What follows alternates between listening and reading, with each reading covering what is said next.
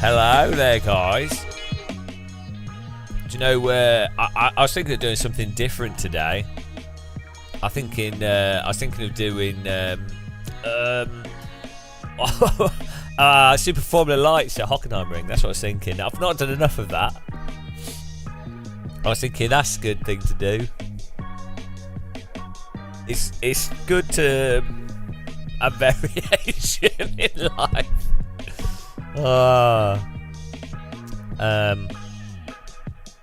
Now we're fast though, and it's nothing to do with setup.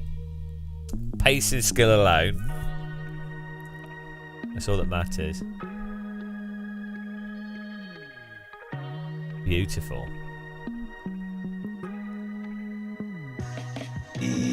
Woo! Thank you for the e-woo there. How's it going?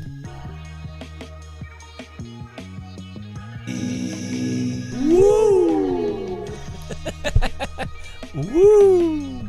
Hey Palop, how you doing, man? Oh, we just have to wait 1 minute before we can join the practice. My beard needs trimming. My moustache is growing. My moustache is growing faster than my head hair.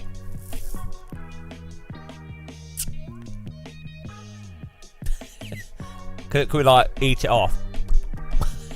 Need a pipe? Yeah, that'd be nice, wouldn't it? Be nice to get some good rating gains. That's what we're here for.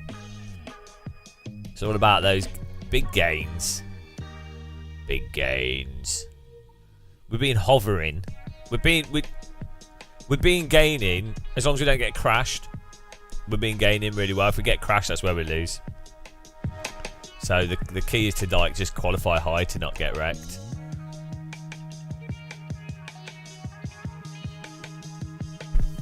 Oh, Minjo 7. What's that? We just need to set this so you guys can, so I can see YouTube chat. There we go. Oh, nice one. Thank you. I'm surprised that people bother to watch the VODs.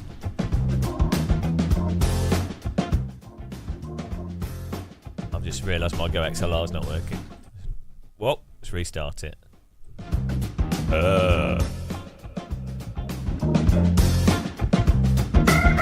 What you doing? Watching the VOD? Don't you have something to do, you plod? Sat on the internet. Sat on the internet. Why don't you go outside? Why you watching recorded live streams, not live? His name is like that.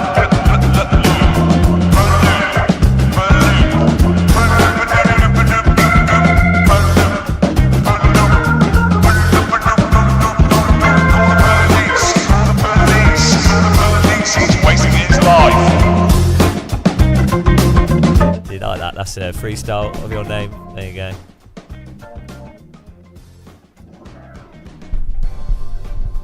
Who's not a fan? I don't know. I think there's a few people that are not fans. That's alright though.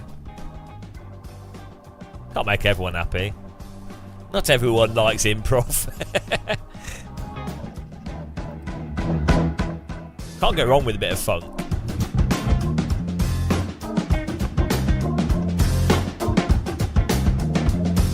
Bit of Hammond organ. You can put like a big beat to this.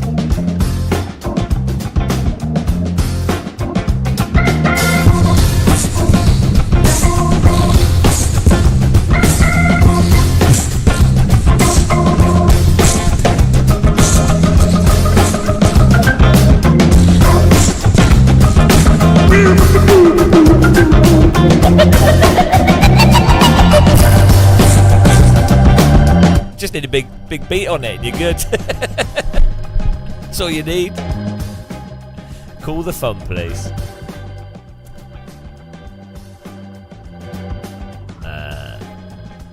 Yeah, I like big beat actually. Chemical Brothers. Oh man, there's so many good big beats. It's like a bit 2000s, 90s, isn't it? Hello, Hell Knight. How's it going, man? What are you doing up?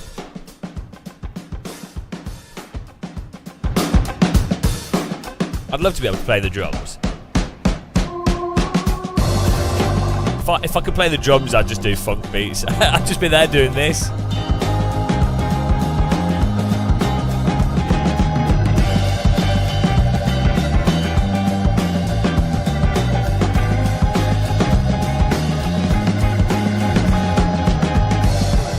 Yeah.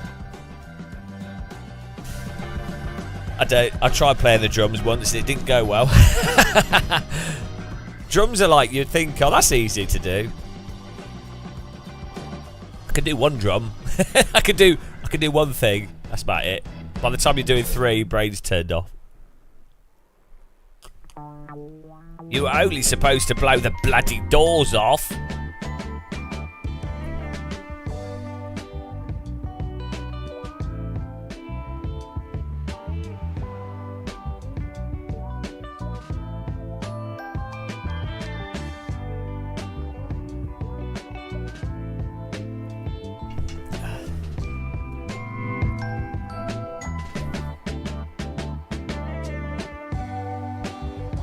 Hello, Jimbaliath, how's it going, man? You have drum pad, Apple, yeah.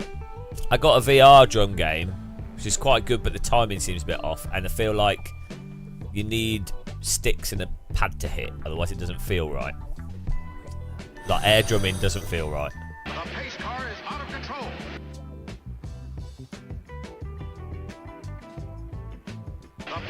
Thanks for following, guys. Appreciate the follows. Welcome along.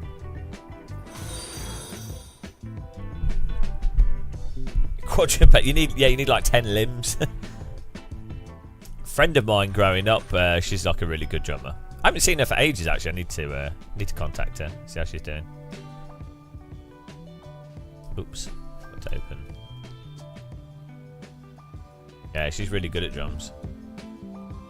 She's now a chef, I think, like a professional like cook or what, you know, like does fancy food. But she's like a really good drummer. She's played in bands and things. I need to hit her up.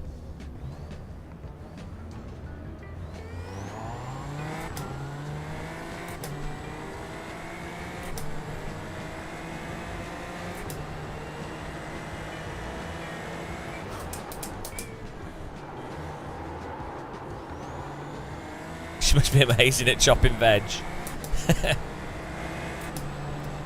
Yeah, she's like super sporty. She posts all the time on Instagram. And she's always like on crazy like bike rides, kayaking, climbing up mountains and stuff.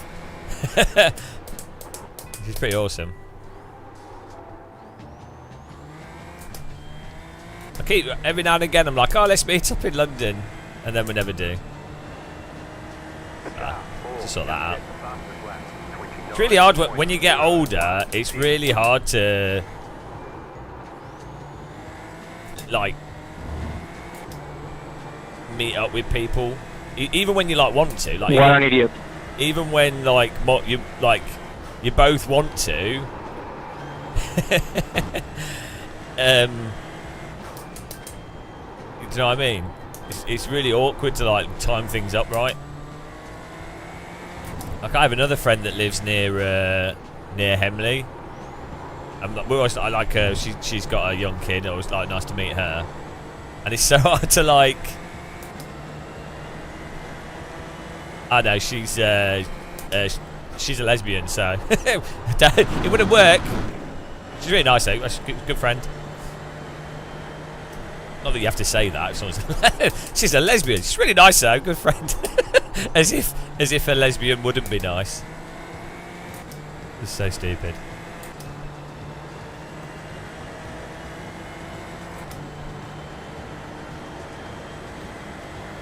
She's awesome though. Yeah, the one with the kid's not a lesbian, but yeah, again, it's still really hard to just line things up is difficult. I'm meeting up with Paul this weekend though, Paul Smith. It's gonna be awesome. After we've been saying we were gonna meet up and do something around trains for like, it's taken 2 years, 2 years for me to arrange meeting up with Paul Smith. That's a good example.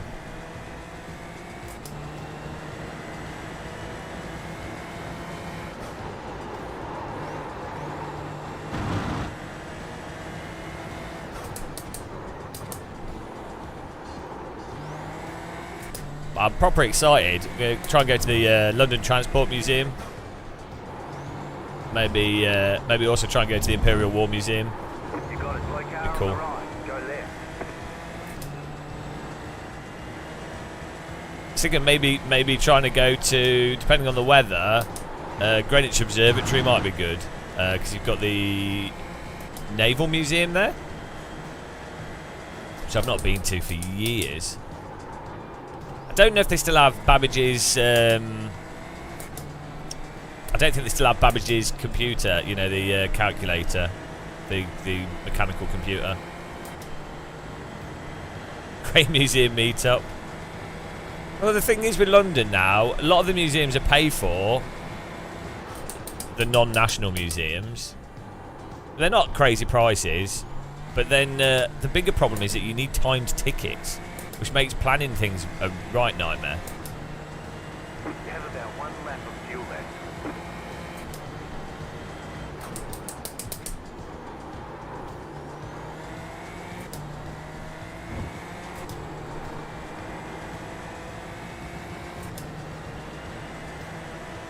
But I like museums. I really want to go to the Natural History Museum and look at the what's that? The tablet with the writing on it. What's it called? Don't forget to pit for more fuel.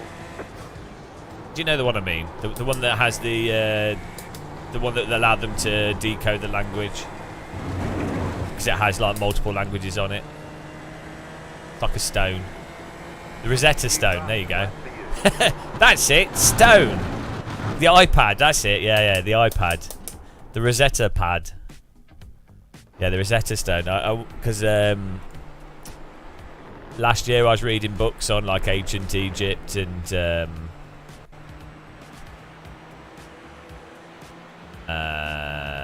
lot of history books and some stuff on language. And then I was like, oh yeah, I've seen it before. I just can't remember what it actually looked like in person. Kew Gardens. What's Kew? Is that the? You mean like the garden, like the trees and stuff? That near on the way out of London, up the river. Yeah, I've been there. I went there at Christmas a year or two ago for their Christmas display thing. It's a bit. I think it's a bit. Kew Gardens a bit underwhelming, to be honest. It's not bad though. It's something to do. I didn't go to the indoor stuff though. Okay, yeah, look, the indoor bit's probably good. Looking at some of the crazy plants and things, the collections. Hello, Gary. Yeah, Richmond. Yeah, Richmond. Have you walked around Richmond, right, where the houses are? You have like large houses on a normal street. They're worth like, they're like £5-10 million houses, and they all have like Lambos and Ferraris and stuff all in the driveway. But it's all like they're like next to each other. It's such a crazy. Richmond's a well expensive area. But then you have planes flying over all the time because it's on the flight path for London Heathrow. So it's really weird. Richmond Park's really nice though. To be honest, Richmond Park's awesome. It's probably the best park in London, I think. I do, yeah. Come in this server, Apothecary. Come in the practice session.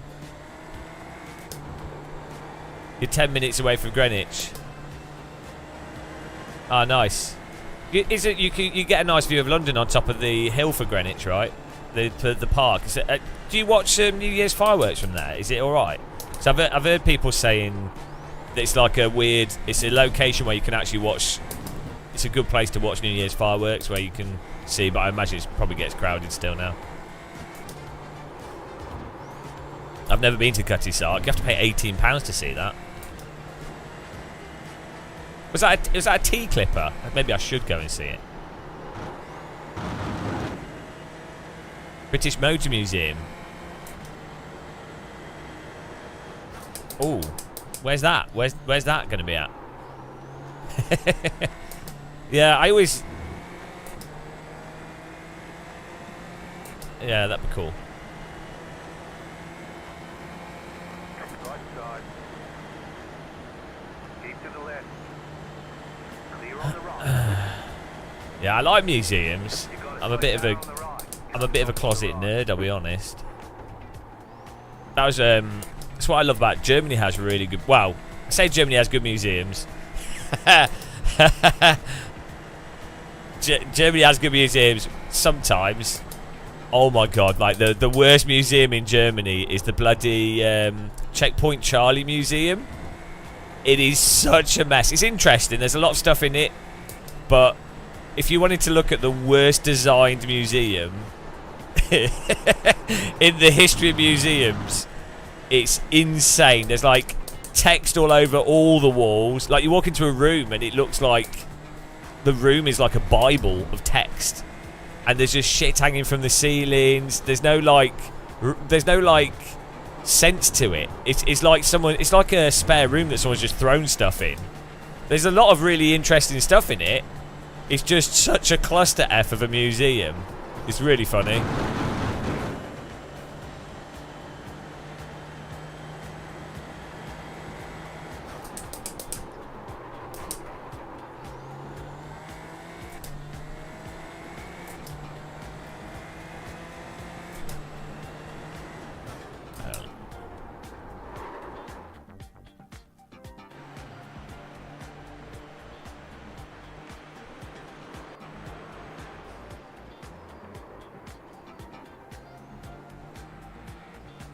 Yeah, I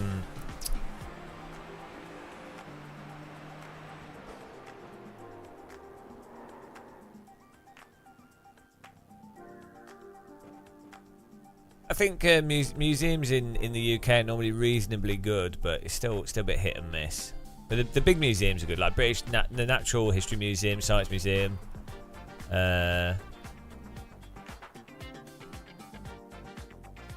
But then they're kind of like national museums, aren't they? So.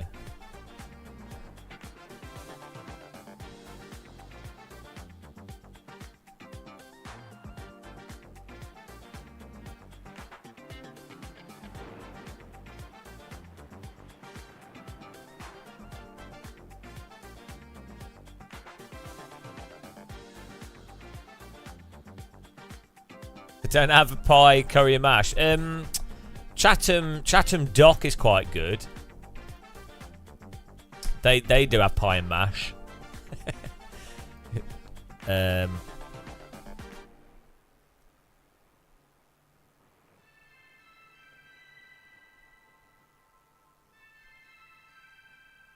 Chatham Dock is that's quite a good museum actually for like, and they've got so they have boats you can go on. They've got a submarine. They've got loads of random boats on display. They have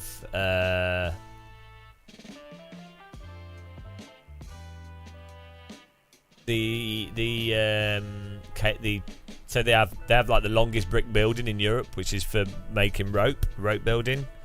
It's quite interesting. It's weird though with museums because they're like both completely boring but also quite interesting. It really depends what, I guess, like it depends what mind you're in. I find museums like super relaxing though. The difficulty I find is I don't like necessarily going to museums by myself. I quite like going to museums with girlfriends, but then most or friends in general, but most people get a bit bored. Like the museum has to be an interest for them, which is fair enough. I'm not judging people, but you know what I mean. It's the kind of thing where you're a bit quiet and you concentrate and you're thinking. So it's kind of weird. Like I like it in a sort of somewhat social thing, but then I also like it to take time. Yeah. It's a weird. If you think about it, museums are a weird thing, aren't they? They're not. It's a very strange activity. Here's an object in a cabinet. Oh, that's interesting. What is this object? Oh. To me, it's very meditative. Maybe I should do it on my own more. Maybe I should. That's what I'm like with photography. I'll just walk around on my own for like a whole day doing photography. Quite enjoy it. The nice thing I've found about it is if you do stuff on your own, like travel or whatever, people, you'll bump into random people and talk to people more, and other people will talk to you more because you're on your own. So you actually you can have really interesting conversations. I think people don't see you as threatening when you're on your own, so they're like, I will do KHMP1.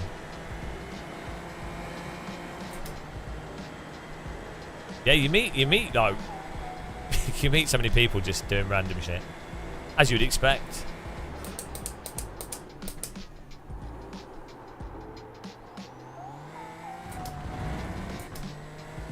I think a lot of people don't get to travel by themselves because they either don't go travelling on their own because they just don't think about doing it, or they just don't have the money or whatever, or they've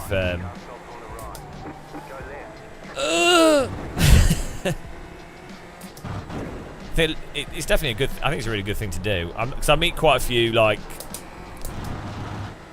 What's he doing?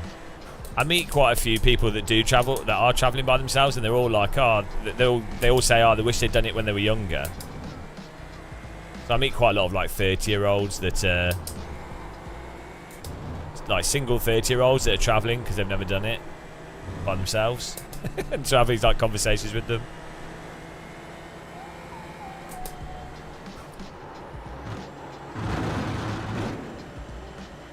No, I didn't do 12 hours of Sebring. I would have had to have really learnt the track, and I don't mind Sebring, but it's not one that clicks with me naturally.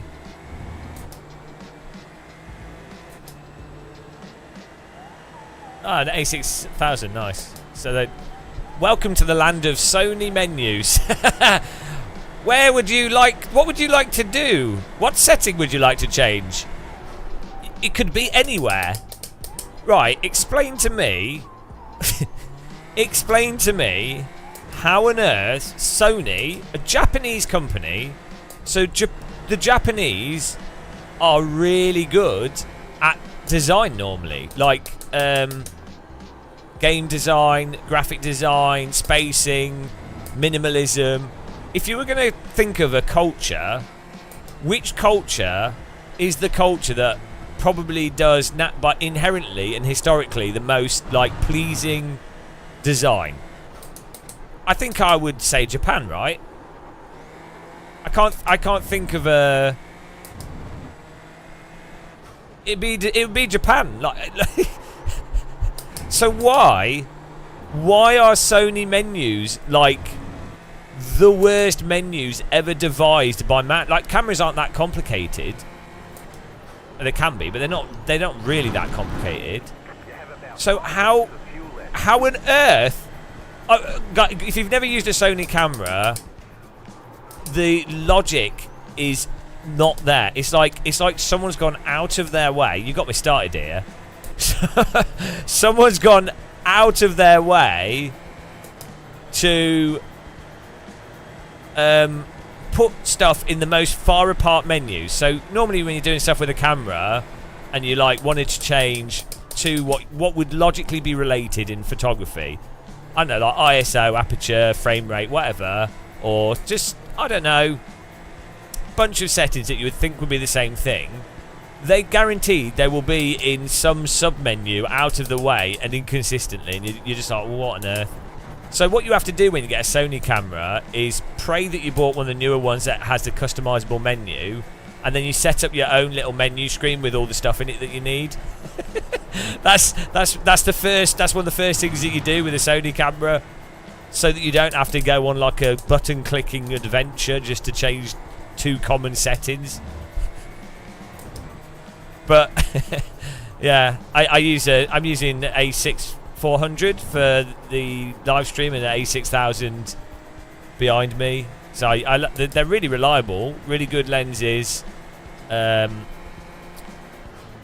size. They do really good photographic quality. Focus speed's really good. Panasonic's better for video, but for photography, price to quality and size and everything, ignoring the menus, the Sonys are really, really good for photography if that's what you're into. But I'll be honest, Nikon have the nicest mirror click back in the day. I used to be a Canon boy as well. Canon had the best ergonomics for me. Nikon had the nicest sounding lens mirror.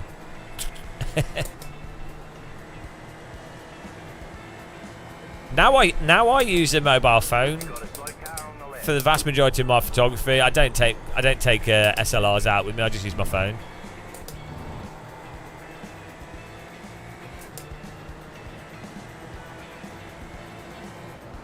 Yeah, photography's awesome.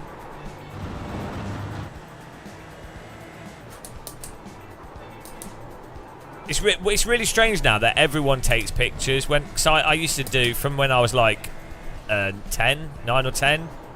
Like my granddad gave me a film, like an Olympus film camera, one of his old cameras, and I just go out taking pictures and stuff. When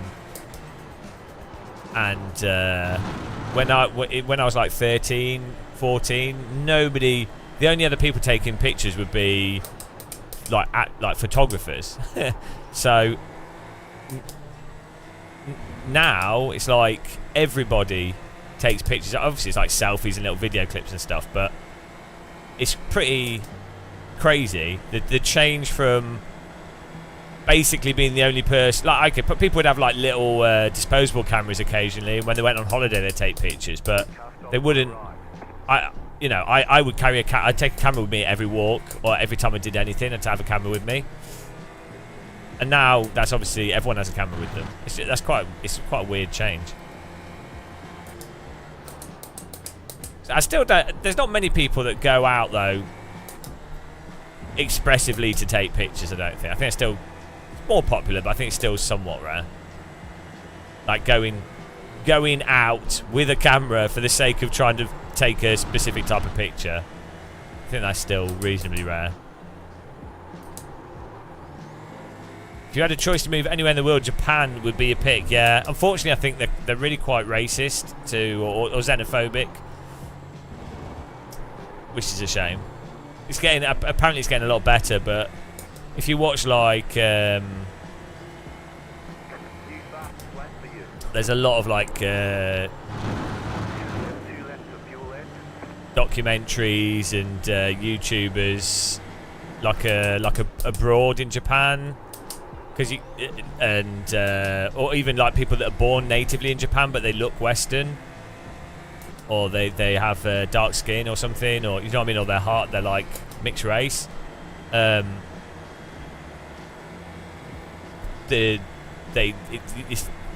It's hard to integrate. You always get treated as a foreigner, so I'm told, but I don't. It seems like that's the case, but definitely improving. So the problem is if you move to a country that's like that, you can't ever feel like you fit in. Like you'd always feel like a foreigner, if that makes sense, even when you're not a foreigner.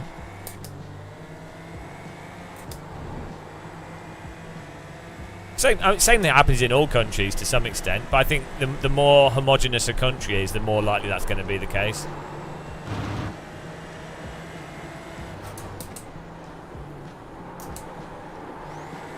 Also, it'll probably depend where you go to, what regions. I say, for example, it can be hard to get rental properties just because you're white, you know.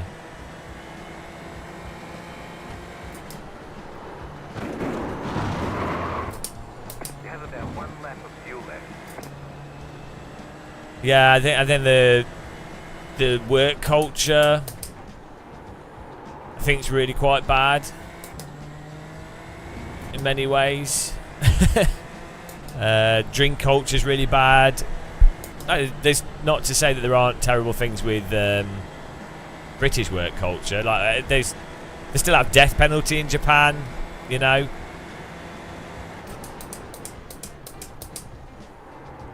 But then there'll be stuff that's really good in Japan as well.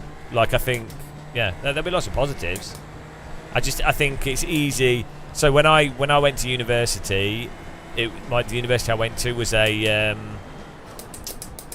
well-known university for animation. So a lot of weebs went there, and like they had this like really mega distorted view of the Japan utopia. And then they're like kind of yeah, it turns out that anime is not like that. Yeah, that's one industry in a country. I'm using the Moser Formula wheel. I can't remember what it's called. It's a 400, 500 pound one. Oh yeah, the legal system in Japan, you're guilty until proven innocent, basically. They do have low crime, but it doesn't, like, if you are innocent and you're accused of something, you're screwed. Like, you're completely screwed. Like, there's no. That's it. You're gonna be detained for a long period of time. So, as far as I understand, so. But you know, I mean, in the UK, you're not gonna get a trial for ages for stuff. The prisons are all full. So, you know, I'm not making equivalents, but I just the key is to not idolise any single place, really, isn't it? You take your chance. Yeah, I mean, it'd be interesting. It's what I would say.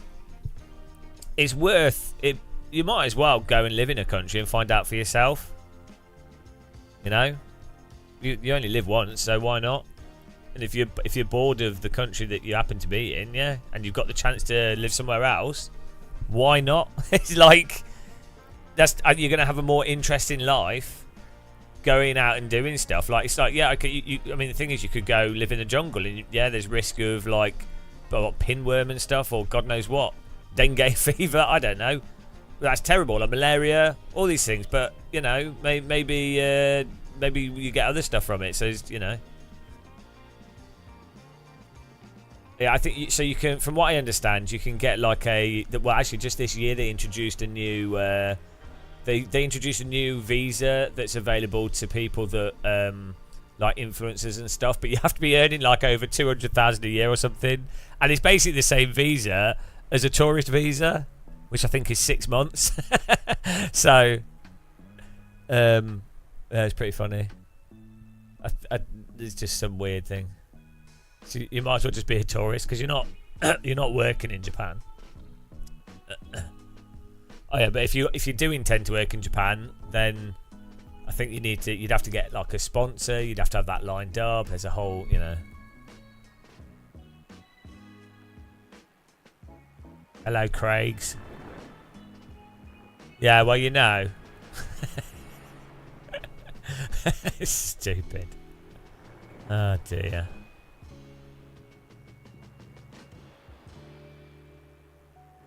Thomas, are you going to join in for some punishment? We've got the brewers in here.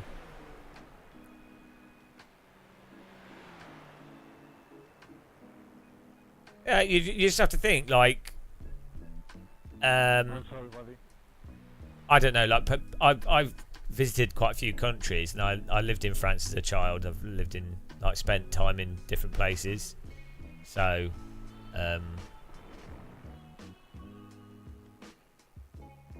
I don't know. I think it's just. I think it's easy to. This grass is always greener, isn't it? The next James Bond. Yeah, they replaced him with a fat bald man. Oh, here we go. I didn't even realise we'd loaded into this.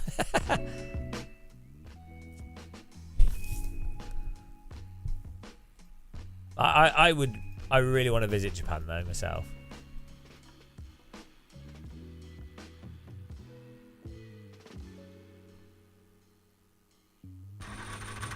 Shumi, it's just become a form of meditation. The stamina, nobody has the gamer muscle. Nobody else on Earth. There's not a single person on Earth, even like the biggest iRacing fanboys, can't compete with me. Let's be honest. There is nobody on earth. Yeah, like Thomas. Don't worry about that. No, because it's the aero and everything else that's important. Don't worry. It's all right. It's all right. Sim racers aren't very quick, so they can't see.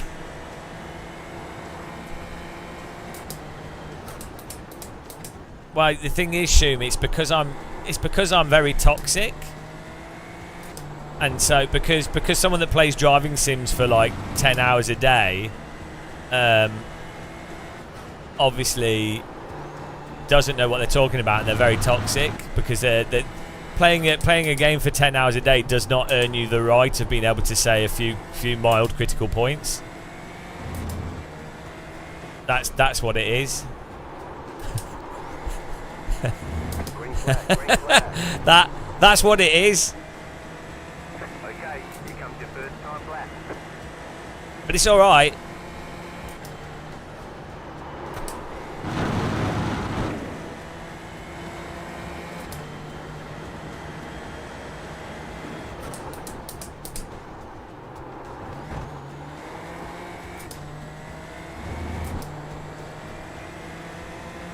Shumi's banned from Twitch. Shumi's a traitor.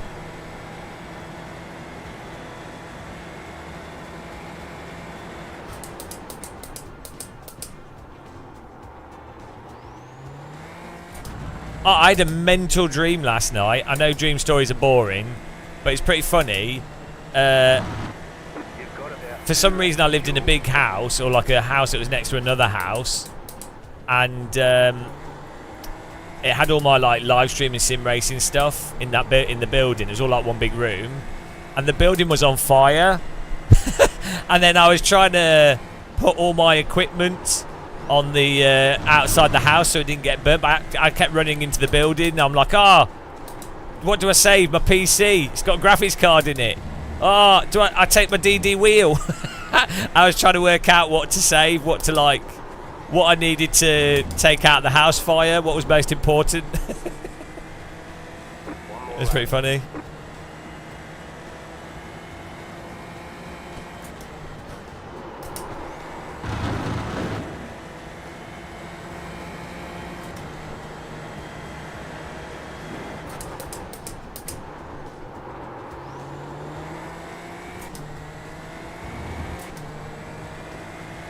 I had a mental dream where this was also last night as well. I mean, I was in a building just doing whatever, I don't know, some weird house. I don't even recognise it. And then I went outside, and then the reality outside the house was everything was duplicated perfectly, and it was all on like a field, and all the houses were the same, but then it was really, really windy. And then, so I looked, and it was all like, everything was just the same all on a field. And then I turned around, and everything had disappeared, and there was just the one house left. like they'd been deleted. Oh, it was crazy. Super trippy. But all the bit, like, it was like really, really windy, but the wind wasn't affecting me, but it was like tornado winds. I don't even know what that was. There must have been windy outside, and the noise was, I could hear it subconsciously or something.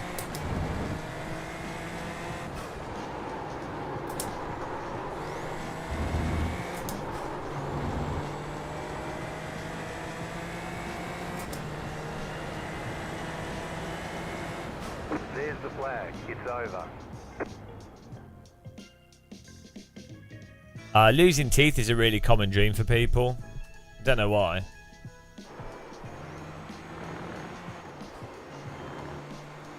The dream where your house fills with water. Oh yeah, no, we all have that dream all the time. Why is that? What? Hello, Kirith. Yeah, I don't like him. The thing is, though, Gamer Muscle's not as bad as that Kirith guy. That Kirith uses AI thumbnails and is a bit of a corporate shill for Formula 1, so do you know what I mean? And even worse, Kirith has started doing a podcast of all. That's even worse. Do we need another podcast of inane talk about corporate activities? I'm not sure if we do. Why, Kirith, are you doing stuff on terrible things? Why not do a podcast on like eateries? Like something actually that was beneficial to people? Guys, you need to watch out for Kirith. He's a bit of a shifty guy. How dare he?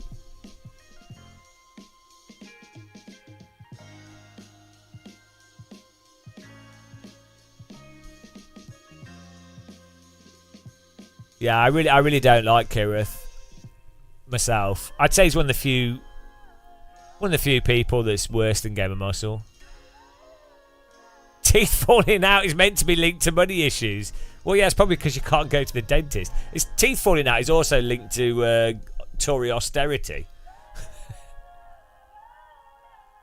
But you like making a difficult, borderline unwatchable content.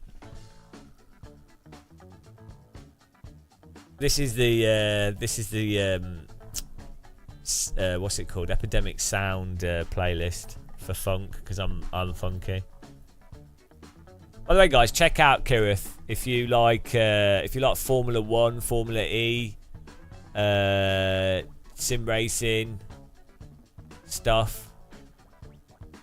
I actually think, Kirith, I reckon we could do like a good comedy thing, because you're very dry, and the contrast could be quite interesting. And then I can get attacked by everyone, and you can just sit there and bask in the you know, and then yeah. Kirith and Muscle comedy show. Knock a door run. Use VR. Stream your dream. VR does feel very dreamy.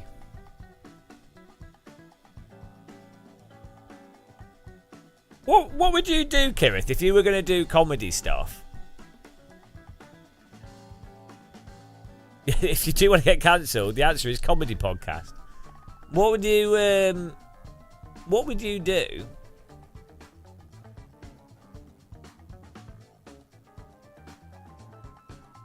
Interpretive dance comedy, I'd imagine. Alright, here we go. Where did we qualify? Oh, 7th. That's pretty good. Well, it's still probably going to get wrecked, but... The estimated SOF is 3,247. Pole, there you go, guys. Clean. The DNF today would hurt our points a lot. I'm well good at this. Here we go. I definitely feel like there's a gap in the market for more for comedy about motorsport. I mean, it wouldn't go well with your brand because you're too serious with motorsport. But like actual comedic view on Formula 1, not holding back, would actually be really good. I think there's a good market for that.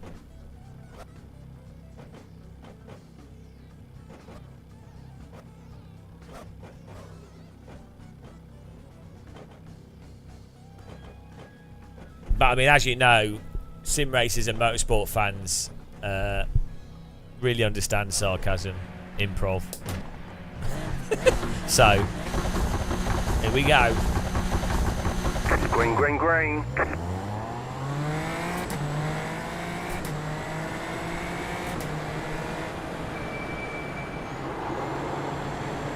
Bloody hell. I wanted to go slow to not hit him, but... Get good. I don't want to get rear-ended. They're taking it really easy.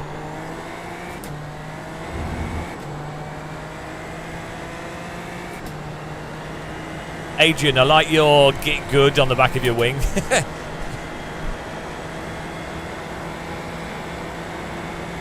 What was that?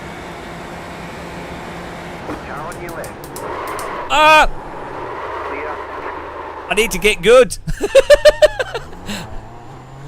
Oh, that's unfortunate, James. At least I avoided you.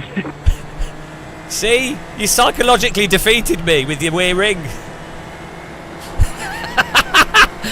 Oh, no. It's fine, I gotta get gear 2. Lass uns lösen, Leute. Good job missing me. Sorry about that. The locking up with the cold tyres is so like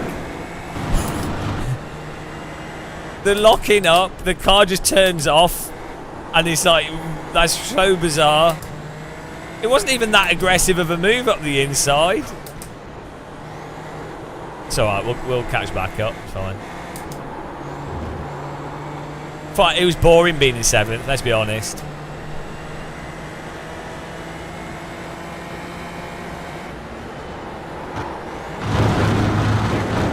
I do you know what it is. I know it's alright. I thought the brake bias might have been too far back. It takes like 3 laps for the wheels to work somewhat. I know. Get good. Killed him straight away.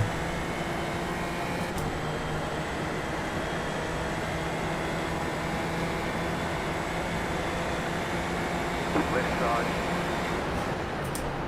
Still there, hold your line. Still there. Clear on the left. Go left. 2 for 1. Okay, thank you.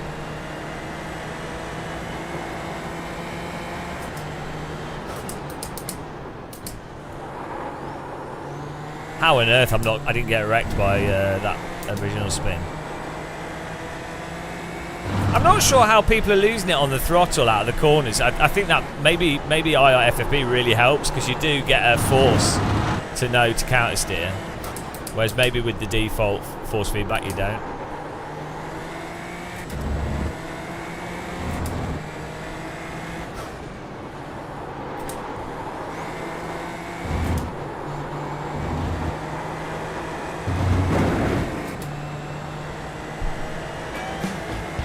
Hello, welcome. I can't pronounce your name. Top 10.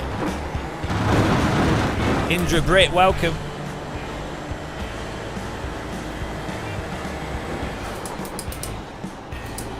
How you doing, man?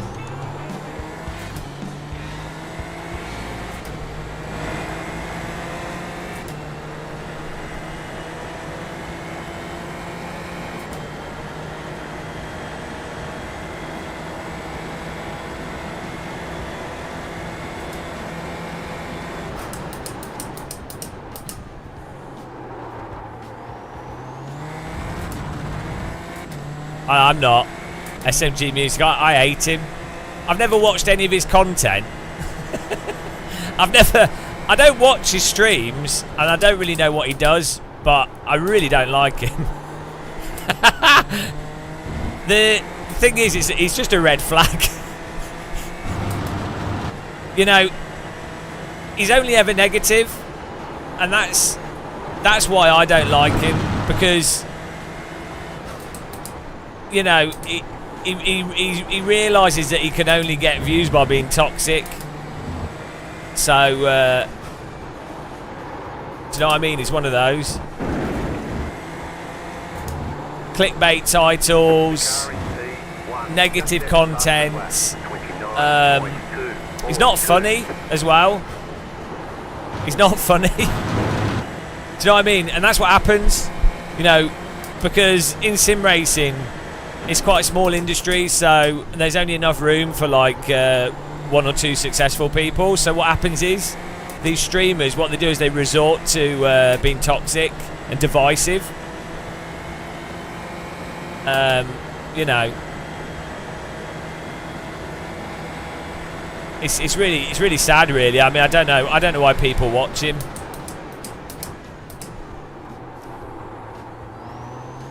If I'm totally honest.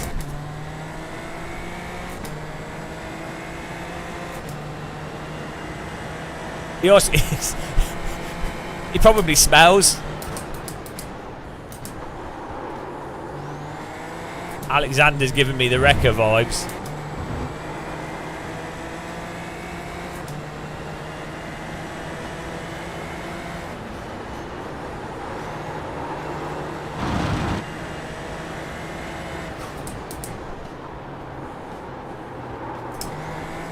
Yo, Alex, I'm catching up with the cars in front if you want to just stick behind me. I mean, you can, if you want to go for an overtake, you can do as well, but we are catching. 30 minutes. Alright, clear. You know, I mean, you could pump me as well if you want. It's up to you. P2, just set the fastest lap. 29.154. Right side. Yeah, I'm just going to let you go because you can't drive for shit, so go for it. Clear on the right.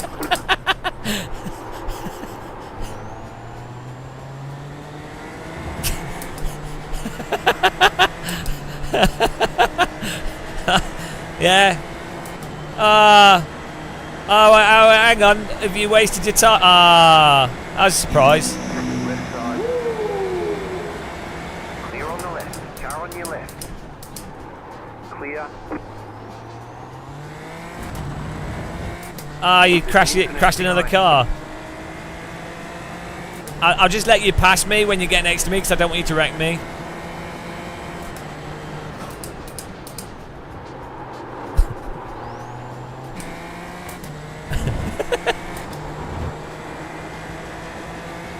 It's a new direction. Hello, Niels. Closet air fryer, Niels. Well, he probably spun because of the fear.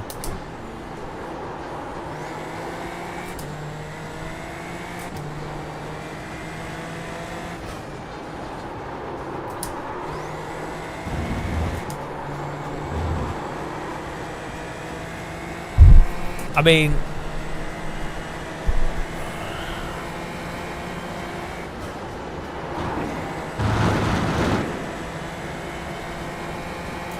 what's he doing? He's backed off now.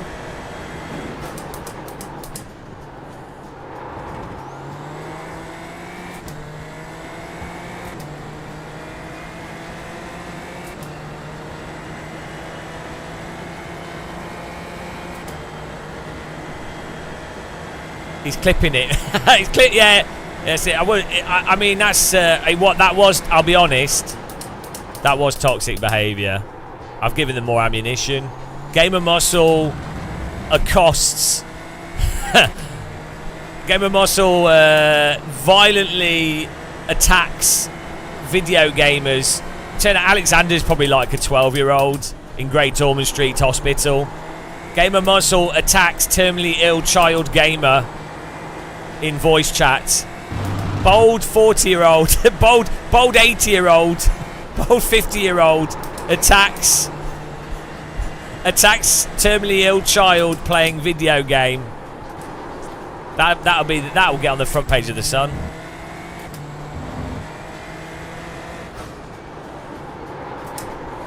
car is P1. Just set the fastest lap. 29.152.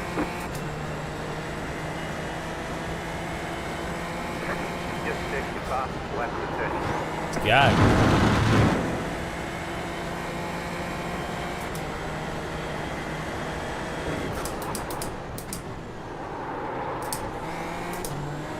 By the way, guys, for those of you that don't know, Niels admitted yesterday that he does own an air fryer, just so you all know. Just we need to get that out there.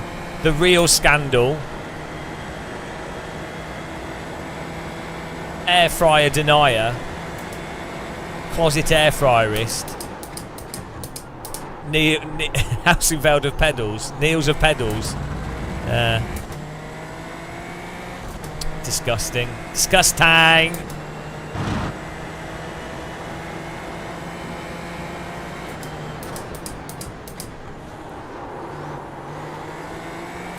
Let's go. Well, we're going to get back to the Get Good guy soon.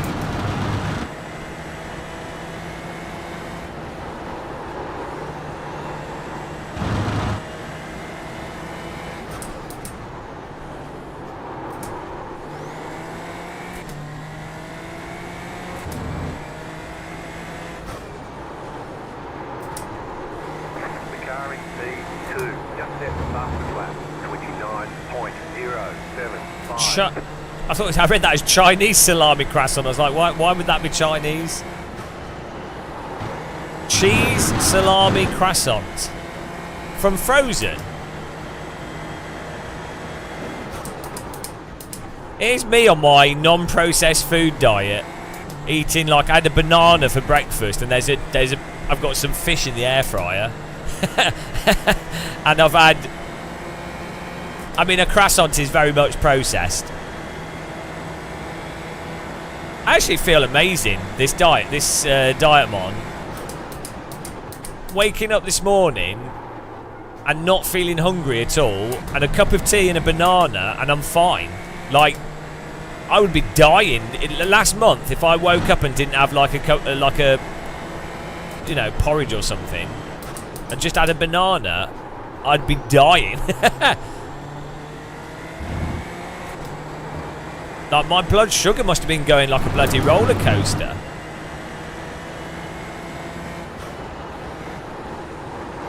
You could see it in my in the live streams in the past, where I'd be getting like I'd be more moody than the interval between having a biscuit. The car in P1, just set the fastest lap, 29.0. Now I can be consistently moody across the whole stream. It's genius. That was your fastest lap of the session. 4 croissants for €1. Go left. Fucking hell. I look up from reading 4 croissants for €1 to a car at a right angle. That was a good demonstration of holding brakes. Fortunately, he continued to roll rather than stop, so my decision to go right was the correct one. I wanted to go left.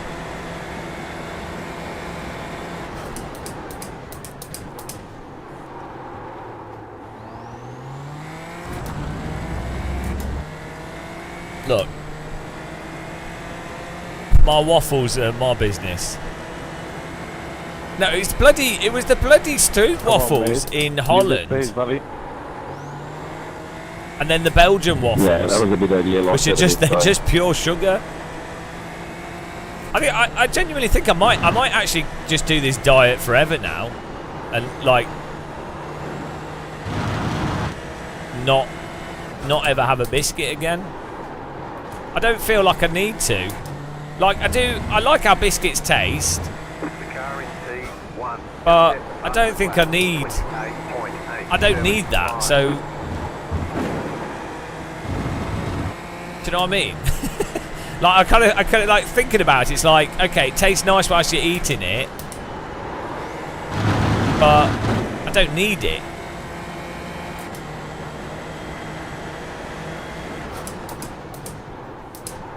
Like, in terms of the positive emotive response after eating, like, so the sugar response, an orange achieves the same goal. Like, so when you eat a biscuit, there's the taste of it, the flavour. Okay, great, that's fun. But I think you're associating the positivity of it with the sugar more than the actual thing itself. And you get that positivity from eating an orange. So you might as well just eat an orange, which isn't actually poisonous for you. I guess. Yeah, maybe and then do what I do with, like, in Germany I'll have doner kebabs because it's like a thing. Maybe Christmas for the sake of it. I think the difficult thing with food is you tend to want to eat what people around you are eating, or like, you know,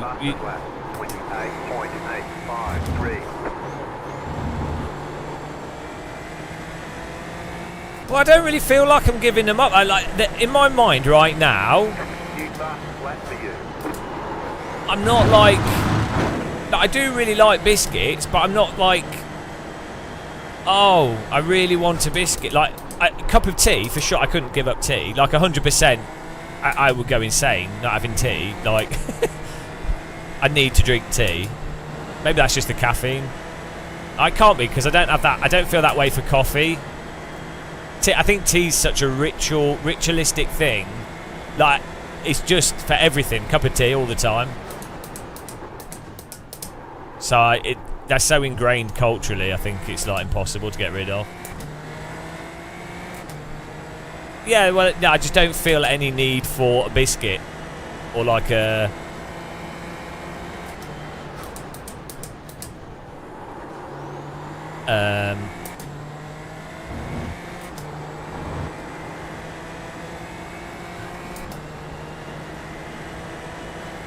Yeah, cake's nice, but yeah, I just don't feel any need for it. That's like, it's not that I wouldn't enjoy it or not like it. It's just there's a difference, I think, between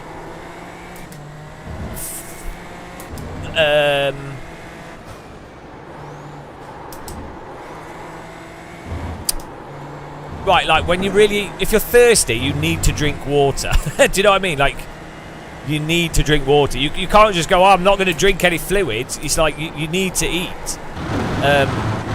When you're hungry, if you're hungry, you'll be like, I need to eat. So and it will be like maybe like potato or beef or chicken or something. Like you know what I mean? You'll need to eat. You feel like you need to eat. But obviously, like a biscuit is an entirely optional. NHS website, yeah. Well, the key thing is like when you're thirsty, you don't want to drink Coca-Cola, do you? You're not thirsty. You're like, oh, I'm so thirsty. You think of water. You don't think of Iron Brew or Coke or even tea or coffee. You think of water. You think of like, well, I think of like a spring, fresh spring water on a grassy hillside. That's where my mind goes when I'm really thirsty, when I'm dehydrated.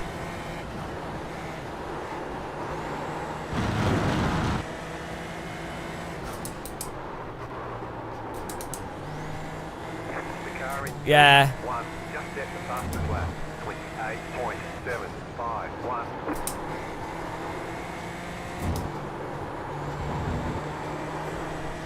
Any true tip. That's my. I'm not a doctor, but my advice to people is to drink water when you're thirsty.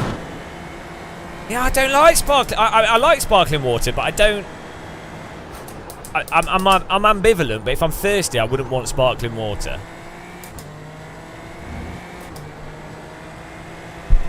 You think of dry wheat and crumbled biscuit over arid desert? Yeah, I think of like sandstone when I'm thirsty.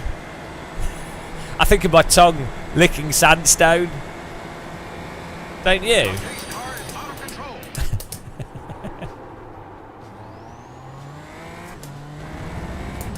Dry wheat. Yeah, that's funny. Like, imagine a mouthful of dry wheat whilst you're dehydrated. Ah, you want to drink? Have this Weetabix. I've put 1 drop of water on it, so you have to consume it. Otherwise you'll die. Oh dear.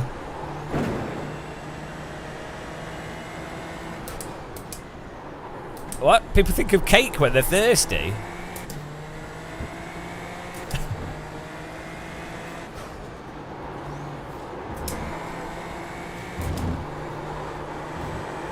Who thinks of cake when they're thirsty? Maybe it's what you brought up with, though.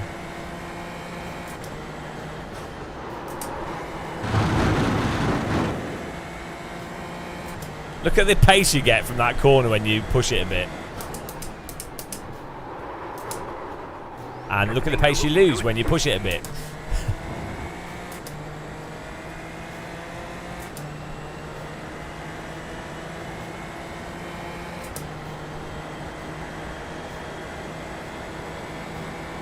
Get a cake, melt it.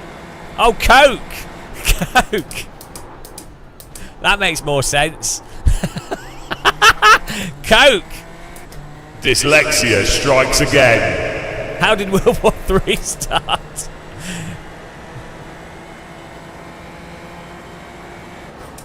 Send him the nukes.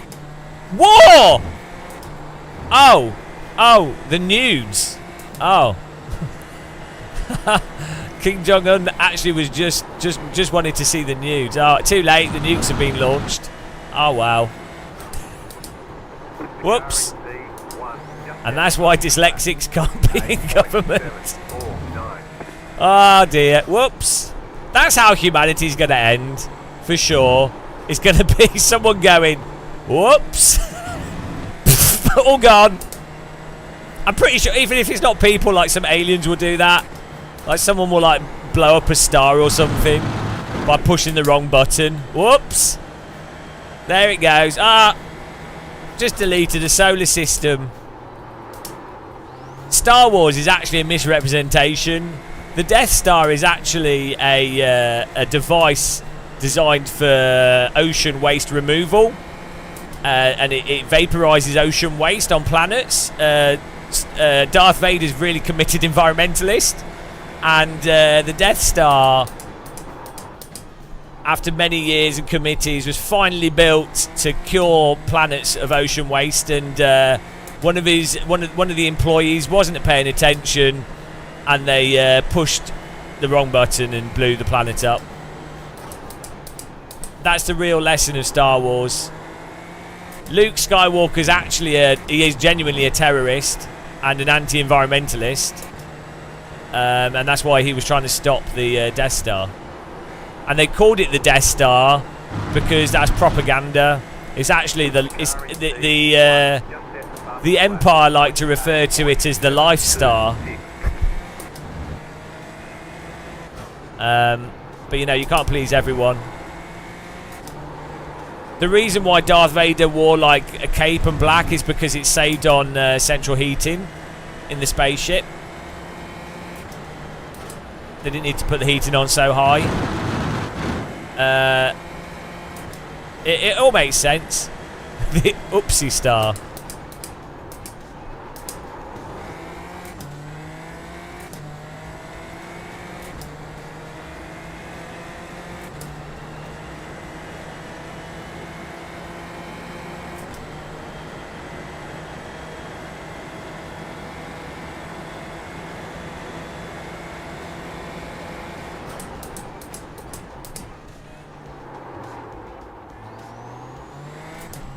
Alexander, I'd like to apologise for saying you're a shit driver. You've stayed behind us all race. You haven't crashed. I take it back. Sorry. And punted.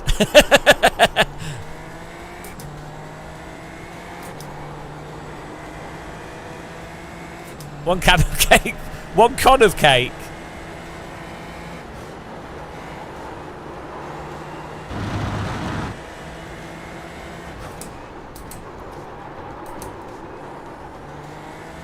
Did I see the cancer cells replicate 3 times faster in micro? Yeah, that might be in a petri dish as opposed to in a body. So, you know, what's it called when it's in the body? Is that in vitro? Is it in vitro? Is in a living organism, not even a human. So you have what's it called when it's in like in a petri dish? What's that called?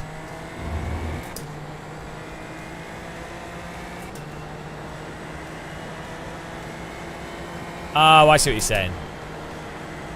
Yeah, I get what you're saying. Oh, that's good. In vivo, well, that's just vivo's just Latin for life, right? Thank you. So that would just be any analog, like any animal. Me.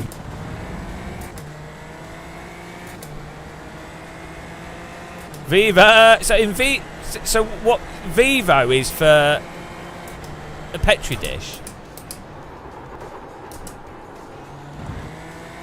No, guys, tell. If you're doing an experiment not in an animal, is that called in vivo? I'd like to know, because I always get this mixed up.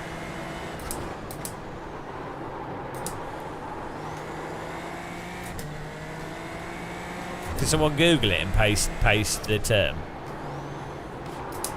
Yeah. In vivo is in a living organism. What's it called when it's done outside of that?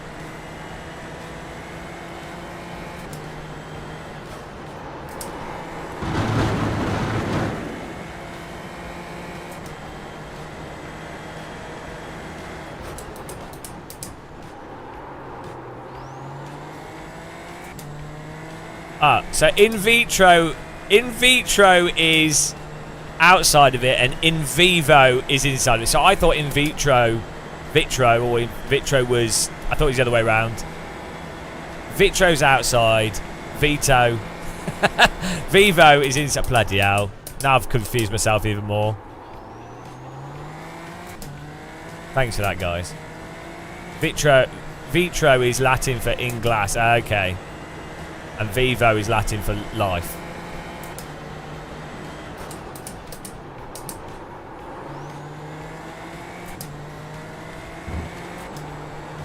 But yeah, no. Anyway, as you were saying, that's really interesting. If that does allow stuff to be studied faster. The car in C1 just left the fastest lap. 28.633.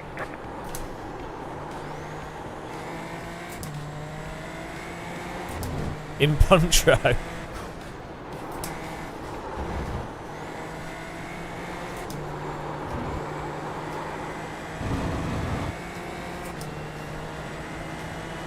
Hello, Orimu. How's it going, man? Welcome.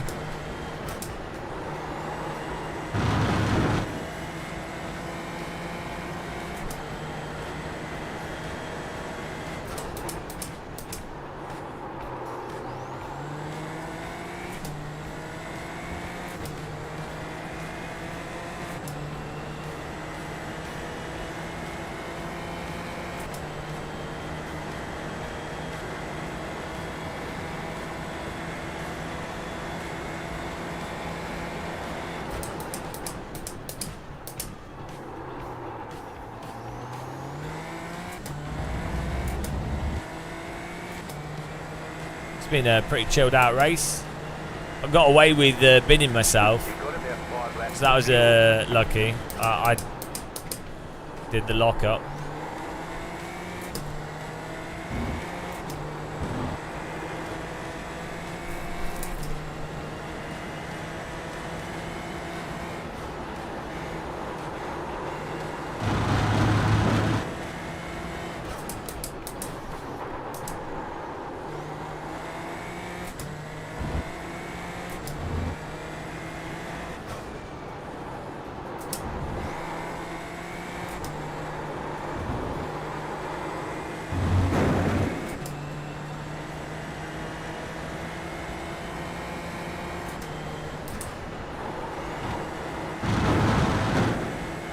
I should be doing 29s consistently.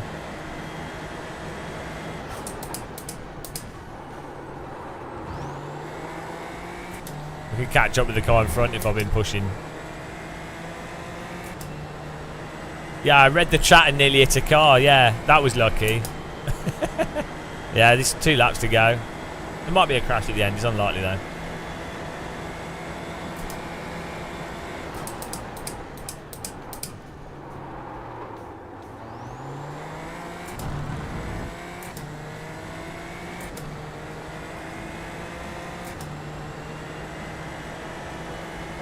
Not bad. Normally the first race of the day is not good, like my brain's not in gear.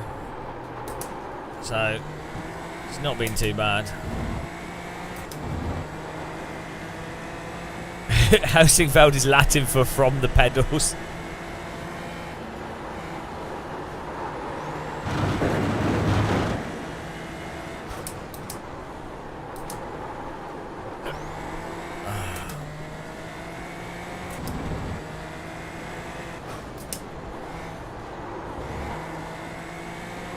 White flag this time.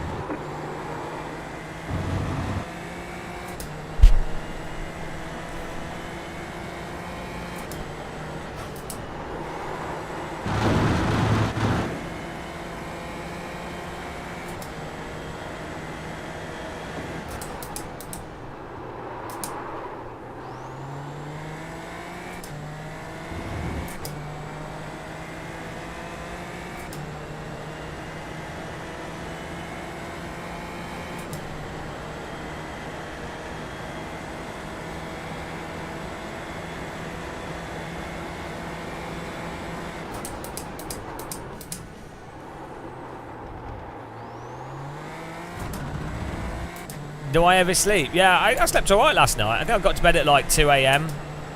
and then woke up at like 10 or something.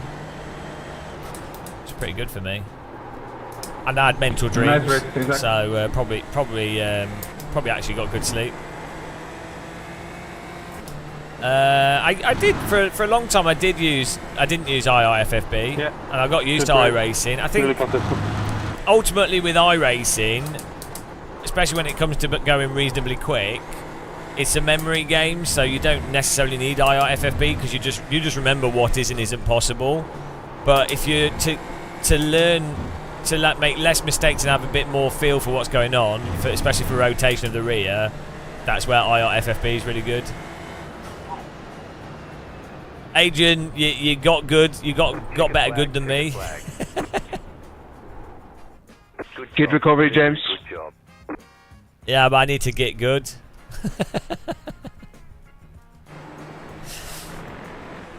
Very nice, James. Very nice. Right, let's have a look. I've already gone, but I don't have them on this rig. No, it was okay. Sometimes happen. Yeah, I don't have them on this rig.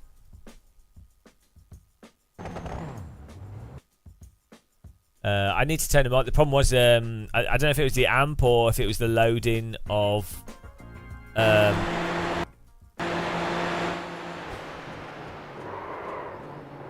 mean, look at that, guys. It's absurd. Yeah, for some reason, the amplifier or the power strip, I don't know which, triggers my fuse box. And the problem is, it doesn't do it immediately. So, if I've got it on, like when my fuse box triggers, it turns everything off. And it's not a healthy thing for computers. So, I need to swap the. Well, I don't know. There's a whole list of things it could be. I need to just plug it in by itself when I'm not using anything and see if that triggers it, and then try another thing. But it is awesome. Like the butt kickers on the back and stuff is really good. Right. So see this. It's.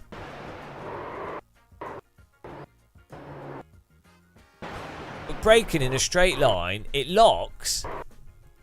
I do come off the brakes, but then the back's gone here. This is the really good example, and this is another really good example of where this tyre, the contact patch overheating and the tyres turning off, is a huge problem.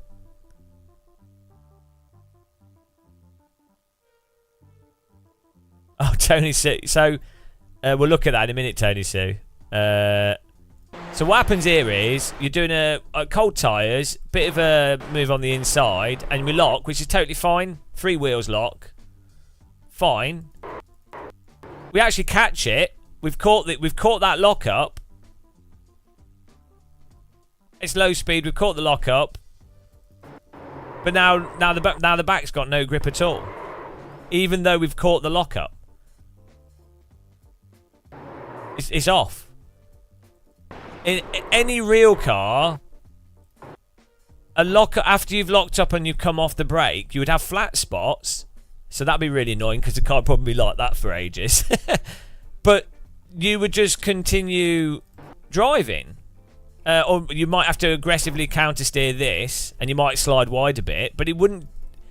It would just simply would not be the more likely thing in reality would be if you locked up enough to not make the corner, the car would just keep going straight on. You wouldn't be able to catch it after the lockup. If you'd locked up enough, it would have just kept going. Like, you wouldn't have been able to do this initial catch here. That signifies that the tyres actually have enough grip to recover. But the rears are off. So it's indefensible. Like, it's such an obvious and the problem is, this is where normally if you were actually driving on the limit and doing overtaking in this type of Formula car, this is in reality moves up the inside in the braking zone, close to where the tyres lock up, and maybe with one wheel locking up and maybe a little bit of a lock up, that is where a large number of overtakes and moves are made with these types of cars. That's a crucial part of racing these types of Formula cars. And, well, many cars anyway. But, like, so the fact that if you lock up at all, it's game over is a huge issue for racing and racecraft. It's a massive, massive issue that you obviously you learn to never actually push that hard in iRacing and really underdrive to avoid it. But the fact is, this would be like in a first-person shooter, the gun jamming when you have a headshot lined up, or it'd be like not being able to, like, crouch button not working occasionally or something.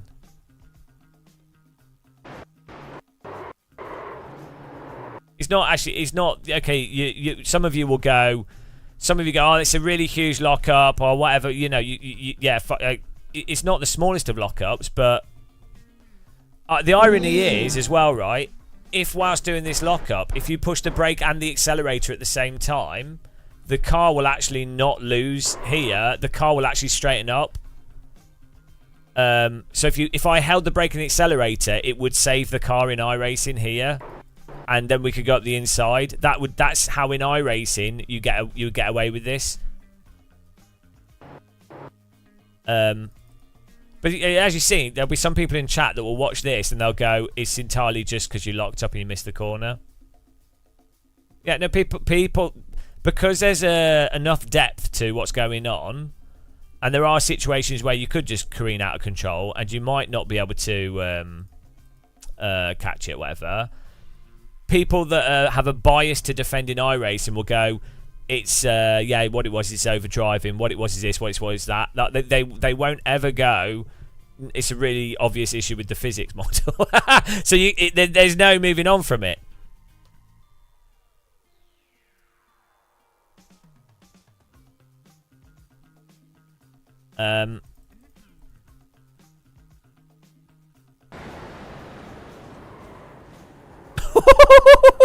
He did really good to avoid us. Came through like a rocket.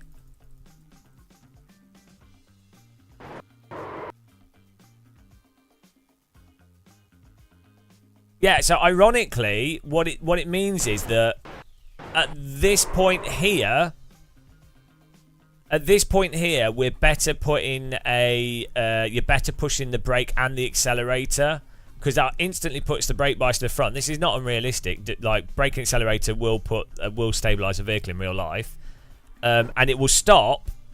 It then stops the rear from sweeping around so much, because the thing in iRacing is you can't counter steer it. Bingo! Bingo! Thanks for the bingo conviction. So, conviction. Being aware of a sim's physics issues and pointing them out does not mean that you don't like or enjoy the overall context of the game, and that you don't still get other enjoyment things of it. Now you might say, why is Game of Muscles such a weirdo, and why does he keep pointing it out? Because they are glaringly huge issues, and other sim racers don't generally mention them that much. The reason why they don't mention them is because if you do, you get accused of being a fascist, you get told that you're toxic, you get abused, you get sent death threats. So I totally understand why other sim racers aren't particularly critical. But, you know, I will keep going on with the holy, the scripture of reality. Aidan Connors, you say like it's easy to counter steer and correct and oversteer in that car in real life. In many situations, it is really easy to counter steer and correct a car in real life. Yeah, even a Formula car.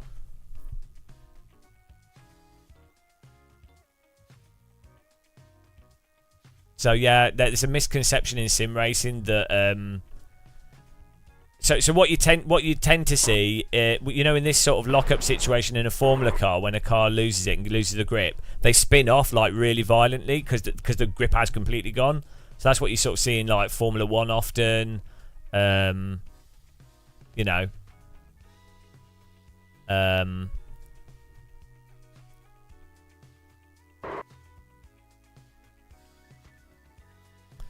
This car also has absolutely monster grip until you start sliding at all.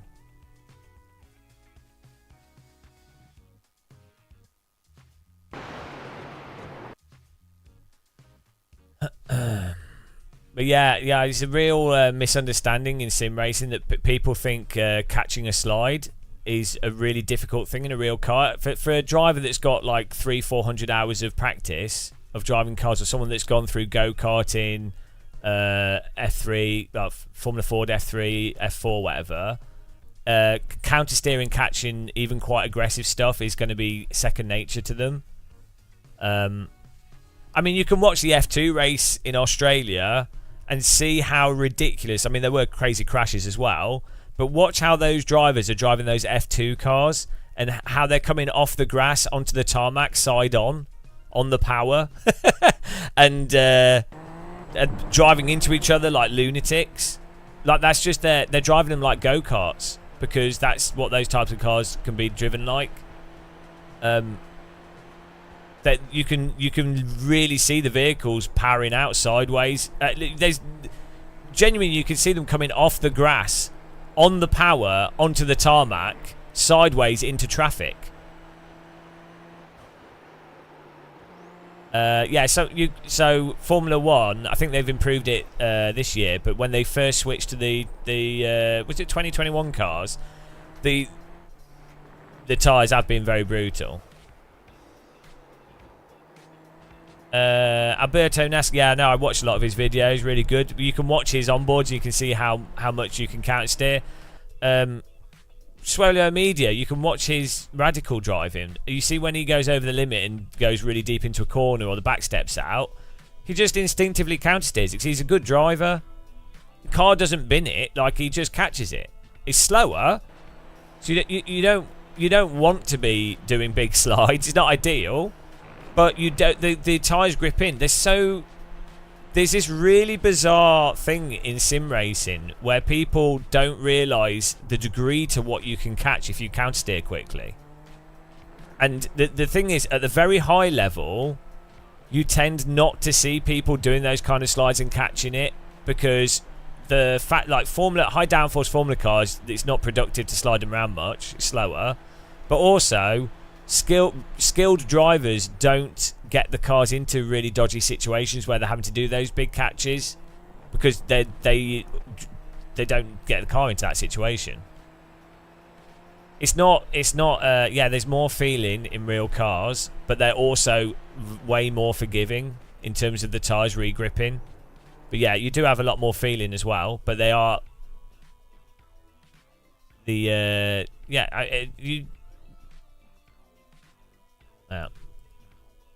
as I say, it's just really, it's the disconnect with sim racers through. I imagine they've only played video games, and if you get a chance to do like Palmer Sport or something, or even just have a passenger lap in a downforce car with someone that can drive quickly.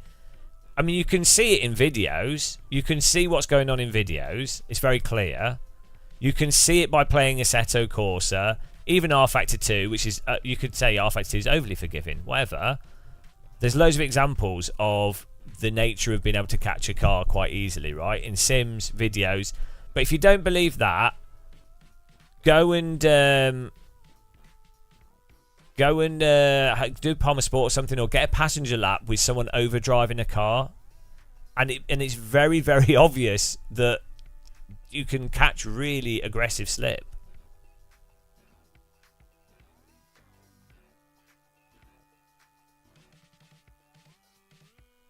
Yeah, you really have to actually, unless the tyres are off, the track's damp, the car setup's wrong, or some other variables off with, oil on the track or something. If a car is in absolute optimal conditions, it really takes quite a bit of effort. I do. I'm going to get some fish. I'll be back in a minute, guys. Just get the fish out of the air fryer.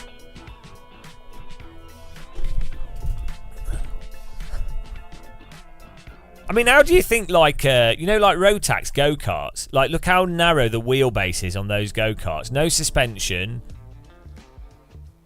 No diff. And look how stable go-karts are. Now, that in those types of... A go-kart, it's got such a... I mean, actually, maybe the wheelbase is quite wide relative to the vehicle. But I don't know. Maybe it balances out. I don't know. But, like, even so, I still think the point stands with a go-kart. Look at the degree... Go-karts are quite snappy. The race cars have a low centre of gravity as well. But, like, the point is, a go-kart is still very catchable and slidable.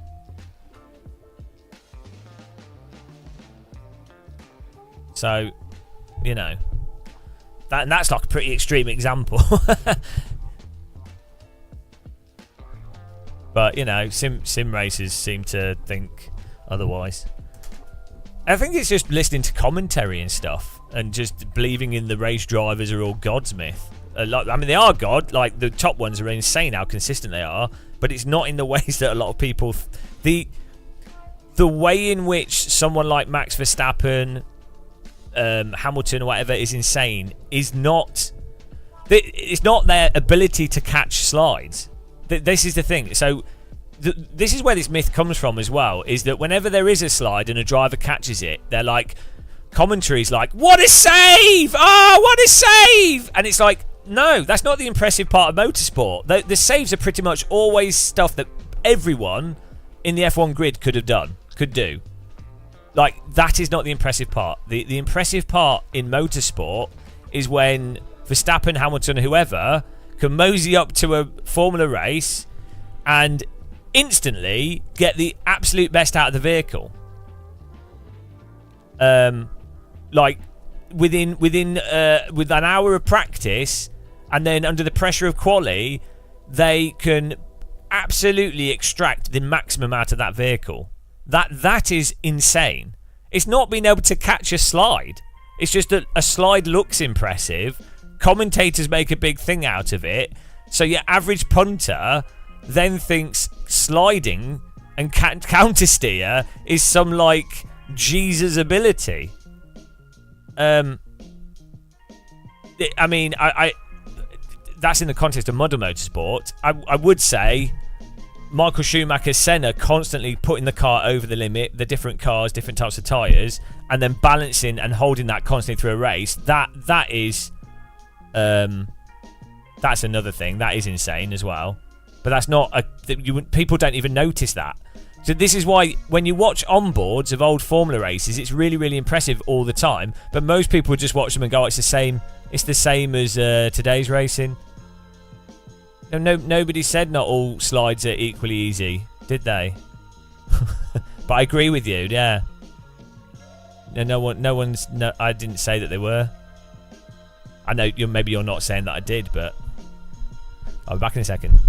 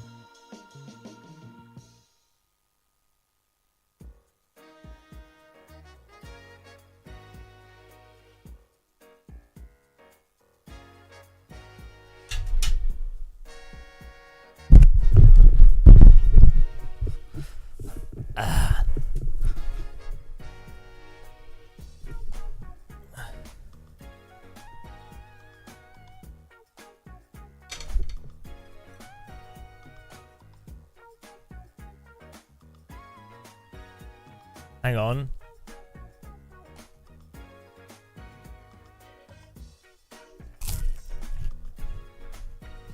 It's not against you, but some commentators at X races who can identify situations where the window to save it is very narrow. Yeah, that's fine. Yeah, no, I don't disagree. There will. So Martin Brundle is really good, generally speaking. He will be like, yeah, you do. For sure, you do get moments that are genuinely really impressive when they're from catching it. I'm not saying there aren't ever moments, and from when I've watched Formula One, David Coulthard, Martin Brundle actually do point out the legitimate ones, but the majority of commentary is Crofty screaming like a tit, and every single thing is like, "Oh, it's unbelievable!" Blah blah blah. You know, it's like. So I think it builds a narrative that they don't. The drivers light up the rears coming out the pit lane and just slide out the pit lane. That's how you exit a pit lane, right? In a Formula car to also warm the tyres up. So, you know. Okay, let's go. If there's a really severe risk of the tyres turning off due to overheating from doing that, and you then bidding it into the wall and ruining the entire session, you just wouldn't ever bother doing that. You wouldn't even think about doing that.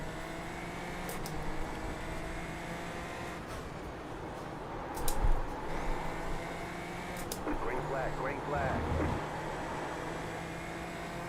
Okay, here comes Right, there the you go. first flag. See, I'm just saying that a lot of people have a lot of sim racers think that real race cars are uncatchable or like completely like mentally unstable or like turn off at the limit. Like they play iRacing and they genuinely think that that's what cars are like at the limit. They don't realise how stable most real cars are. They're designed to be stable. They're meant to be. They're to drive fast. Then also, they don't realise that cars are quite tight and pokey as well. They're not sloppy. Like iRacing tyres are really quite slow in terms of the way they. So it has really good. This car, for example, has really strong grip when it's got grip. Like really grippy. But as you start to slide, it's actually a really slow, sloppy tyre. Like the grip fall off and return is actually very, very slow, but the initial grip is really, really high. So the result is it magnifies you having to get the initial actions as correct as possible. One more lap.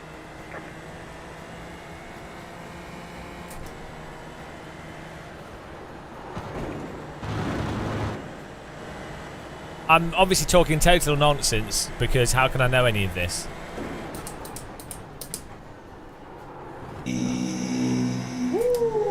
I don't drive real cars, so I can't know. Hello, Felipe.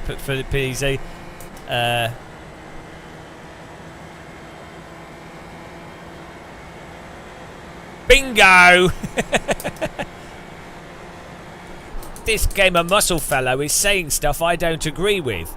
Instead of providing a counter argument, I'm just going to say he smells and is wrong. Oh.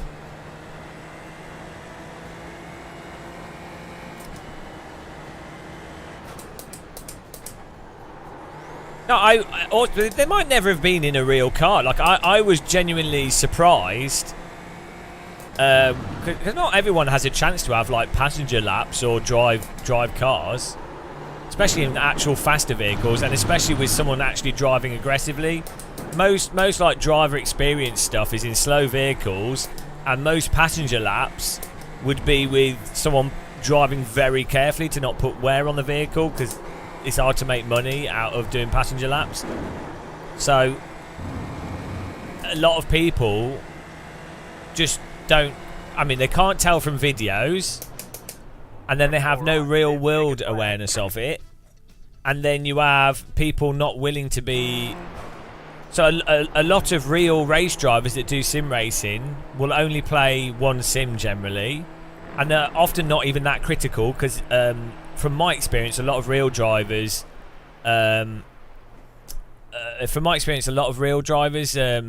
just go in, they tend to go into the mindset of, oh, it's a video game and it's not really like the real thing, so it's close enough and it is quite good.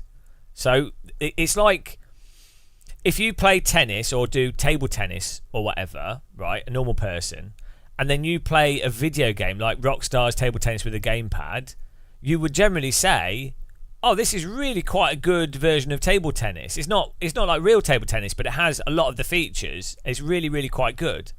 So for years, Rockstar's table tennis game was considered to be like one of the best, most realistic table tennis games. But even though it's massively different from the real thing, and real table tennis players would go, yeah, it's quite good. Now you have like 11 table tennis, which is way, way, way closer to real life table tennis. Like it's almost one-to-one analogy. It's closer to table tennis than sim racing is to race cars.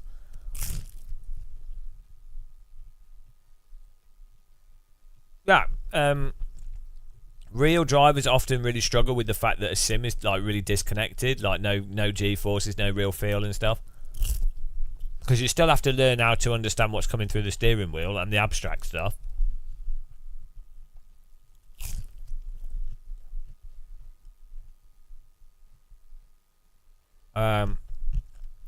It's likely harder to push or be as precise. It's harder to be as precise in a real car than a sim. The real cars are generally more forgiving in terms of pushing.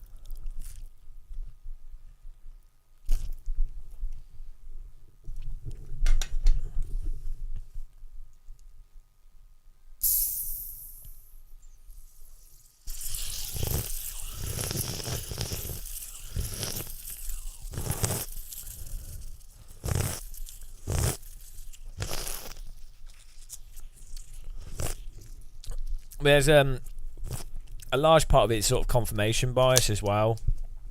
You know, people like the game they play. They like to think it's a real thing, and so they like hearing people say that their thing's the best thing. ASMR slurp. Yeah, did you enjoy that?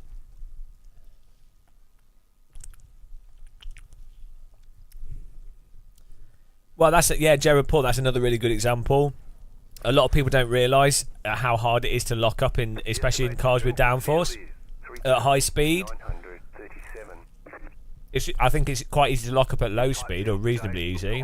But in sims, because you can push a pedal like 3 Newton meters of force on a pedal, and it can lock up because you're not set the pedal up literally the same. Green flag, green flag.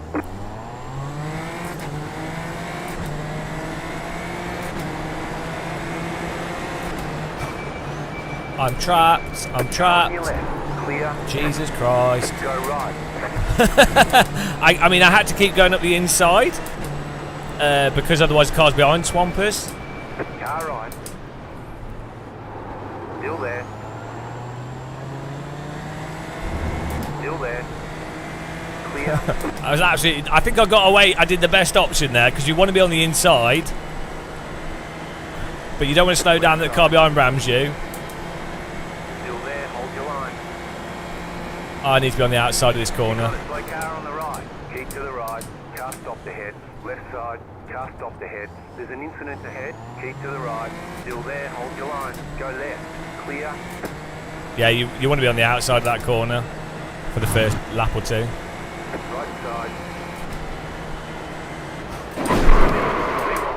Car on your left. Too right. Like, this is it's unplayable, isn't it? Wheel damage. It's actually unplayable. What, I came off my brake and he still drove into me. Your car has too much damage. Alright, that's it. You've got to fix it. You've got a slow car on the left. When will iRacing moderate their servers in any form? Like, how is that how is that so consistently what happens if you don't qualify in first?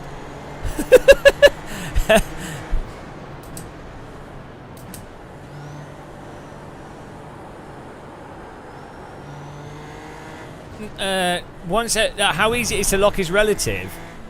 Well, a bike is different to a car. So a bike doesn't have, well, they might have some downforce. But a downforce on brakes makes it very hard to lock up at high speed.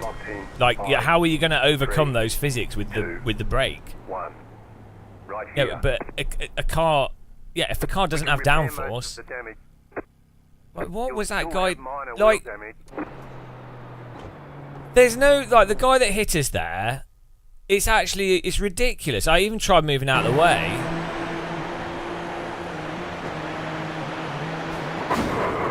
What is he doing?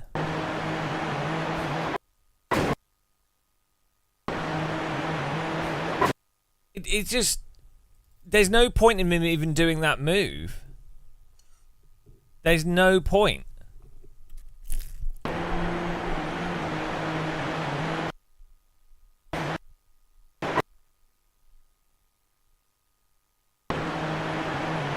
It's not even put. If he wants to do a move up the inside, he should go much further to the left.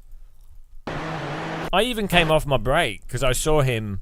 Look, I saw him in my mirror, and I come off my brake.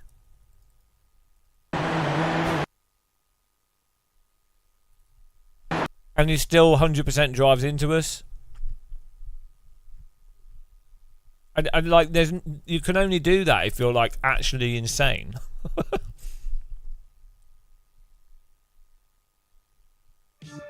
Which is another.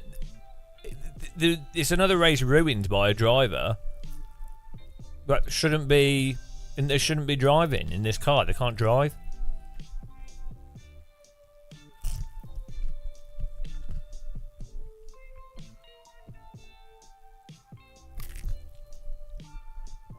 Like,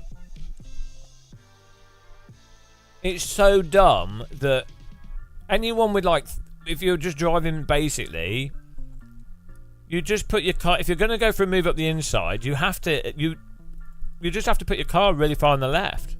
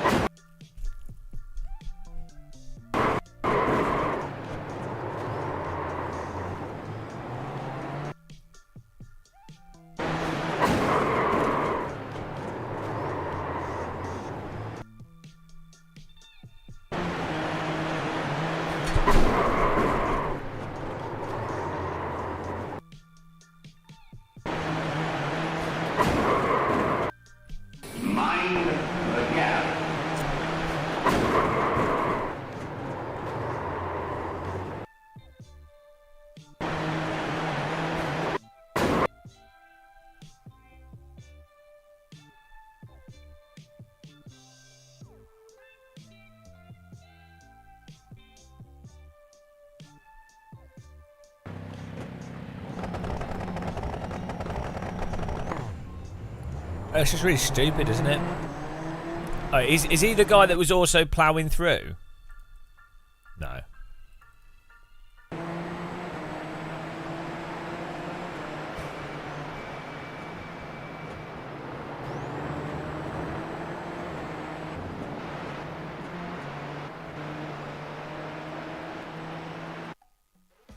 Oh, is he lagging as well?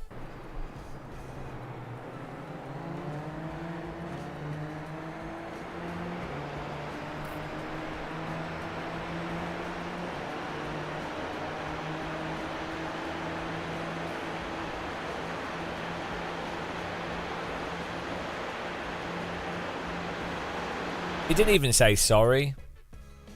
I think if you don't say sorry for driving into someone like that, that should be a ban. I think that should be a pure ban.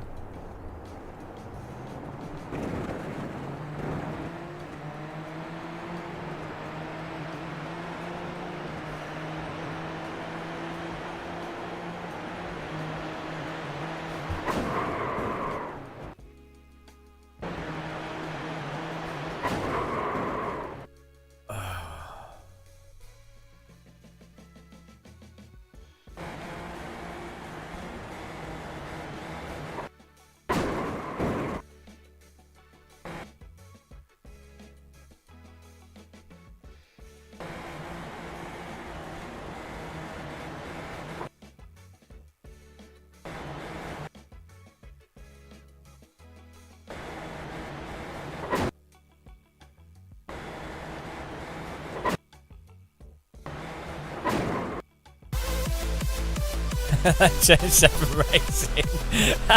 I'm just absorbing the pain here. Thank you very much. And my face has turned into dancers. Imagine if your head could turn into 3 people dancing.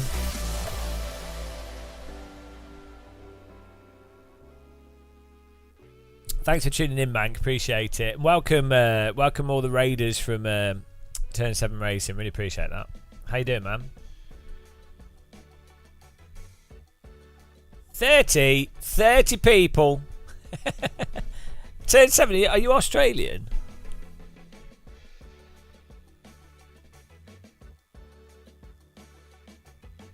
I've been just having really good racing. Look at this. What do you call this move? Oh, I should have played the game for the people that raided. What happened next? Right, the thing that baffles me is with this car, 20-minute race, there is no point.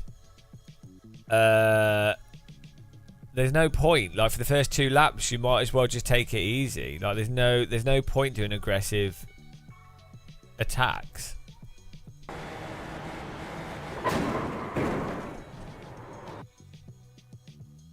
His car's fine. He didn't get any damage. Oh, here we go.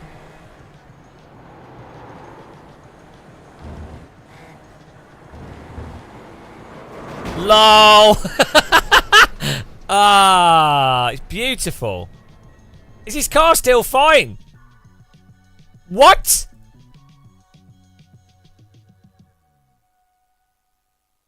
Right.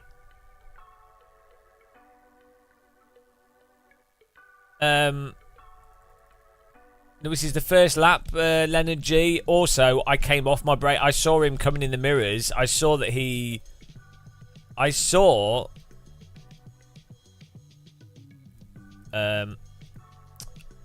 that he was coming up behind me too quick. So I'm like, this guy's going to do something stupid. So I'm on the throttle. I also brake really gradually into this corner in the first lap, so the car behind has much more time to be aware of what's going on. But you see, I'm braking, and then I see him closing. I see that he's not broke at all, so I come off my brake. I'm like barely on it, and you can see I'm actually entering the corner at the same speed as all the other cars. Also, there's no point for him to be riding. You don't line yourself on the first lap with a car.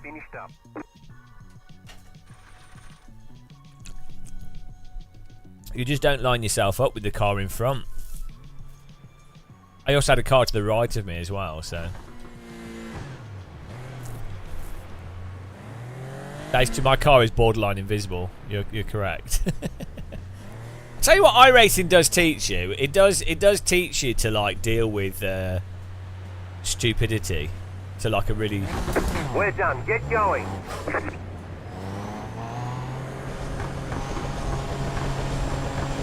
High level.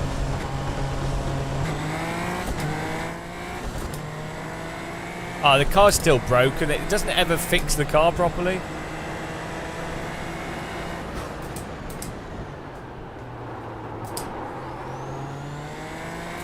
Well, did you see Sadakist? Did you see what happened to him? So he was in like a race that had, because the way they did the teams, some of the drivers in his race were like 2K I rating, and they were in LMDHs. And then it was raining. He's in the LMP2, and he's the LMP2's faster in the rain than the LMDH, and LMDH just goes up the inside of him, and then misses the. Well, first of all, so there's LMDH behind him trying to overtake when the LMDH is slower, so it's pointless. Sadakis was actually in first place as well. as LMP2. Sadekist moved to the left to basically block the LMDH to be like, look, this is like, don't do the pass. It's pointless. It won't work.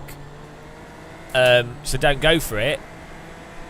And then Sadekist moves back to the right, just to take the corner normally because it's wet track as well.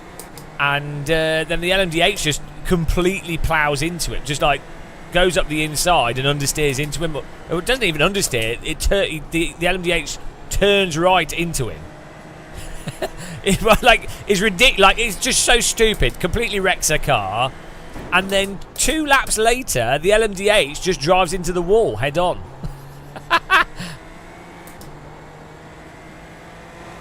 Oh dear. Well, what was it that wrecked him? It wasn't LMDH that wrecked him.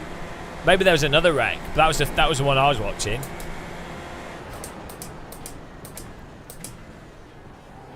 But it's just stupid. It's like, I don't know if you can really, like, it's so random. Yeah, well, it's a video game, isn't it? Well, that's fine, but it's the pretense that it's not a video game is the problem.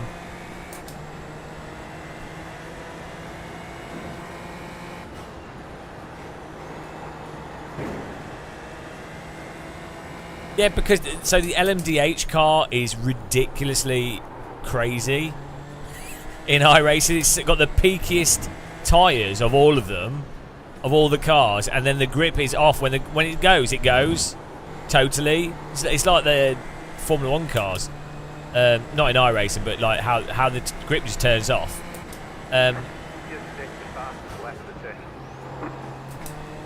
Yeah. But then until you get to that, they're totally like planted and stable. But the moment you do anything, it's like the classic iRacing tyre, you are dead if you slide or do anything, or go lock or whatever.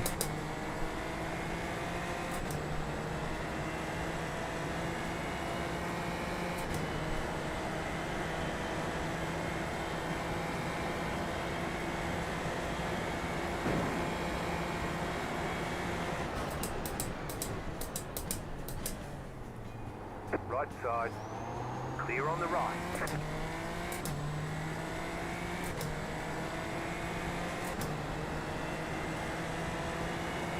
Oh, my car's wonky, but we have the same pace we can hold behind P1.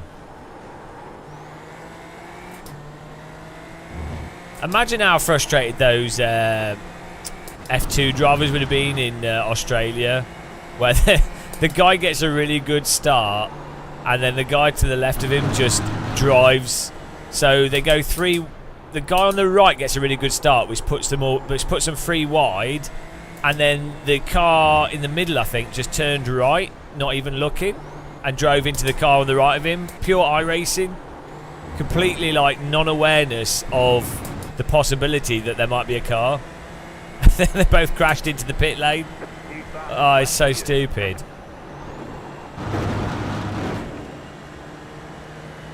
No, Imjo, it's exactly the same.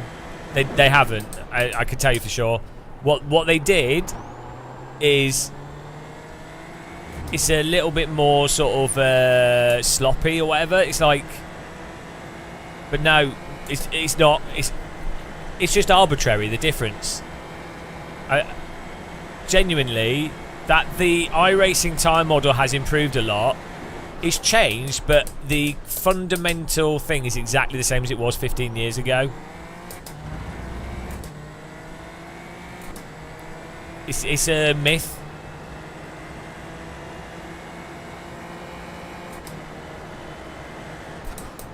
The issue is the tyre getting stuck over the limit and it just turns off. That's still there. It's always been there.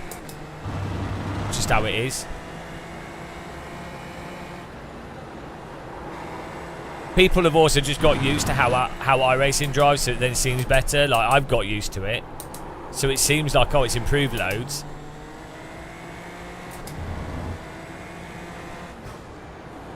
But really, it hasn't.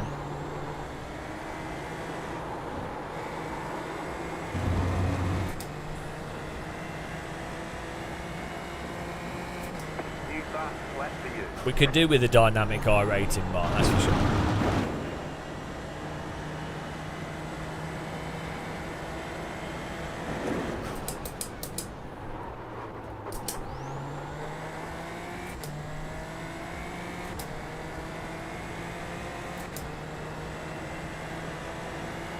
I think you should. By the end of this race, we'll be on 4.1 again, where we belong. We've been languishing in the 4K zone.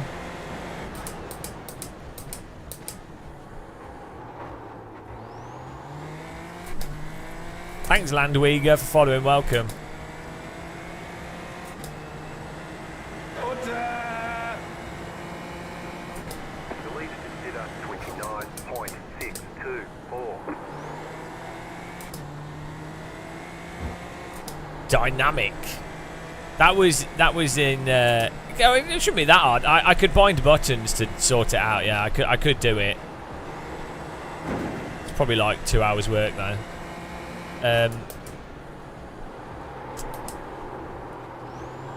Do you remember back in like 2000s? Every single game, like dynamic, was like the buzzword. Dynamic lighting, dynamic level map design.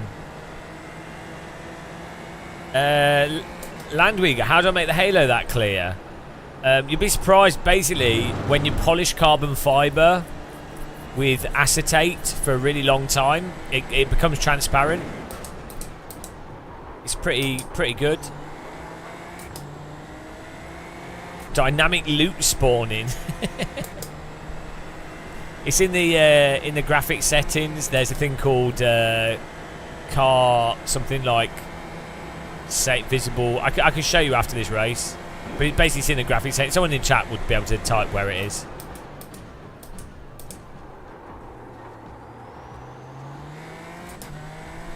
Polish Sim 2020.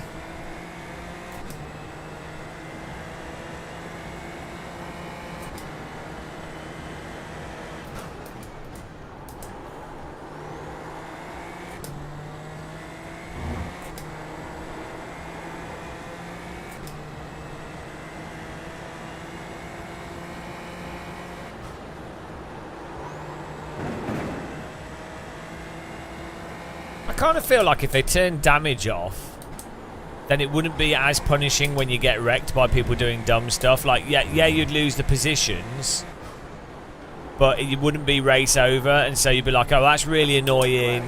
I've dropped back. I now have to, you know.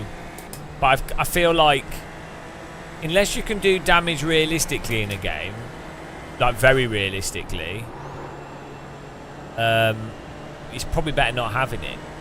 Do you know what I mean? It's like the philosophy on doing the rain in iRacing or in driving sims. Unless you can do it really, really well, it's better not having it.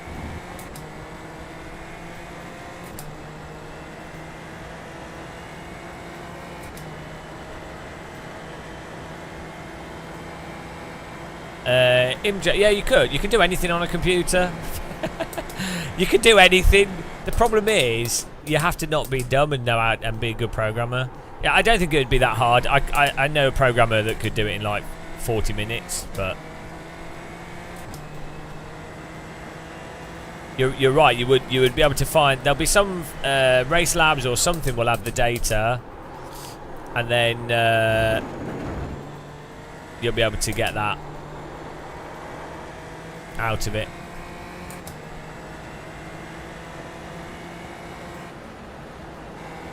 Yeah, ChatGTP's not very good at. I think the new ChatGTP might be able to do it, but like, you'd have to know what to ask it. So you need to know. I mean, I could probably do it, but you wouldn't be like, ChatGTP, make this update in OBS. Do you know what I mean? You'd have to be like, right, ChatGTP, make this, get this data from this location and whatever language it is, and then put that in a text file.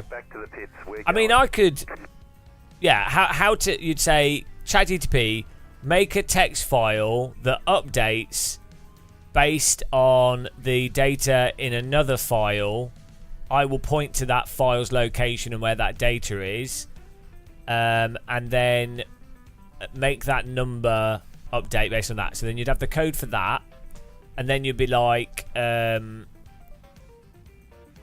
have it move left and right on the screen. You could have you could just do like 40 images, and then you could say ChatGTP, make it so that image 1 is the image that's displayed when the text file is 100. Make it so image 2 is displayed when the text file is 200. You know, that's what you'd have to do, that sort of thing. I mean, that's not going to be an efficient way of doing it, but that'd be like a way to do it.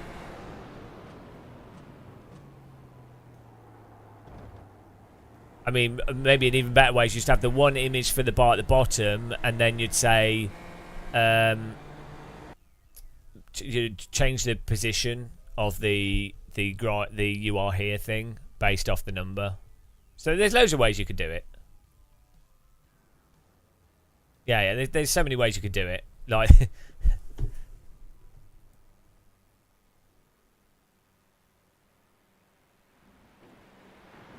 oh great, finished 24th, fantastic. Thomas Schmidt finished in 13th. Jesus Christ, this game, guys.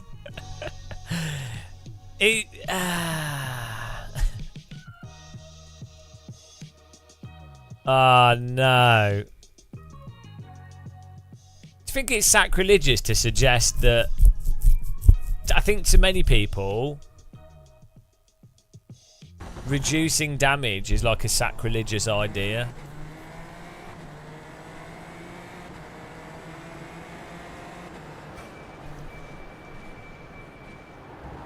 Yeah, the driving is horrendous.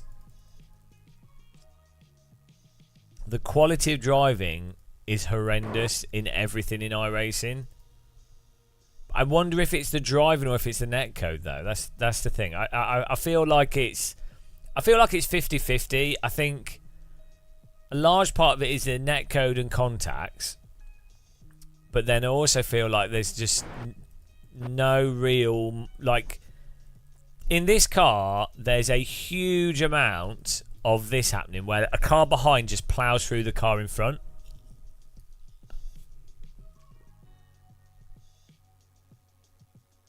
I wonder how would you break that down? If you get a 4x whilst on throttle, on average it's probably because you've driven into the car in front. You wouldn't be able to know for sure. It's not even to do with like ping will make the smoothing more, like this guy's warping on and off. But I mean, yeah, who knows what happened there, if that's that guy lagging out.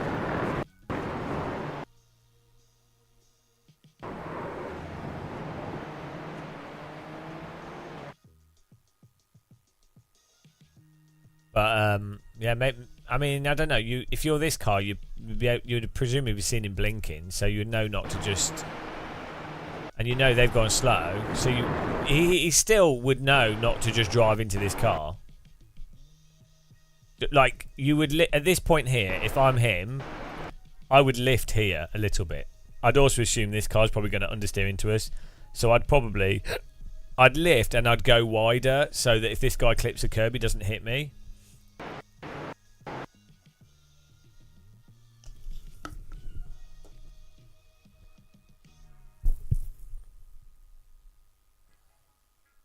I was thinking that the simplest solution would probably be to, if you reduce the damage, like made the damage that you get from accidents, have the visual damage stay the same for the most part, but make it take twice as much to cause the damage that you currently have.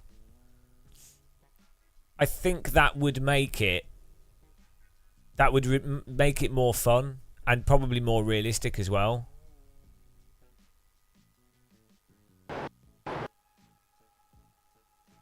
So there's another myth in sim racing where people say if you turn damage off or reduce damage, then people drive worse, which is just bollocks. It's not true.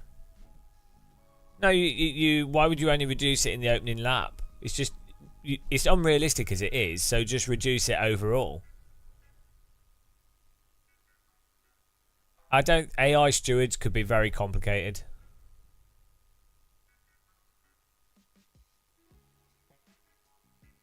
Eric, yeah, that's definitely a thing as well, yeah. You don't want to punish aggressive driving though and racing, because it's the point of the game is racing.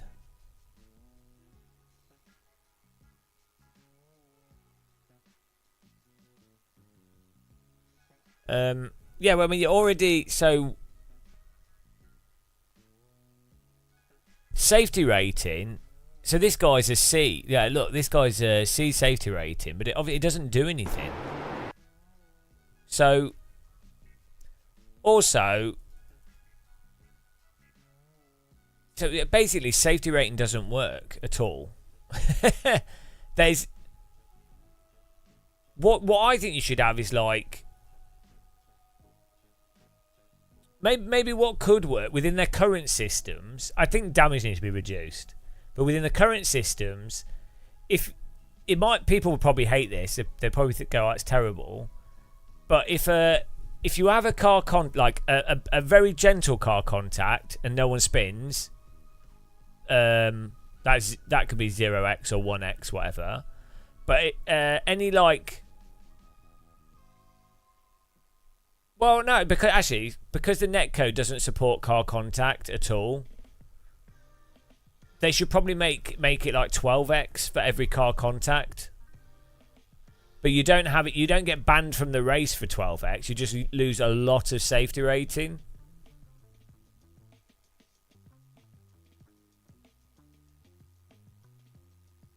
That would probably make more sense within the current framework that iRacing has. Instead of getting 4x, so the X system in terms of a DQ should be like 1x for a track cut. You keep that, so you have a higher DQ threshold in the race for contacts because it's not your fault if someone drives into you, but you still get a lot of I rating. So what you want to do is you want to magnify the cost, the safety rating cost, to basically make it unattainable for people that consistently cause accidents. Sure, you as someone that's not causing accidents will get hit by people and you will get the 12x, which will be annoying. But the safety rating does not work at a level to de-incentivize someone from contacts at all.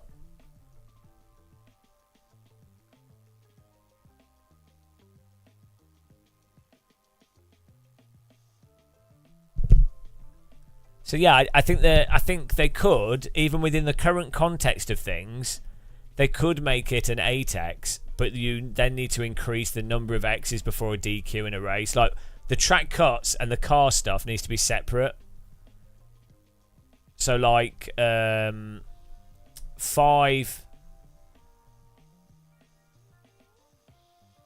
So what is it at the moment? 4, 8.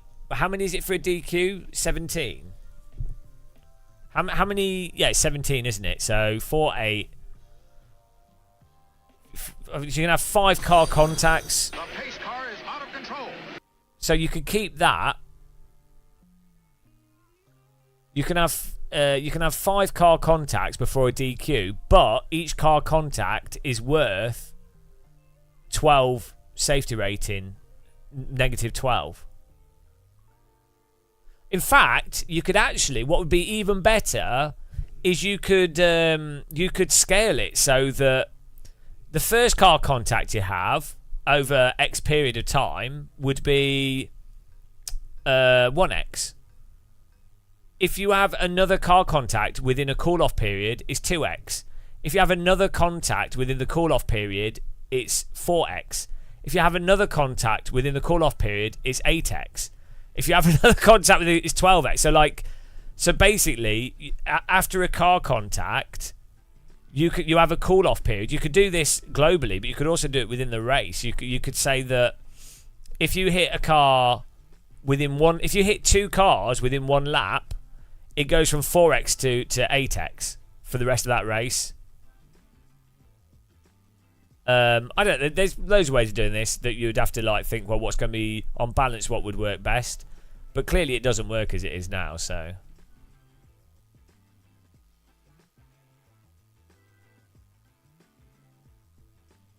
As it is right now, the safety rating system is completely irrelevant. Well, no, they won't, MJ, because they would. Like, let's say you still have 4x, but the point is that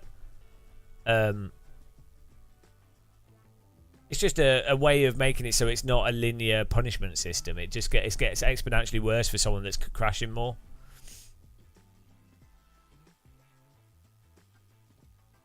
What you want to do is you want to magnify the effects on drivers that have more accidents to make it harder for them to gain safety rating. That's the goal. It doesn't really matter how you do it.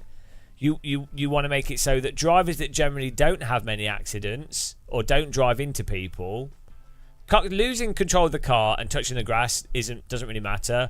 It's cars that drive into people. So you want to maximize the punishment for those guys without affecting the people that they're driving into. So you're inevitably, if it's a no-fault system, you're gonna get driven into. You'll get a 4x. But obviously, like me now, I'm really getting out of the way of people and really avoiding a lot of crashes. Hello, Frosty Bird. So I like. The safety rating is totally irrelevant. If someone does a lot of races, the safety rating doesn't really penalise them for driving into everyone.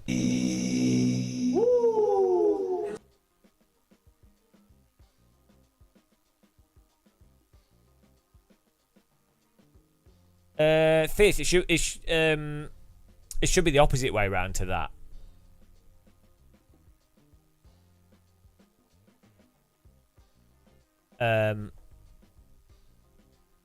No, Imjo, that's not true. So that's another myth. So the reason why the reason why the racing is cleaner in higher safety rating series is because there's less racing. The cars aren't driving next to each other. It's like the reason why the open series is safer is because people aren't competitive with each other. And so yeah, like if you're not racing, it will be cleaner. But that's not really the goal of the game, is it? It's called iRacing. So hello at LFSM. Also, C license is irrelevant, really. It doesn't really matter what you call the license of the series because the license isn't related to how good the racing is. That's another made-up system by iRacing. Also, the racing is demonstrably worse in the Super Formulas than the Super Formula Lights because people crash on the throttle. And the netcode is worse the faster the cars get, so, you know.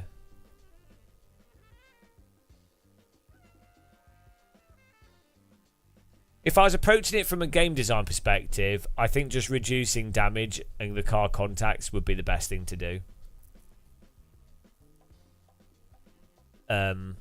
If I was approaching it from using their current system, I think I'd make it 8x for car contacts, but allow more X's before a DQ in a race.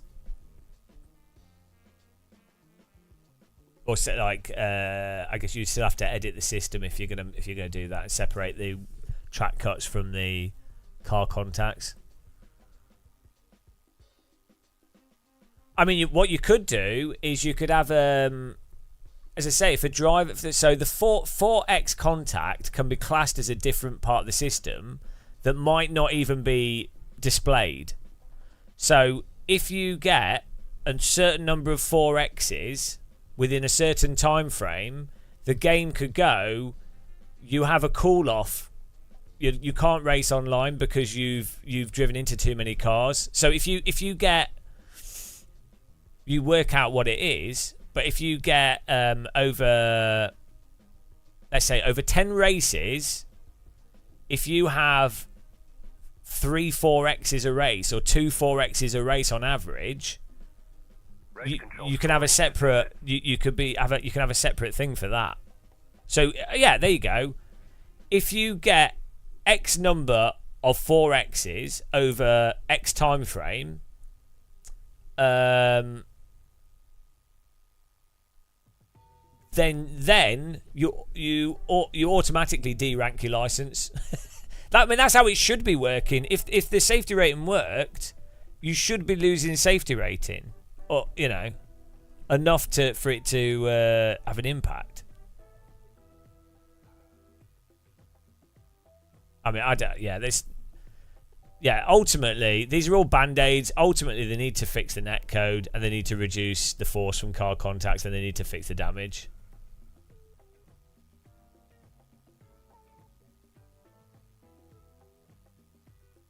Yeah, at the end of the day, that's all band-aids for a fundamental time model, netcode, and takedowns. You can't. Some things just can't be band-aided.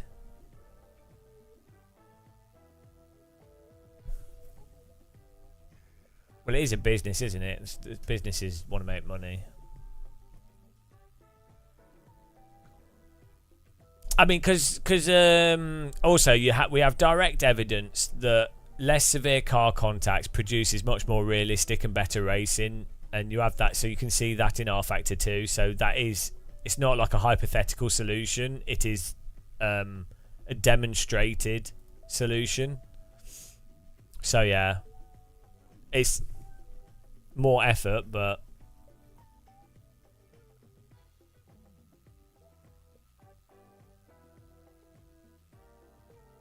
they need to reduce the car contacts and how much damage you get. That is the fix. I've done the games design for them. Can have a iRacing should pay me a consultancy fee. It's probably about, they should pay me about $5,000, to be honest. I've done the work for them. $5,000's nothing to them. I've said exactly what they need to do, from and present it with other games as an example. If when I've done game design for companies, if they're like, oh, well, this doesn't work or whatever, or we're not happy with how this is, or can you take a look at our game, I would look at their game, and then the easiest way to describe how they can fix it is you go, here's another game, this is how it works in that, and then you would also go, I can see within, like, what time frame have you got to be able to execute, when do you need to deliver the project, all this stuff, and then you can go, okay, well, within the resources you've got available and the staff that you've got free, or how, what you can do, or what you're willing to be able to do within the time frame, this is the simplest way of doing it. So yeah, but I guess if the players don't seem to care, then they're making money, so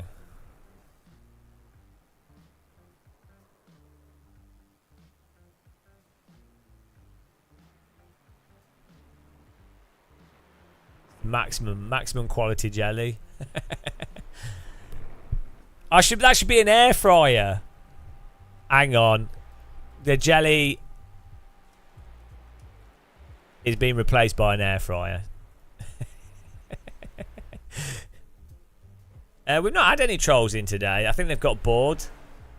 I think the problem is, if you try and frame someone as a fascist that's a democratic socialist, and you try and make out that someone's like, but I don't know, it's very difficult to pin that on someone that's running a comedy channel that's a humanist. So yeah, that's the problem with trying to brigade a channel. You kind of have to find something actually true.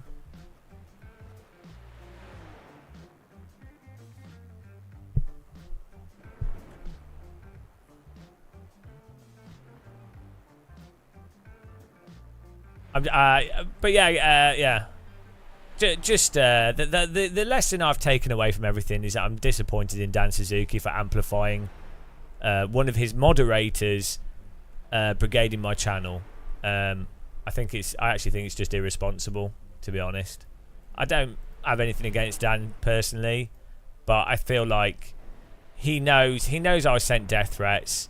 He knows I've been getting a lot of bullshit from people, and he must know that it's his moderator has gone out of their way to do what to clip stuff out of context. He might not have found Dan Suzuki might not find the joke we made funny. He might think it's distasteful, but reposting the other tweet how he did without thinking about it, just that's just it's just disappointing. Like you would expect someone to be a little bit more I got messages from lots of Germans that were like, yeah, it's totally reasonable to take the piss out of people not being critical and that sort of thing. That's completely reasonable. So I'm just disappointed. My thing is, I quite like Dan Suzuki. I like his content. I was just really disappointed that first of all it's his moderator or someone in the mod team or whatever that clipped it originally, and then that he would just retweet it without any other context, because the obvious result is people that don't know my channel, people that don't know me, people that don't know I'm a bloody socialist, they will then watch that, and they would, if they don't speak English as a native language, they will just read the framing and they'll be like, oh god, this guy's a racist or something. Like, it's very obvious that that's what that's trying to do. So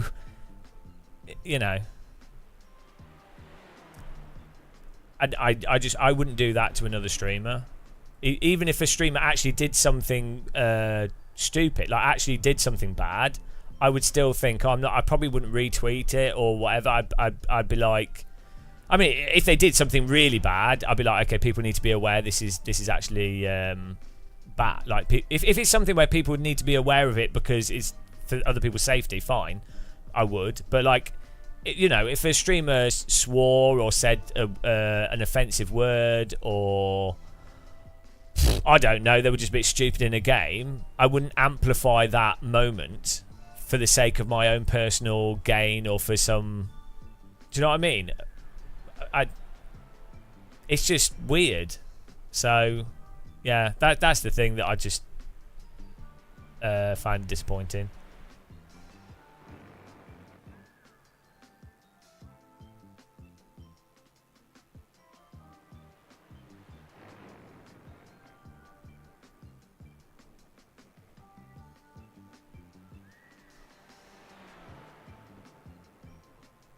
Let's get this air fryer on here.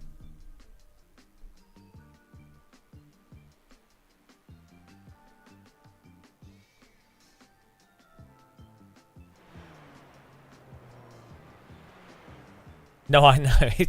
Yeah, the whole thing's hilarious though. Apothecary ready.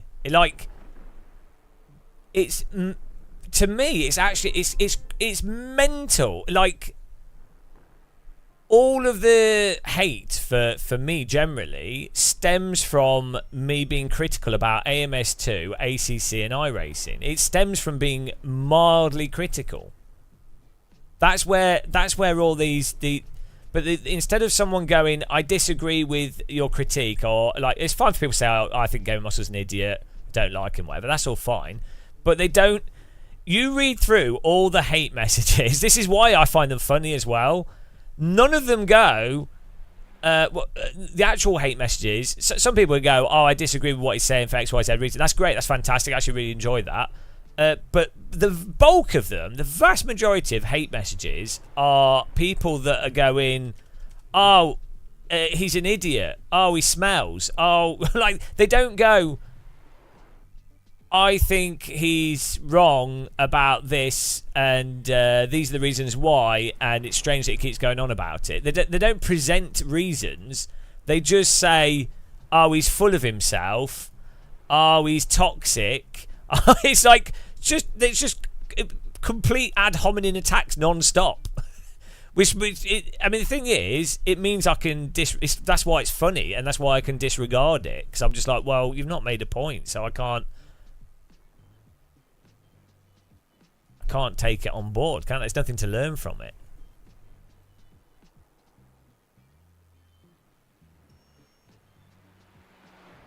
But it is weird with Sims that, because it is such a silly hobby as well. Like, it's good fun. You spend a lot of time doing it. But ultimately, it doesn't matter, does it? It's not like I'm having we're not debating the merits of whatever's going on. So, like, we're not having. Do you know what I mean? It's not like some really contentious real world thing. It's like, oh, the physics could be better in this. Yeah, it's really strange, and I was trying to try and work out the angle of people that are really angry, like their perspective. So I can see how if you see a streamer and you feel like they've got a big audience, so you then feel that there's a large number of people that are listening to someone that you think's an idiot. So then you feel that you need to speak out against that person and the large audience they've got, because you're like, oh, like, why do so many people listen to that idiot? And so that makes you more angry. Whereas if it was someone that didn't have an audience, you'd be like, oh, I don't care. Do you see what I mean? And also, I think the assumption that a lot of people make is that, so with a lot of streamers, their audience isn't particularly critical against the streamer. So they assume that that's what goes on here. Whereas the way that I've approached this channel is that I don't ask for people. It's not like a cult. I don't want people to defend what I say. I like people to make arguments based off like reason and stuff. They shouldn't just defend me out of hand or something. Do you know what I mean? Like, people, we were always arguing with channel members that we've had for years. I mean, we'd argue with Tortellini and kick him out of the channel over and over again, and I enjoyed it. It's good fun. It's funny. So it's like the point of the channel is like conversation and memes and jokes. So it's just really, yeah, it's just a bit strange.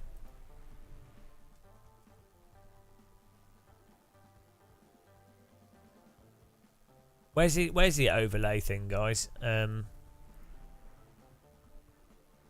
Race Labs. Mind the gap. Streaming. Oh, here we go. Let's find this image.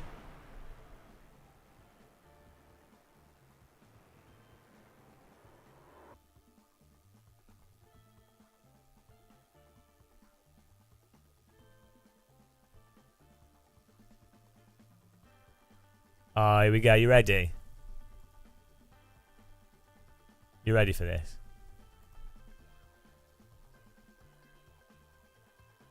You'll love this, guys.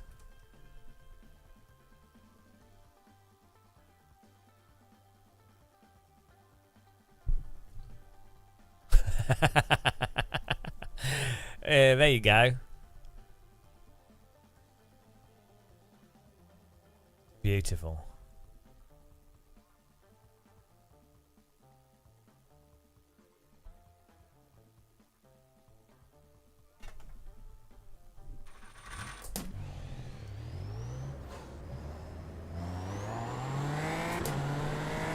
I tell you what's really bizarre as well.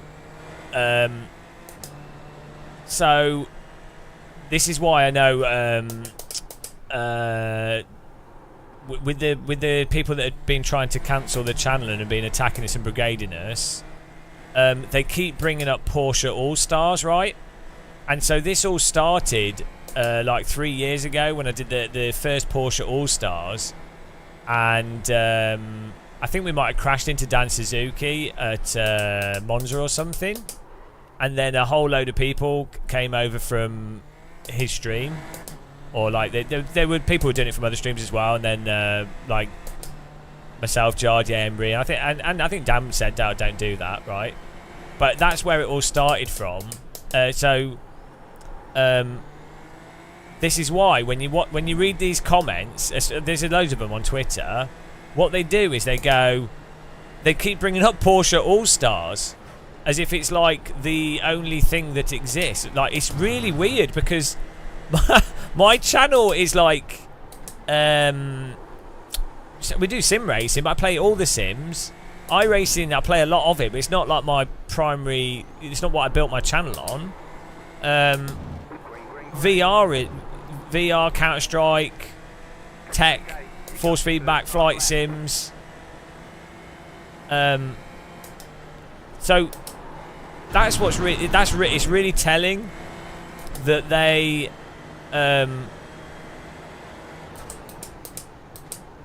keep bringing that up. So and that's how you know that it's related to that, that event, and that's where you know it's like,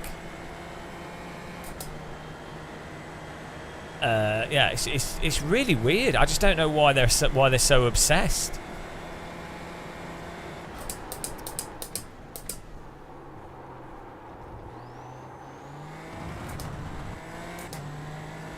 You have about 2 laps of fuel left.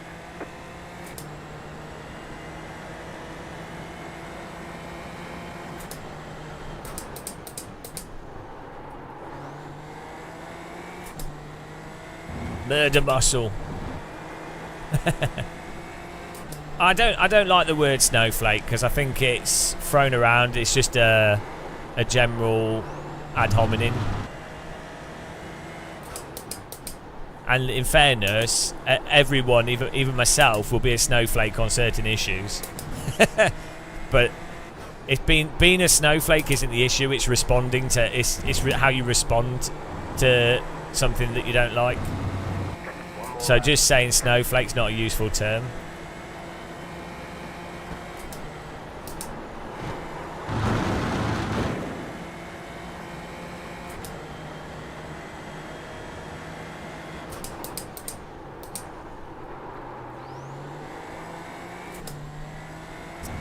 Oh, what? So Grizzly's doing Porsche All Stars.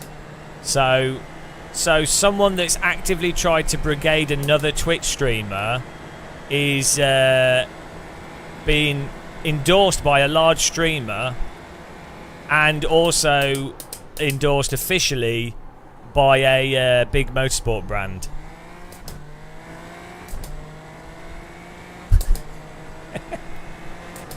That sounds good.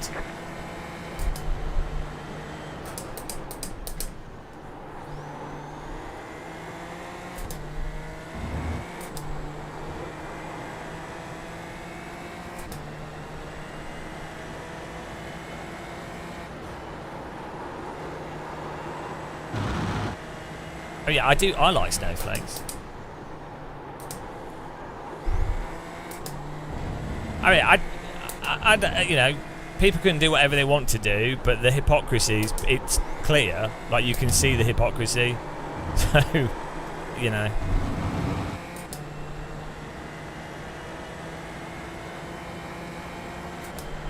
the flag. It's over.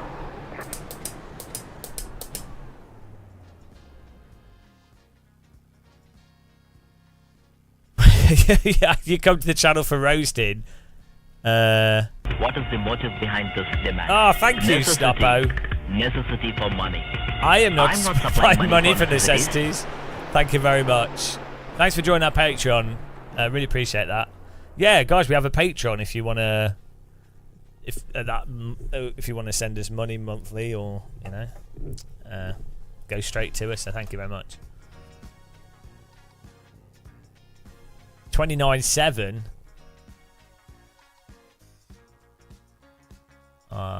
I need to be doing 29.5s at least for me. 29.2 is well good.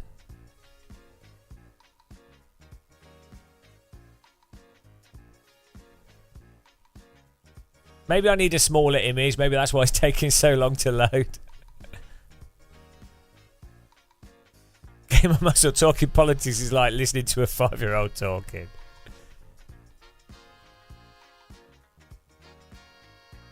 Why are you guys talking about hitting 29-year-olds? It's disgusting. I don't support violence.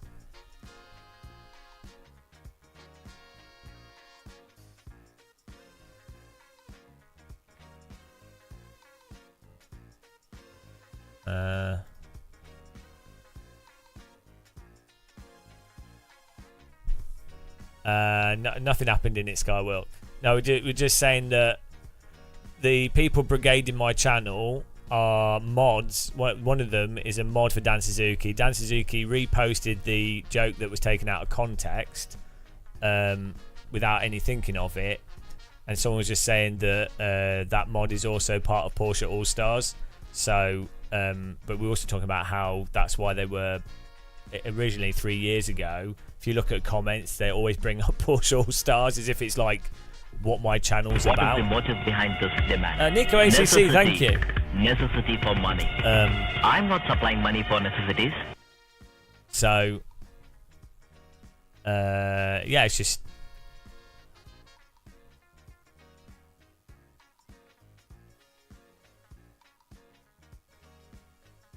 It's just, I don't think it's, even if you disagree or you don't find a streamer funny or something, I don't think it's right to brigade other streamers. Well, as you see, like, I don't think it's right for people to come into another streamer's chat room to just try and stir shit constantly as well. Like, I wouldn't do that to other streamers, and I wouldn't want anyone in our chat to go to other streamers' chats and be anything other than positive.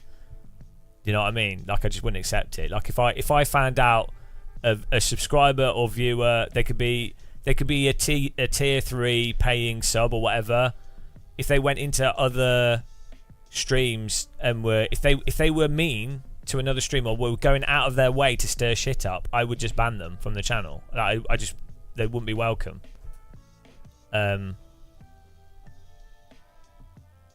But I don't care. They could have donated. They could donate £2,000, £3,000. I don't care. They were not welcome. They're not. You're not. If someone does that, they're not welcome at all. Because I really don't like it. It makes me feel really uncomfortable.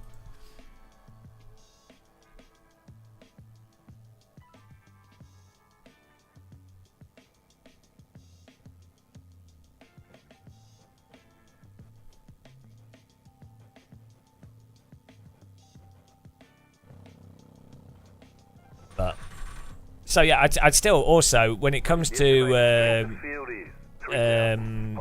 like Grizzly and Dan or anything, like, still just, I'd be really nice to them still.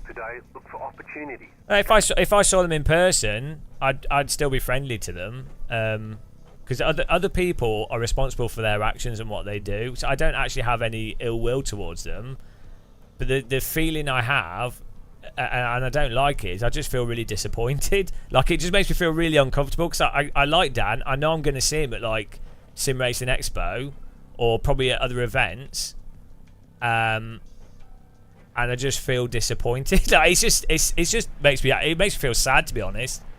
That's all. Green flag, green flag.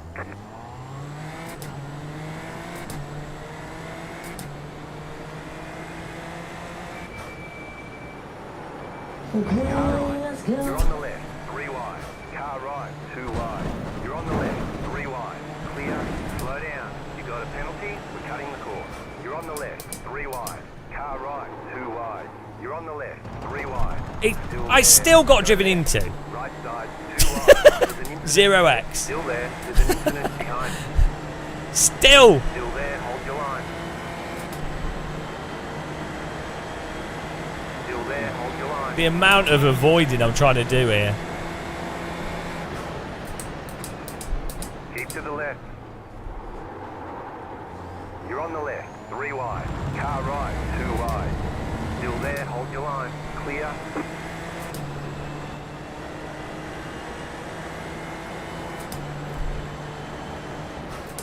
Mind the gap.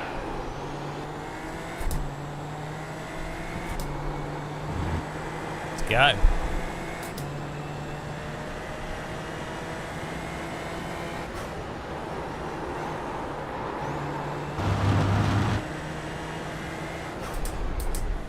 There's an incident behind.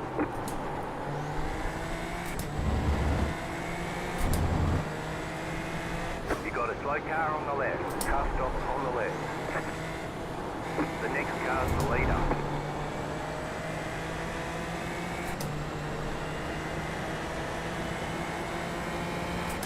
You're in the top 10.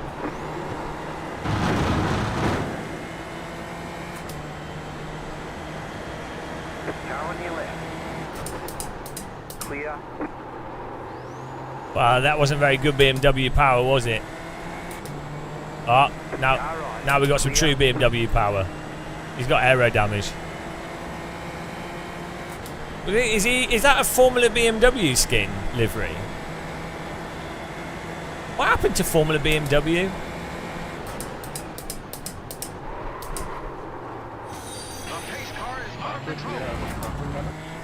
Thanks for following. Yeah, thanks guys that became Patreon members. Really appreciate it. Thanks for following. Shit. I don't really post much on Patreon. But I should probably promote it. In many ways, it's good to have Patreon members. I should probably like promote it more and do more with it.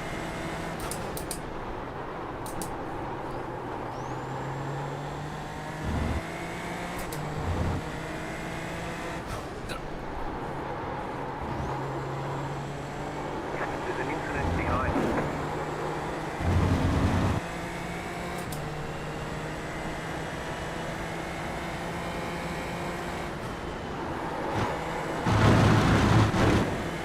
Thanks, NightC 1980 for raiding the channel.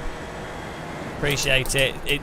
It won't play an alert because it only plays alerts for over like 11 viewers. But I still really appreciate the raid from smaller channels.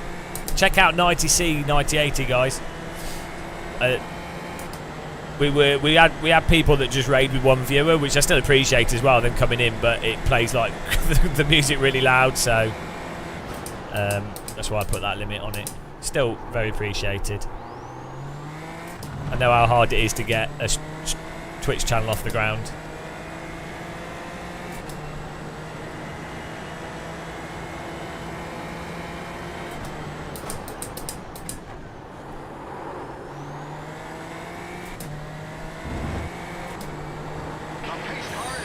Cube FM, thanks for following. Son of the beach.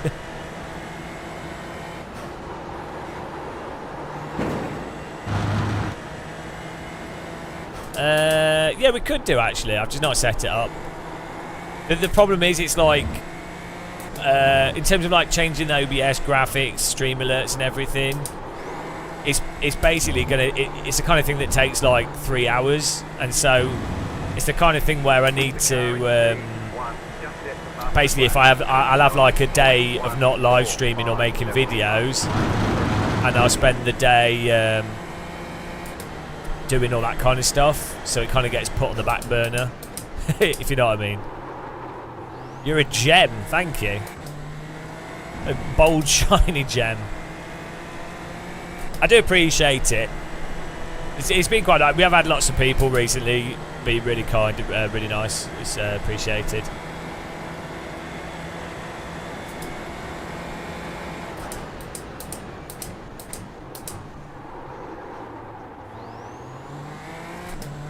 Off the ground.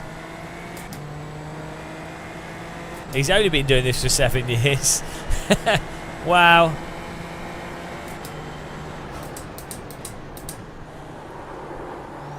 You have different types of streamers, don't you? Like Paul Smith, for example. He streams because he's playing games he enjoys and he likes the casual chat. He's not doing it as a. He's not trying to grow a. You know, he's not approaching it as a business. He's got a job.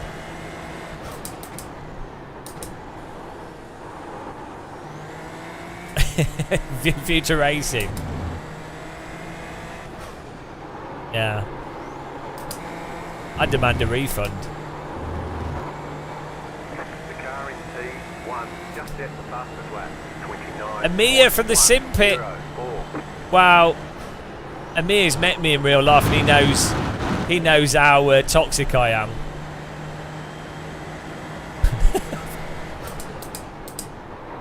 Oh dear. Oh, shit the bed. What am I doing? Still there. I think the first time I saw Amir, what I jumped to was just being racist and attacking him. I think that's what happened. Keep to the left. Clear. Left side. Oh, a bit of inside outside there. Stay on the right. By the way, guys, subscribe to the Simpit if you haven't. I'm Sean Cole. This is the Simpit, but Amir does Simpit stuff at Sim Racing Expo. Exactly. Do you know Daniel Morad, right? After he did his ACC video where he was a bit critical of the ABS, he got accused of being a narcissist. Right? I've met Daniel Morad. I've chatted with him in real life and also just casually online as well. He's a nice guy. So, like, if you're going to call Daniel Morad a narcissist, what on earth? Where, like, this is the problem. If people, as soon as someone says something you disagree with, you're going to resort to going, oh, they're a narcissist, oh, they're a fascist, oh, they're a whatever. Well, what are you left with? Right side. Stay on the left. Yeah, Morad, so at Spa 24, Clear on I the was right. being dicking around as usual, doing like silly stuff. He won like prize money in the esports thing, and I stole his prize check off him. I was running around, and then he just goes along with it. And so that, to me, that's just like, you know, he immediately understood the joke, the stupidness of it, and then he stole my camera off me, and then was filming me chasing after him to get my camera back. So it's just spontaneously being stupid, right? So for someone to do that and be like that requires them to be like, oh yeah, this is a silly situation. This guy's trying to be funny. He might not be that funny, but he's trying to be funny. I will make it better, and I will add to it, right? To me, that is a really good test of someone, is when they don't go, oh, no, it's not funny, whatever. Like, they go, right, how can I add to this to make it better? That, to me, is a pretty good way of knowing if someone's like decent person. Same with Tony Kanaan at Sim Racing Expo. I was like doing a walkthrough video. This is 23 or 22, and I'm just like filming around, and I was taking the piss out of the GSI tables, and then Tony Kanaan just starts going underneath the table, like, just, you know, because he's like, oh, it's funny.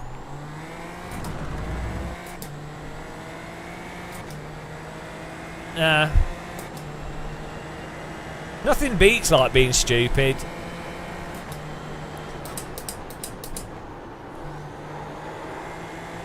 The only streamer that I really dislike for being too serious though is Matt Malone, because the thing is, he will always turn everything into some like boring, serious, you know, do you know what I mean? He just takes the humour out of everything. I just find Matt Malone incredibly tiresome. Do you know what I mean? If you tune into his live stream, it's just really, you know,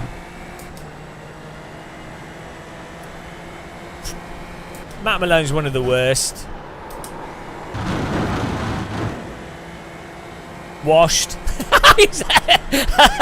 There he is. See, another hate viewer, just watching in the background. See what I mean, guys? See what I mean? He's waiting just to be angry. He's always watching from the skies. Look, he's just waiting to attack. Typical Malone. Yeah. The concrete, the asphalt fumes.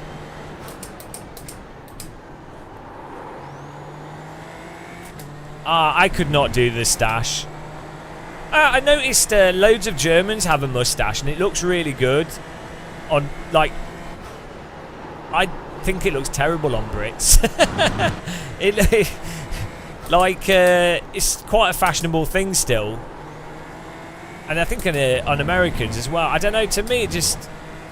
It's more of like a 1950s thing, 1940s, 1950s in the UK, 1960s maybe. And then it's kind of... It's not really a thing now. Like a RAF Air Force sort of thing.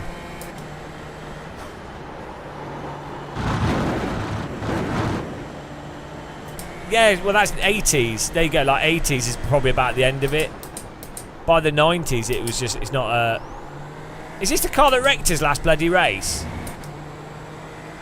Is that the same guy? I hope it's not. Car right. Oh, I just know it was a clown car. Stay on the left. Keep to the left. Clear.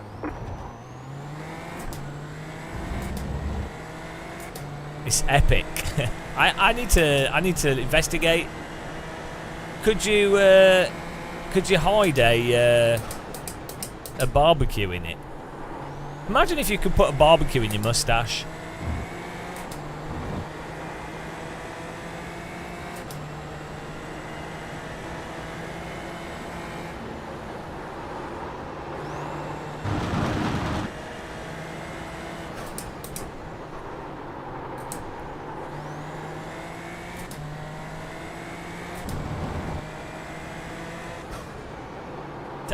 I need a beard to hide my flab at the moment. I think that's where a moustache works well if you're slim or you've got the right shaped face. I look like an egg, so the beard helps. It's like the egg pot.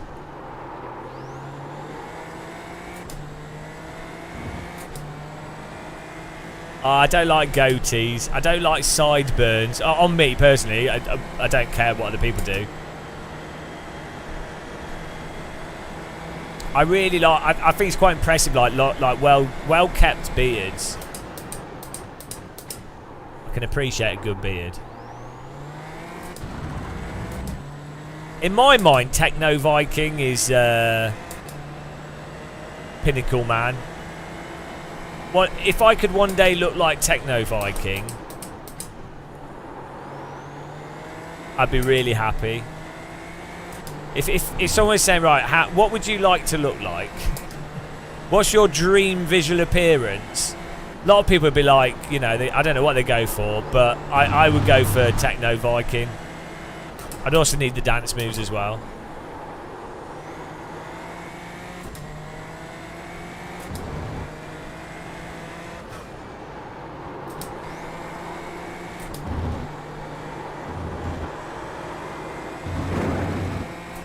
This race is a lot more competitive than the previous open races we've done. This is good. Just set your fastest lap of the session.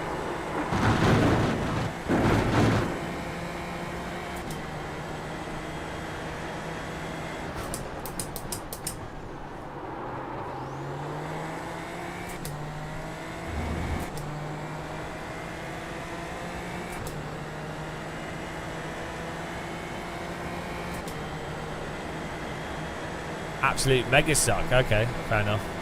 Car right. Good defensive move by him. Still there.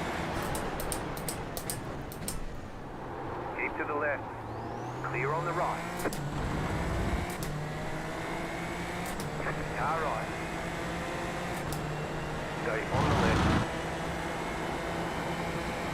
Fucking hell, that's not good defensive move by him. Still there, hold your line. He Clear on the right. he was driving really well. Jesus Christ. It was really good defensive driving by him, and then I think he decided to go left a bit late. Fortunately, 0x. Heart attack. Try to redraft us.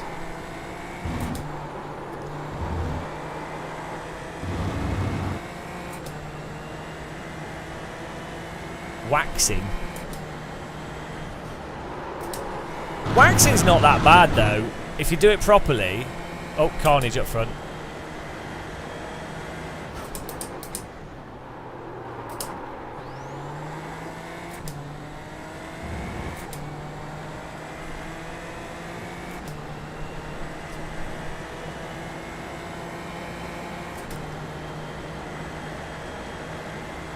Ridgeway Racing. Were you in the race? Are you dead?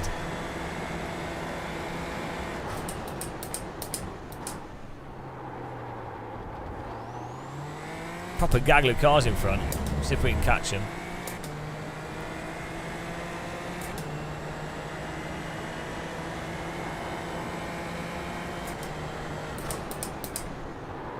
Nice, mate, nice. Amazing racing here. As always. It is always terrible, isn't it? But yet we do it. Oh, there's a right jam. Someone's doing some. Someone's making some conserve up front.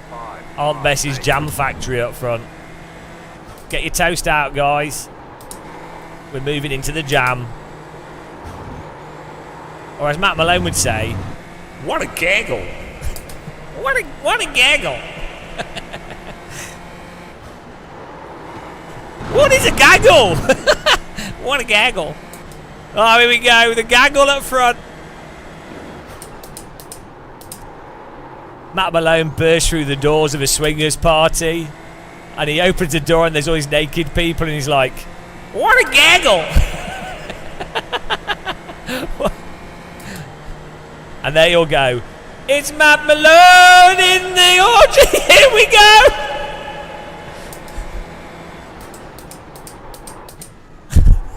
Matt Malone in the orgy. I don't know where it comes from. That's an image in my head. That's in my head. Matt Malone in the orgy. Here we go. It's not an orgy until Matt Malone shows up. Clip it and ship it! Game of Muscle, a view into Game of Muscle's perverted mind. Game of Muscle destroys marriage and family life of the streamer by inferring that he's a master of orgies.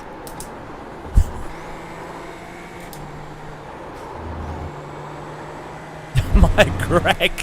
What was it? What was it called? What was the game called? Fucking hell, now that game's called Greg. It's now called Greg Parable. Greg Parable. Fuck. That game is now Greg Parable in my mind. Greg. Oh dear.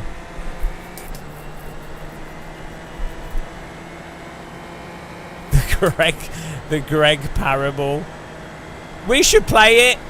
We should definitely live stream it. It's a really good game, actually.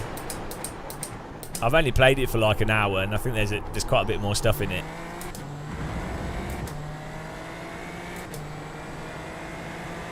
Yeah, it's quite witty as well.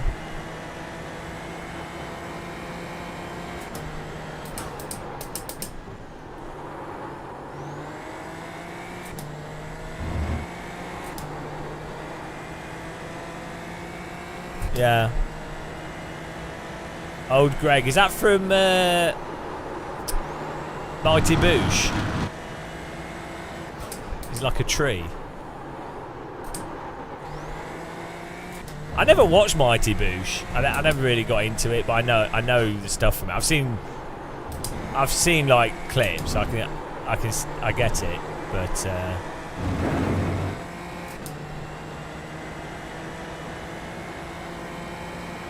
it's weird because I like stuff like that, like League of Gentlemen and you know. League of Gentlemen is so good. I can't. We don't tow them. And they have the dog. There's a dog like on a lead behind a bike, and then later on it's like a dead dog being dragged by the lead. Oh dear, it's just like loads of stupid shit in it. Are you local? Funny, the thing is, Legal Gentleman is what it's like in, like, rural British towns. Hello, Dave! It's Dave here! Hello, Dave!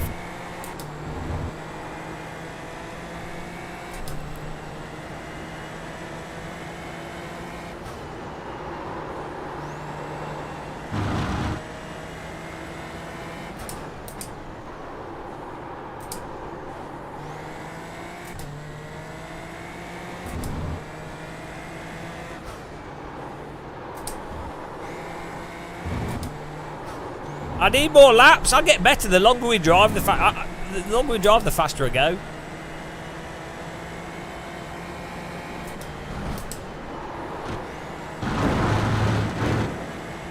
It's a local shop for local people. There's nothing here for you.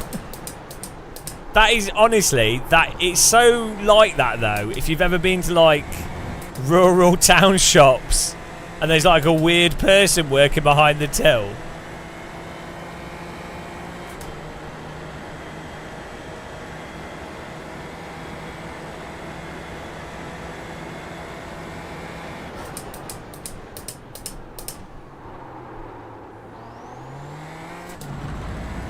We're closing in!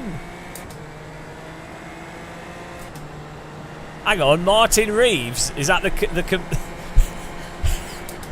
Hang on a minute.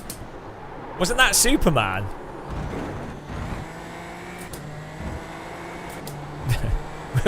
Hang on, which was the Superman?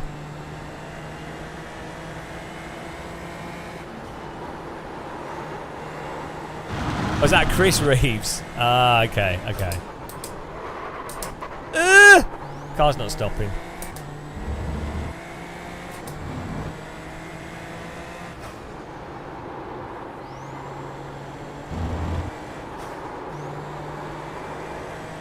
Yeah, guys, go and follow Matt Malone if you haven't. He's struggling to get viewers. A lot of people don't understand his accent. You know, he can't speak English properly. He has a severe speech impediment called American accent, and so if you really will help him if you go and watch his channel and teach him how to pronounce aluminium properly, herbs, oregano. You can really help him. One, you know, garage, vehicle, you know. And yep.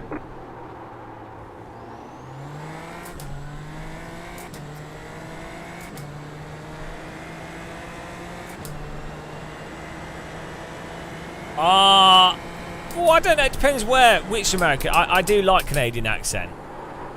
I have a massive soft spot for like French Canadian, like English, French Canadians, or like Canadians that are on the in between, but speaking English. Yeah, help that iRacing ambassador out. What an ambassador. iRacing ambassador. Do they send you Ferrero Rochers? iRacing ambassador. Welcome to the we're here at the embassy for iRacing, and Matt Malone is presenting you with some Ferrero Rochers.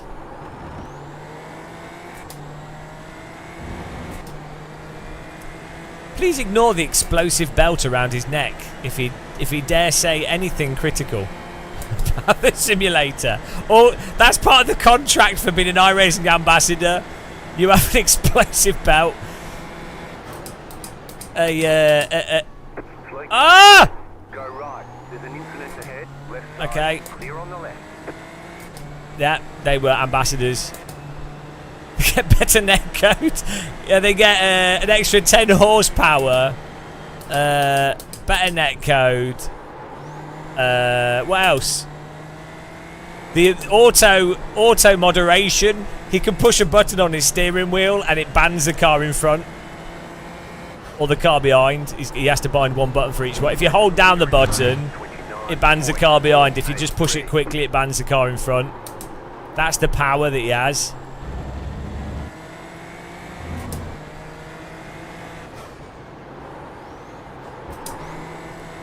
I'm a video game ambassador.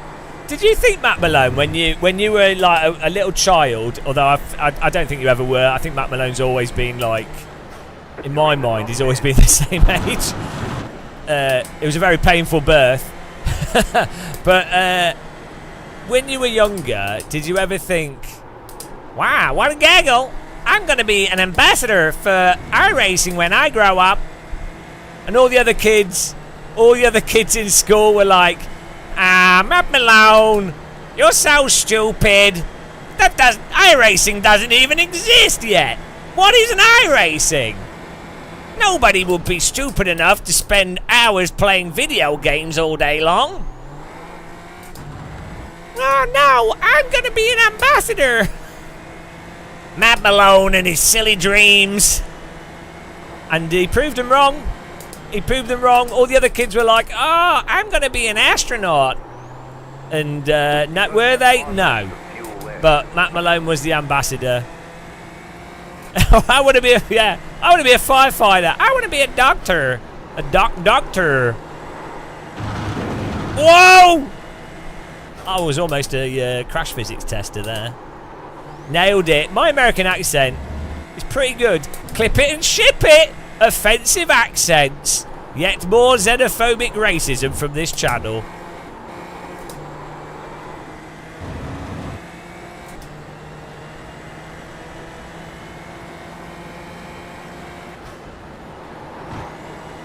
When Matt Malone was born, he actually came out of the womb with a little T-slot sim rig, and it was very confusing. The doctors didn't know what was going on.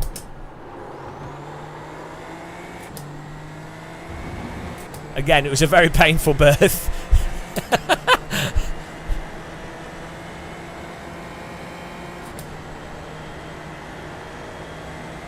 Your accent is shit.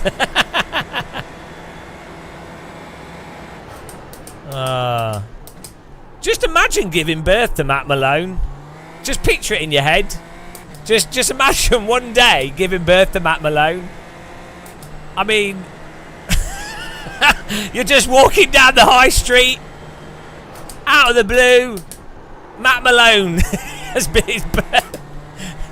It's not. I'm not saying it's likely. I'm not saying it's a likely scenario, but I do think it's always worth preparing yourself for eventualities. And you never know what is or isn't likely to happen.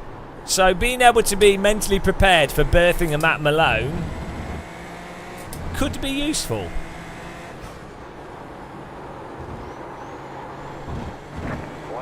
Imagine if like aliens invaded the planet and somehow the aliens wanted to like increase population massively, and they had like a ray gun that causes everyone to give birth to Matt Malones. And they're just people all over the streets. They're all walking along. Everyone's just giving birth to Matt Malones.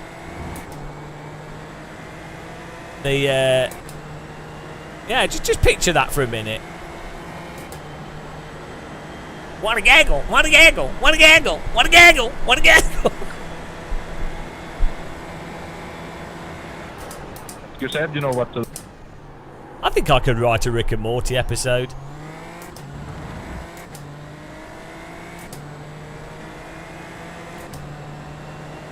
And on that note, Streamlabs, love this low quality content. That's right, you're not having a fever dream. You need iRacing to add AI driver chat so we can race 30 Matt Malones. Matt Malone AI voice. Yes, this is what we need. This is the appropriate use of artificial intelligence. Is there a Matt Malone soundboard? Do I need to make one?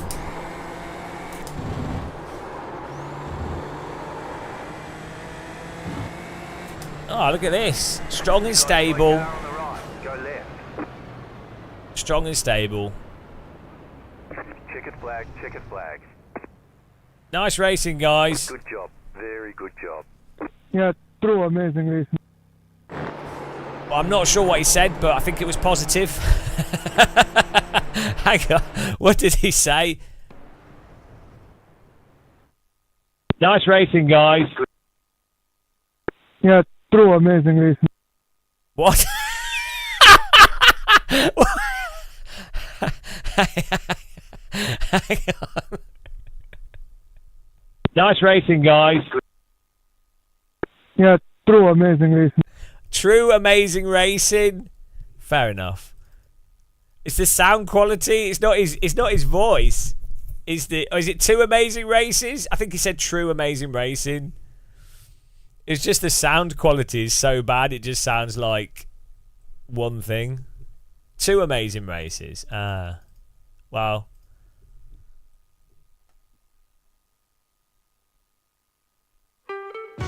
Why did bad microphones still exist?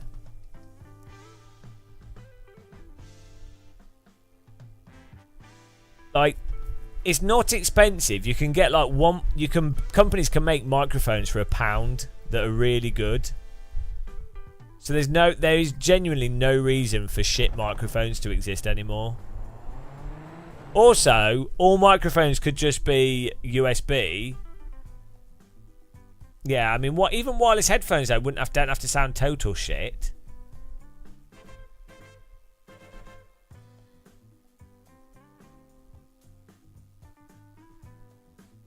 Yeah, but like, even the cheap microphones can be printed on a circuit. They don't even need to be like a diaphragm or whatever. Like, yeah, but it's not even about the bandwidth though. You can EQ a really shitty sounding microphone to make it sound clear, and you can also like the AI stuff. The Nvidia's like could reconstruct it, so that we should be at a point. Like even 10 years ago, so back in 2012, for £2 you could buy a microphone that sounded as good as this microphone does now. It's just EQing and setup.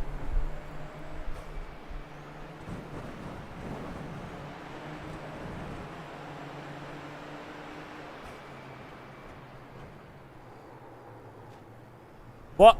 Right, let's have a look at this.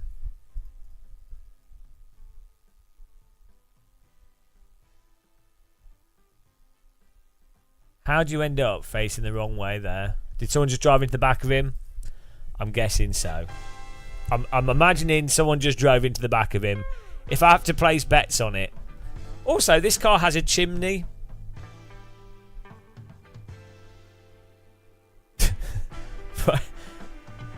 Why would the exhaust go up and not out the side? Get a little bit of extra aero or some benefit from it. Do you think he grasped it and then got on the throttle? Or was he rear-ended? Oh no, the car in front! That was not what... Oh, he got brawned. He got hot lapped. I mean, on the first lap. Why is this guy hot lapping into the corner? Like, he is ahead, but the blue car... If the blue car stamps on his brake, he's getting rear-ended. So this guy... Why is he closing it so tight? Why are you hot lapping on the first lap? Why? Absolutely pointless. He goes into the corner side by side and then hot laps into the corner and gets away with it.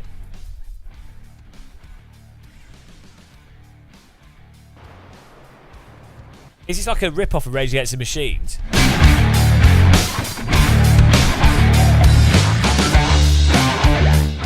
It's the rip-off of the Matrix soundtrack. The what is it? What's the song?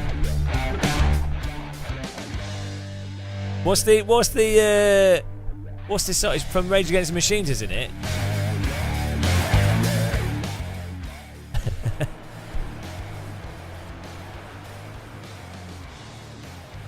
Yeah, wake up.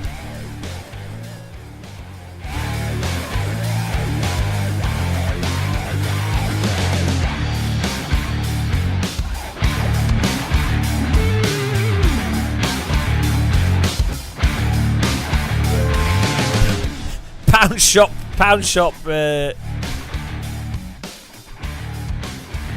even has the slides in it.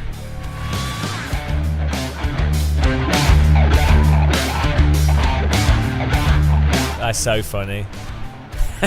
That's so funny when people, for copyright reasons, someone wants music that sounds like another song, but it has to be slightly different. But then it's basically thematically exactly the same. It's like alternate universe versions of the same songs.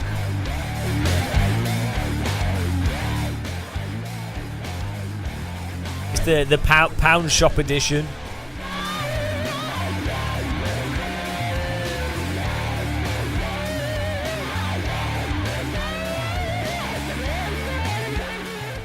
Oh dear. It's not that bad actually though. I'd be happy if I could play this well.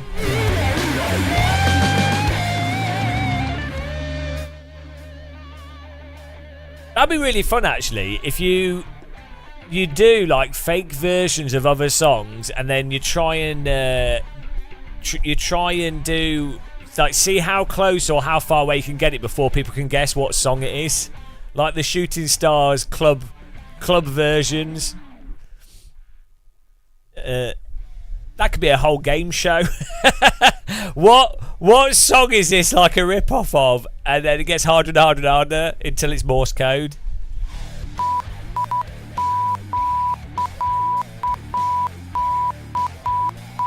That's for $1 million. This is a well good game show idea, guys. I'm pretty sure it'll take off.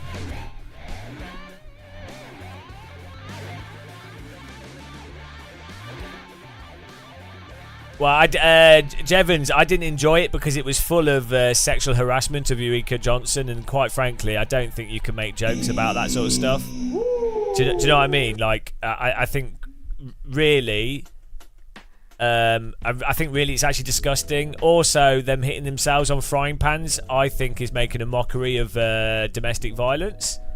So, you know, if I'm honest, I actually think it's a really out of touch show that on reflection I'm really offended by, and I think Vic Reeves and Bob Mortimer should apologise.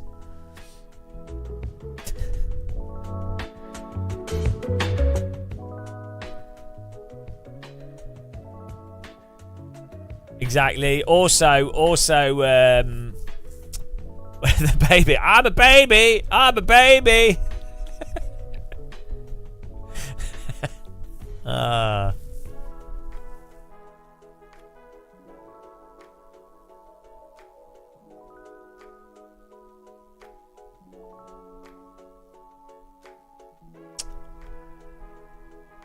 I'm going to do another poll, guys. I need to eat something as well. I've run out. I've got a banana. Get another banana. Thanks for clicking the like button on YouTube. I don't think it does anything, but thank you for clicking buttons.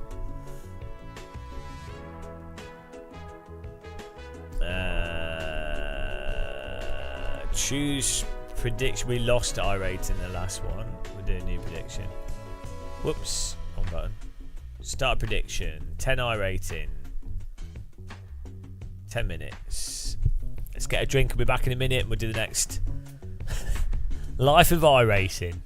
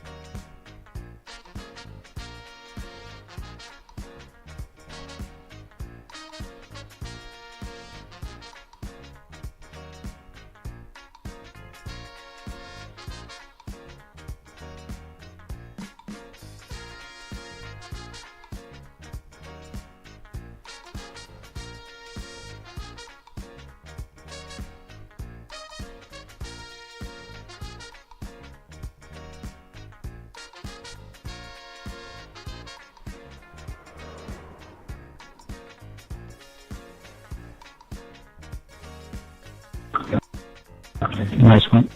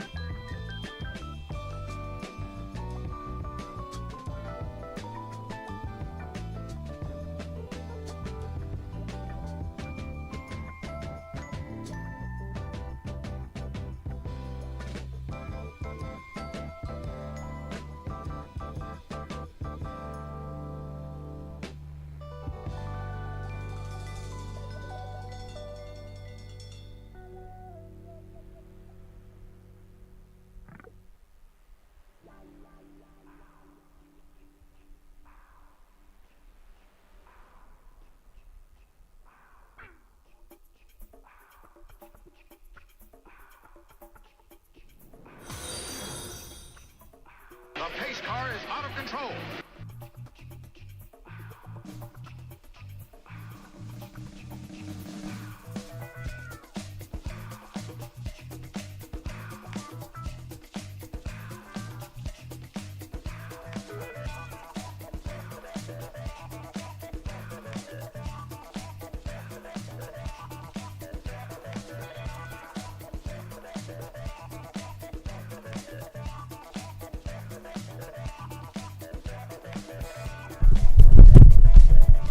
Hello. Oh, we gotta get good quality. Let's go.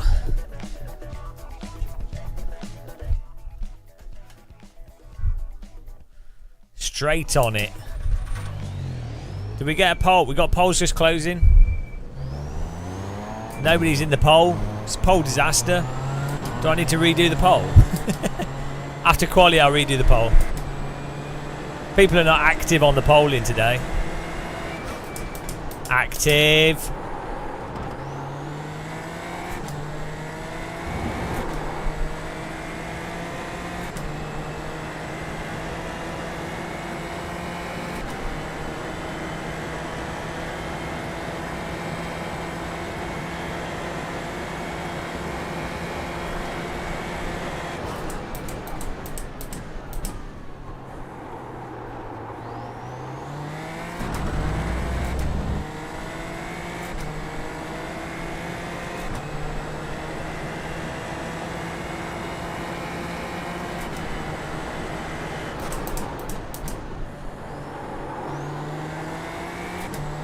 Whenever I get a cup of tea, chat goes really quiet. Hello. Woo. Very confusing. They're like, why? Why? This peace and quiet is so nice. I didn't know it was possible to live life without this incessant whinging about tyre models. What is this peace I'm experiencing? Green flag. That strange buzzing sound has stopped. Okay, here comes your first time lap. If only your life could always be like this. Whoa! Suspension test.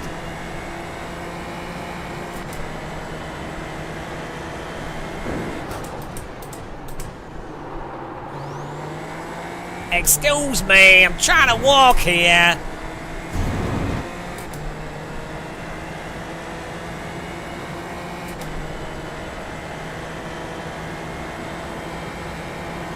Welcome to the channel, new viewers.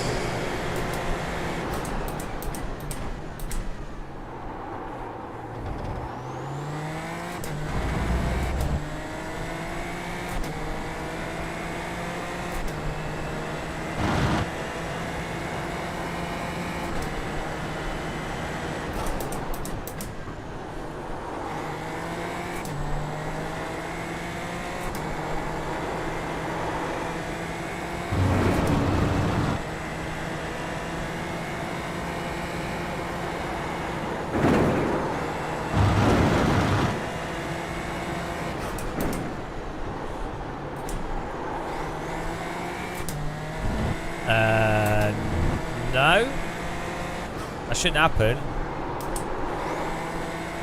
Are you sure it's the cheat stuff that's causing it? One more lap.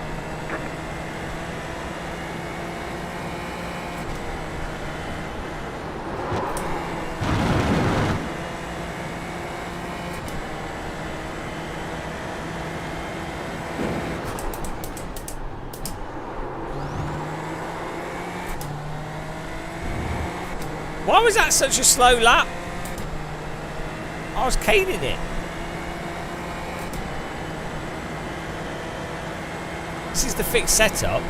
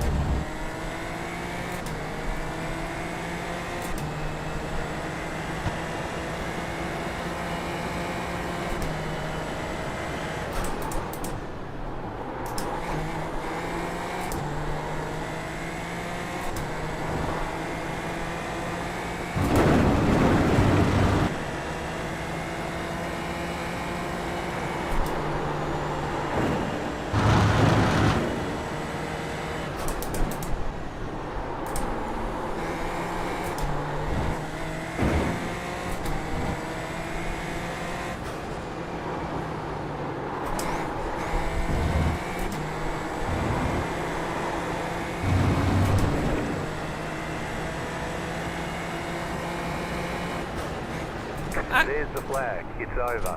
Why am I so slow? I was driving well good.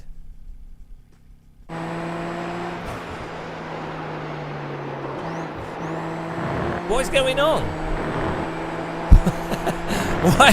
How can I go from the...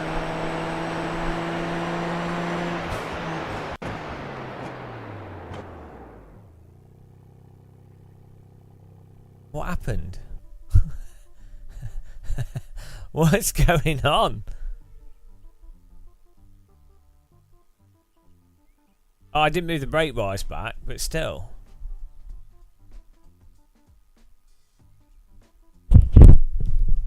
I normally do 30s in the fixed.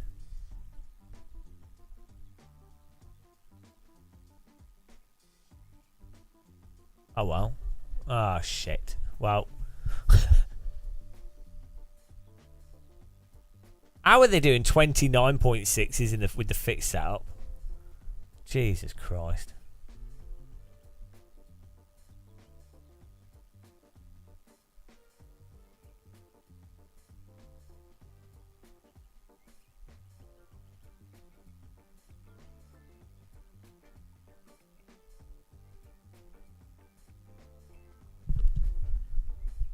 Where's Thomas?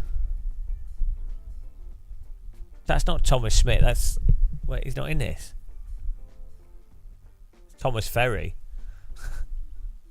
No, I've done 30s in quali. I've done 30s in quali, like 35s in quali. It's just we don't even care about the Schmidt, yeah.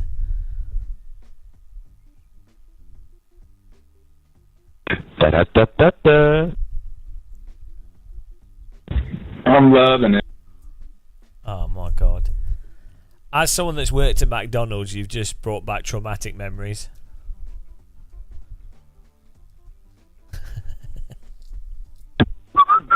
Oh no! Oh, I'm missing the start now.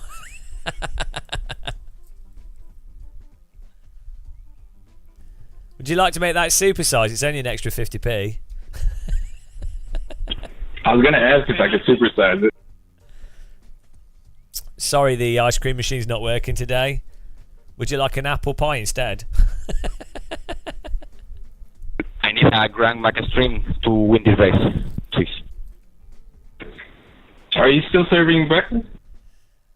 Sorry, breakfast stops at 10 a.m.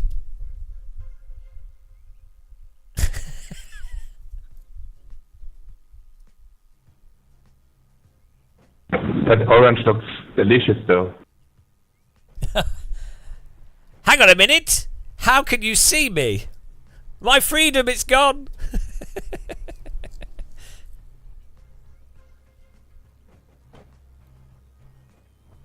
I'm trying to peel my orange before the race starts. I want a bit of orange! The real race is the peeling the orange. I'm going to have like orange all over my hands before the start.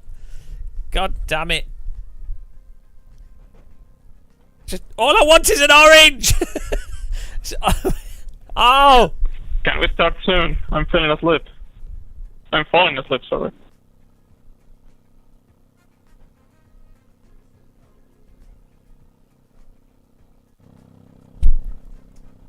Ugh. The estimated strength of field is 4,377. Tight field today. Look for opportunities.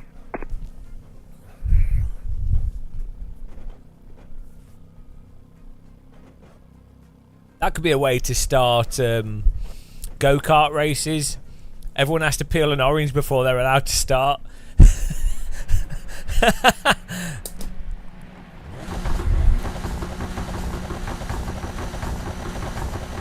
Green flag, green flag. It's like running to the car. The healthy edition. There's an incident ahead, left side. No! Still there.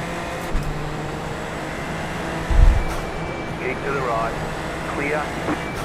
Car right. Clear. Carnage behind us. Almost got rear-ended.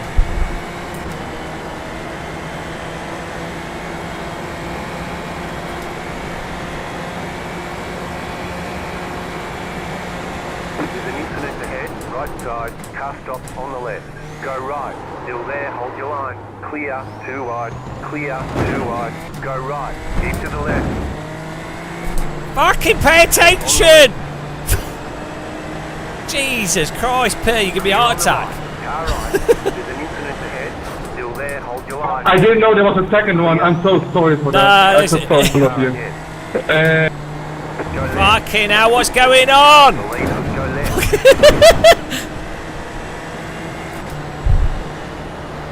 Nice relaxed racing. Oh, nice to see you survived all that, Robert. I'm a slithery snake. Force fields to 100. There's an incident ahead. Slow car ahead. Car stop on the left. What? What is this? Every corner.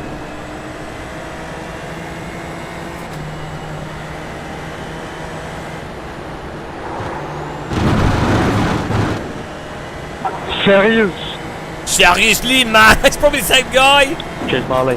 Maybe defend the corner a little bit more, and you won't tempt me to go up the inside. Oui. Ils sont vraiment fous, hein? That was my first lap in this series, and now I understand a lot of things. Seriously. Ils sont fous en fait. C'est toujours dans cette voiture. I made a French friend, guys.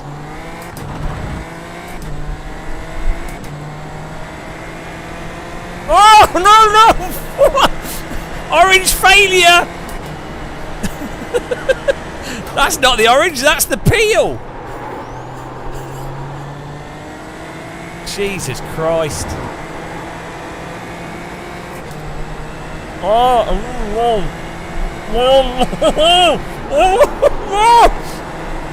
Didn't really know that it's one of the inside now. That's what I was doing. Learn some racecraft. Okay. It's a bit harsh, the person who left the door open for me. I made the corner, didn't hit anyone. Turned into me, could always turn out. Lots of runoff. That was too much orange in one go.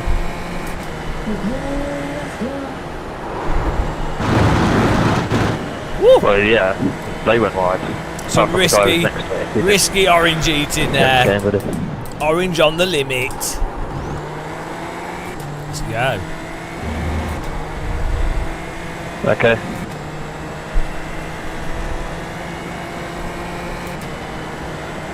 Oh, we're in 11th place. We qualified skillfully in exactly the right place.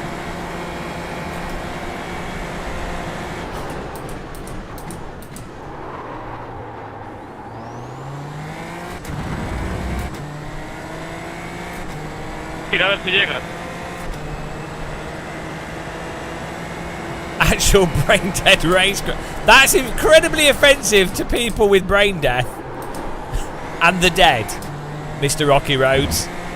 Clip it and ship it! A ver si nos reenganchamos, Ángel, prueba.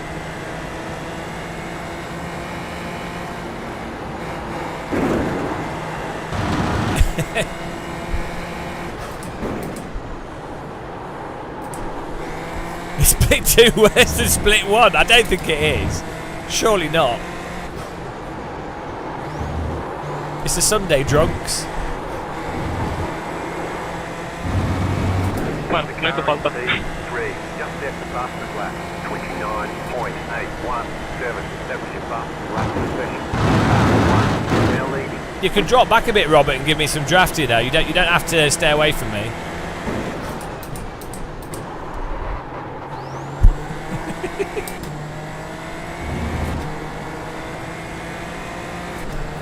I've just had my mouse fall off my NXL racing stand and get right behind the pedals. I'm trying to go slow, man. Oh no. Did you just donate $20 fucking to me? Hang on, did someone just donate $20? Sigma Motion Systems as well. Guys, Sigma Motion Systems do they do really affordable actuators. American company.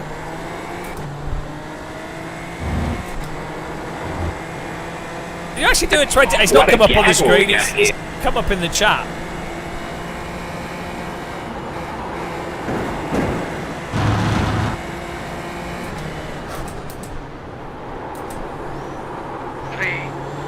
Oh, he did! What an idiot! Thank you. Your next month E-Racing membership fee. Lachender Smiley mit kaltem Schweiß. Thank you very much. Car in P1, just set the fastest lap. Blood 21 Zabby! point What? 19. Monetary bombardment!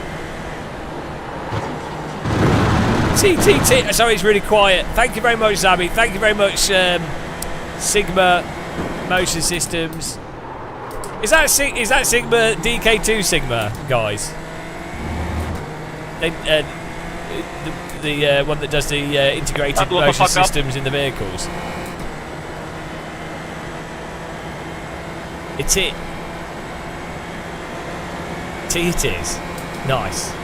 Yeah, guys, check out, follow their Twitter, because why don't you do more videos, Sigma Motion Systems? Because some of the stuff you do is like really interesting to sim racers. Like, you know, the servo motors you put on the car, was that to emulate engine vibration? Or was that just controlling, they've just side on to control actuators at the side? Like, there's loads of, they're doing really interesting projects, or like putting actuators in full cars. You know, like full on, full car sim rigs for like museums or like clients and things. It's genuinely like different stuff than what you normally see in sim racing. That's why I like following them. I love like super niche sim stuff. But yeah, thanks Abby as well. Really do appreciate it.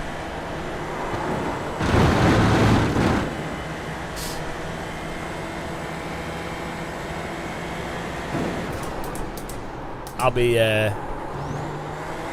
we're going out to London a few days' time to do some museuming with Paul Smith. So the money will be used for museuming and transport. Thank you very much.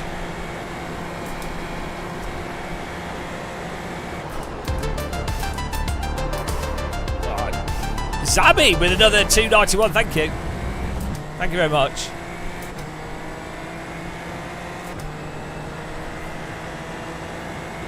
It's a box of Yorkshire tea, that. You started with real cars, now you're going giving back to the same tech to community. Nice. Do you ship to the UK? Like, how much would it cost if I was like, right, I want four motion actuators on my rig, like say the DK2 system. How much is that for? Like, would like be presumably like import fees and stuff?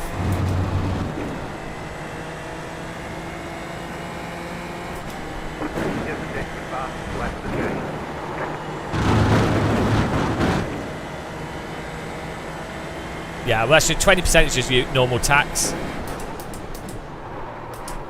But the annoying thing with duties in the UK is, for like, even if something's only £100, you have to pay the bloody service charge, which is like £17. It's stupid. Nothing normal about 20%. Well, the thing is, UK tax is different to American tax, so yeah. I don't know. Like, it depends how you break it up, where you break it up. It's going well. Keep at it. I'm only really bitter about the service fee for small items.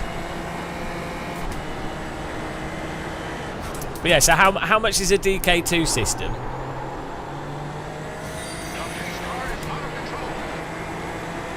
Extortion fee.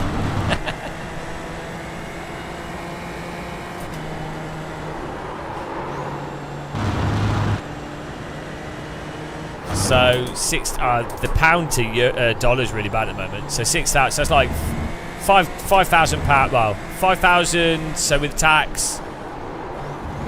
Oh, with shipped, you mean that's including fees? So that's five. Yeah, 5,600. Is that about right? 5,600 for a 4 actuator custom 4 actuator system. Is that with petrol blue paint on them?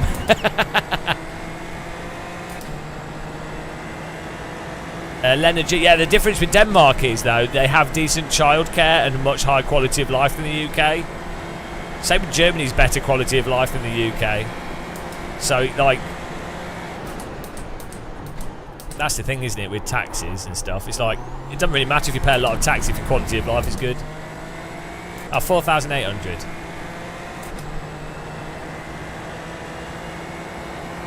It's illegal. Yeah, it's too dangerous.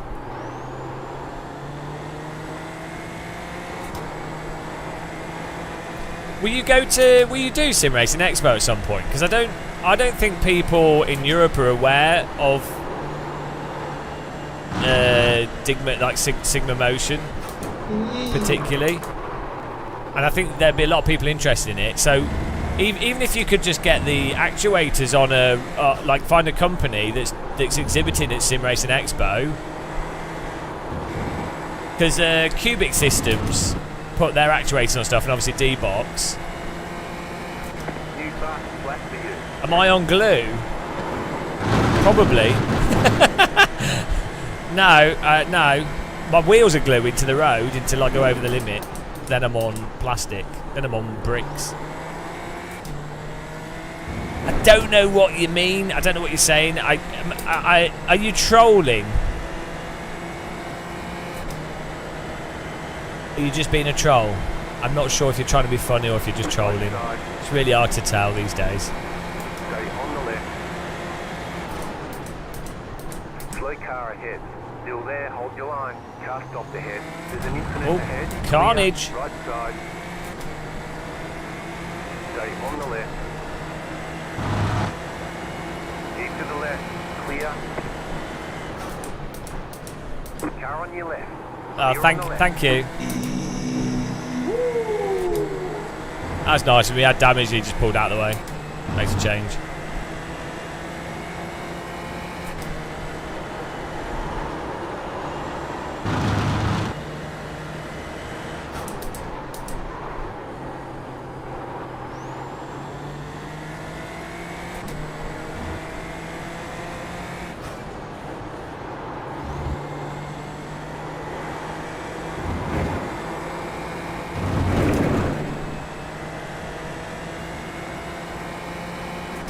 That's so random.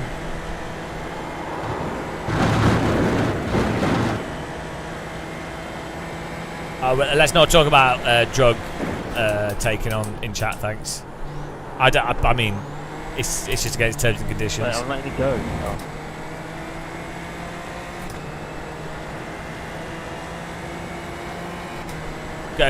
Glue's actually really quite dangerous because it's so accessible.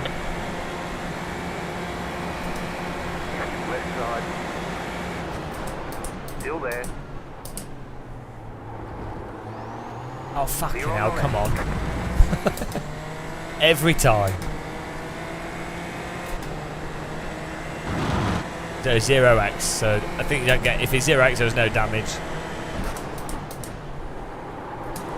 Thought I was going to be just wrecked. Most glue they have, yeah.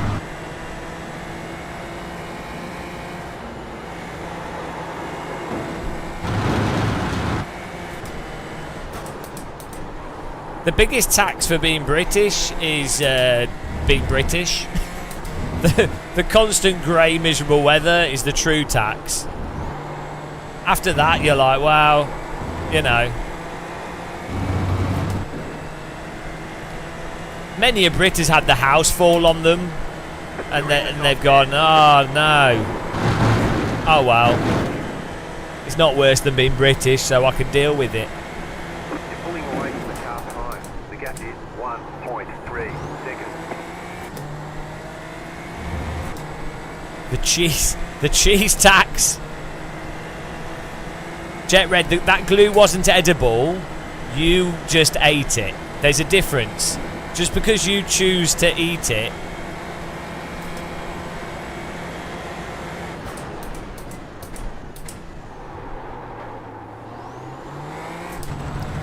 Donate for Streets for Fun. We put all funds back into development and keeping prices attainable. Yeah. No, I just note. So I noticed at Sim Racing Expo, there are smaller companies that obviously can't afford to exhibit, but then there's people with sim rigs, companies at sim rigs that would obviously they are exhibiting and they'll do that, but they might not have a motion on the rig. And obviously for something like Sim Racing Expo, some like small actuators are quite popular. And so it's quite a good, there's probably like a good, incredibly cost-effective partnership. Yeah. And then it's quite a while to Sim Racing Expo. So if you manage to line it up, then when I do a tour, I'll make sure to point it out. Okay.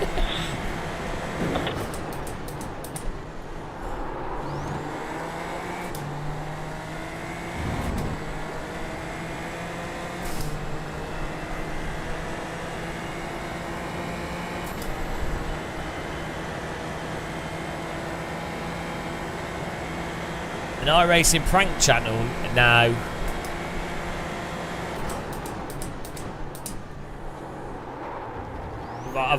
My channel's already a prank channel. Thomas has quit sim racing. No, he's in the lower split because he's Lidl secondary driver.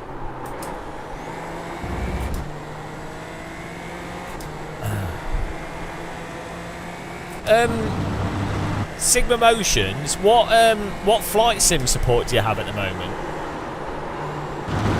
Like, is it just taking telemetry from the game? But what telemetry is it using for, like? Because the Microsoft Flight Sim telemetry is a bit weird. So can you do stuff for like the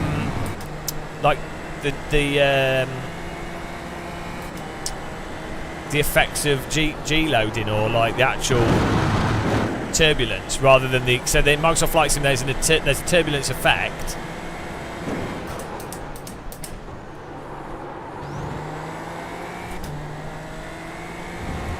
So the force feedback joystick I've got can only do with Microsoft Flight Sim. It only does as you go faster, it changes the resistance curve of the joystick based off the airspeed on the control surfaces, and then it has, you know, like stuff for like engine RPM and ground vibrations and things, but it's a bit lacking for full-on physics generated. X-Plane has like full G-force and everything else.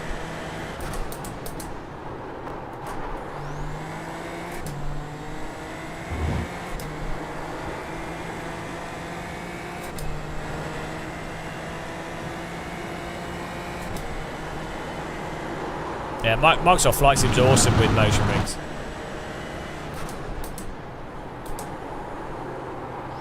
Thanks, Utrid. Can we get a ban on Utrid here, please? That's a crime against humanity.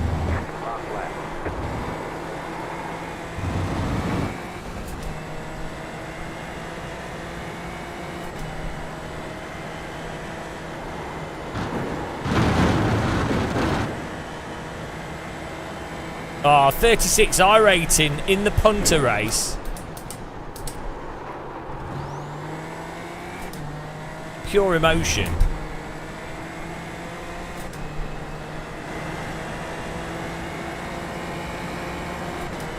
This is a drive for the ages.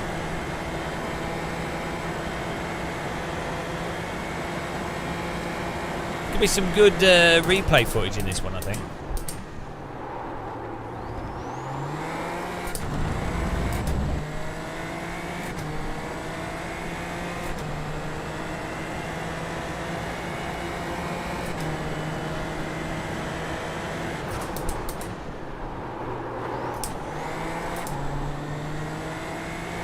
I'm guessing you don't like effects then. Yeah, that's what I'm saying. The a lot of the stuff on the force feedback joystick I have is sort of just effect driven. Apart from the speed, the physics based speed and aileron stuff.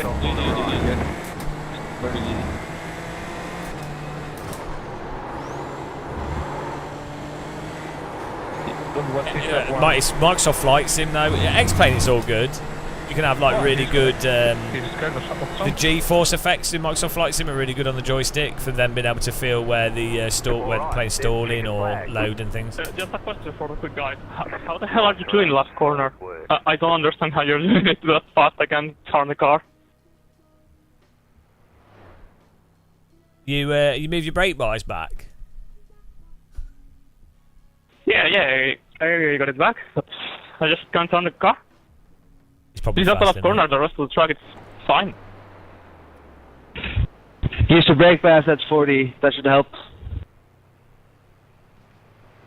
He's quick. He's still complaining. Okay, I'll give it a try in another session. Thank you so much. When you work it out, tell me what you did.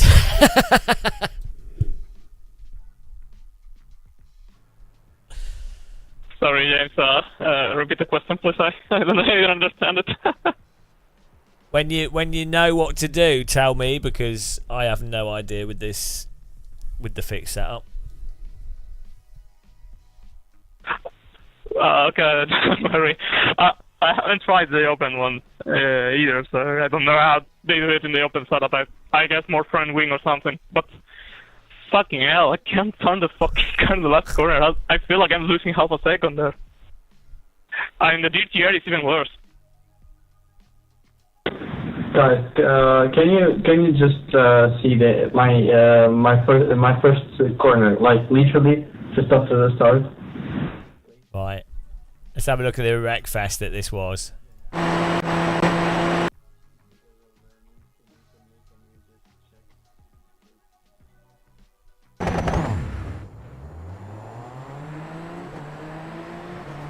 Eat an orange.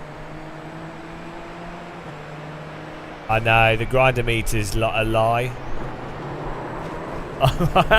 Car behind almost drove into us. Here we go, look at this. He's just going full send into the corner. Oh my god, like, why would you not just lift here, like a little bit? Like, you can see that it's totally bunched up in front. So, yeah, I lift to go a bit slower into the corner to give yourself more time because it's such a cluster.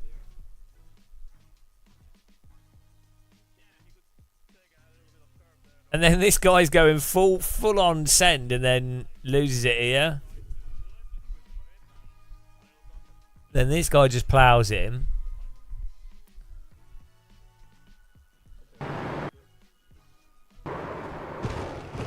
Oh, game over for him.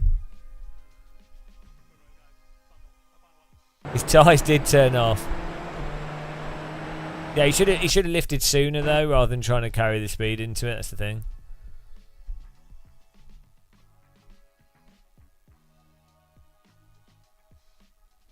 Oh, I mean, I'll say it again for those of you that maybe don't know, but like if you have a car that's got like a draft of half a second of like draft pull, what it means is you don't need to be right on their tail at any point, unless you're trying to do an overtake. You don't need to be. It's not like you need to be right on them at all times. And then if you know that your pace is whatever in the quali, then it's a 20-minute race, so just keep doing your laps and you'll move forwards.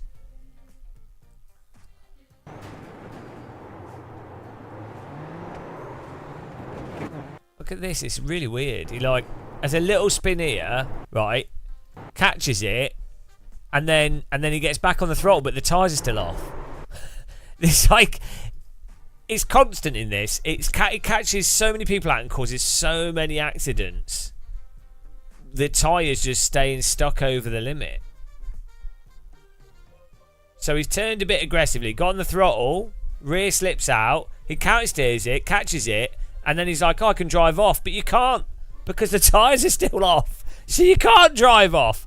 And you show this a billion times in every single race, and iRacers are like, oh, I think it's as good as it can be. They've really improved it. They've, no sim's perfect. It's like, well, yeah, but like a sim where the tyres turn off from a small amount of slip, it's a big problem. Is my terrible driving here. I don't know how those guys went right. I couldn't make the corner. And I was like, right, we're going over here.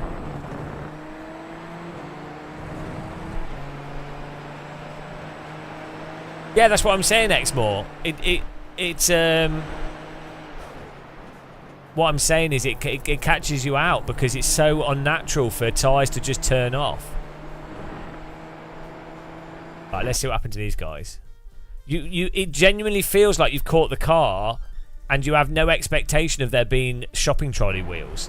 So even with 4K plus iRacers, it still catches them out because it's just so bizarre. Okay, I'm not really quite sure what that was. Oh, yeah, okay. It could have held your brakes on here, matey. I find turning into traffic in reverse is really optimal.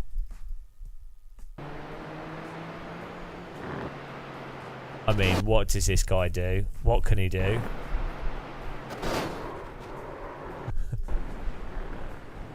Oh my goodness.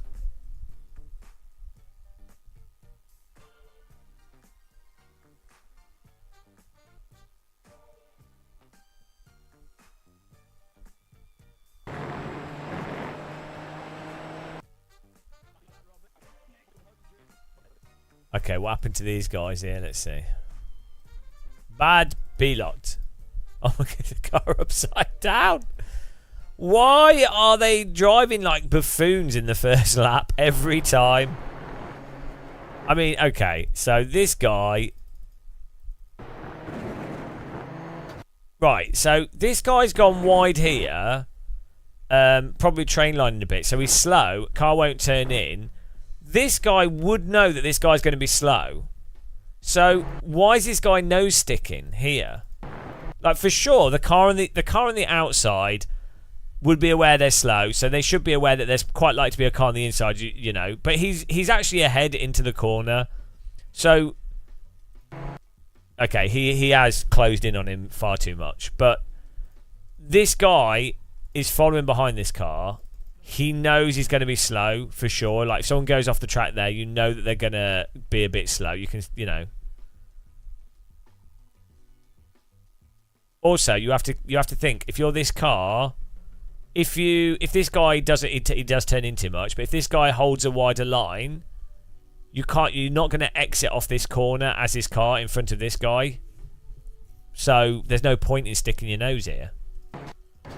So, like, it's complete. This is lap 1 as well. It's totally pointless. They can just redraft down the straight. You don't need that position right there. Like, if this guy goes side by side through here and they both get through, they're going to lose this car and the draft of this car anyway. And so it's entirely pointless. Like, this crash is 100% pointless. It's not needed. Totally pointless. Like, there was no benefit to even being aggressive on the first lap. And the result of it is 4 cars in the wall, which is quite a good spectacle. Like, it's dumb. It's so dumb. And this is a rated 5.1k. I mean, I can't blame this guy, actually, to be fair. It's this guy. So what has he got? B 6.1k. Like, and this guy, who you could say turned into aggressively, a 4.2k.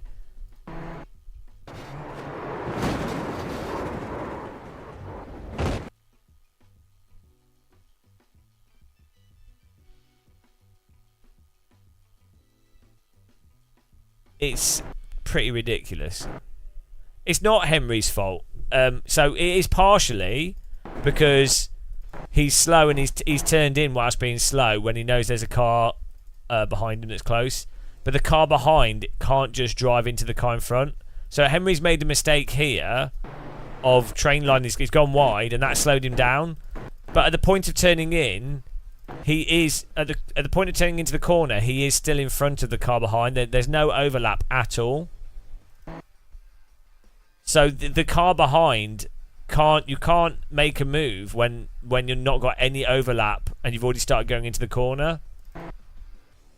And the car behind would have hit him regardless, because he's going slow because of this bit, which has allowed the car behind to gain on him more.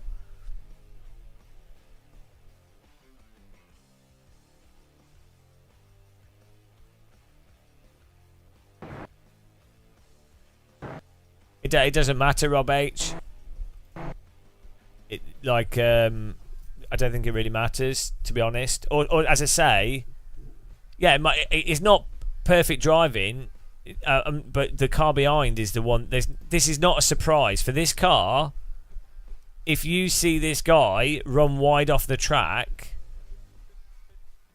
this is on the first lap, and keep in mind there's no benefit to trying to overtake here. There's really no. If it was the last lap, fine, but right in the first lap, there's no benefit to going for a move here. So what's the point?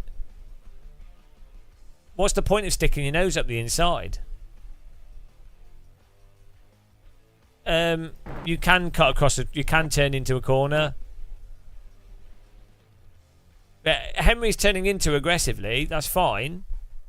But this guy is sticking his nose in there. He doesn't need to. Henry can't even necessarily see where this car is. Also, he's going into a corner. A car in front, when a corner is started, can go into the corner. He's turning into a corner. He's actually driving the normal angle for that corner. So you can't. This is called nose sticking. It's my official. That's the official name of it.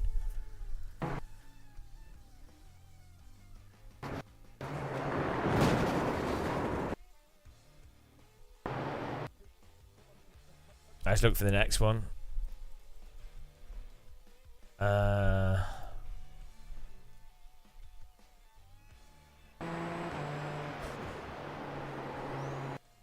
Well, it's just that one guy being like nose sticking basically ruined 3 people's race. That's all it takes to ruin like an hour for 3 people. He's ruined 3 hours of people's life. Well, yeah, but it doesn't matter if he's made a mistake, but he's still actually going at a reasonable pace, and he still had 2 wheels on the track, so he's not left the track. He's just slow. So you can't, the car in front being slow, as long as they've not left the circuit, and as long as they're not reactively blocking, it's the responsibility. Yeah, he's still in control of his car. It's the responsibility of the car behind not to drive into them. Unless they had iRacing would call it significant overlap.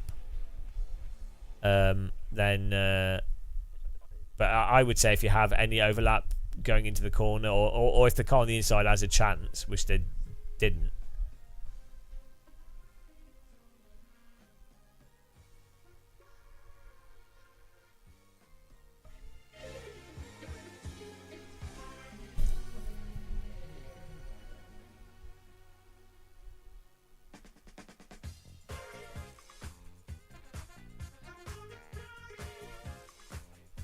Oh, what else happened in this? There was another crash, right?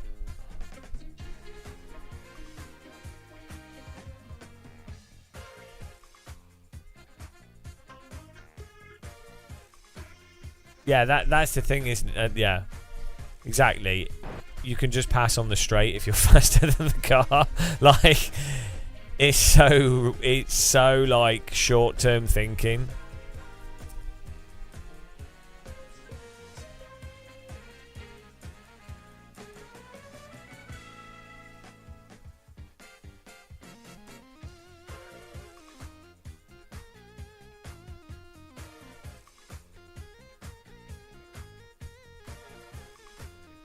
How do you skip to incidents?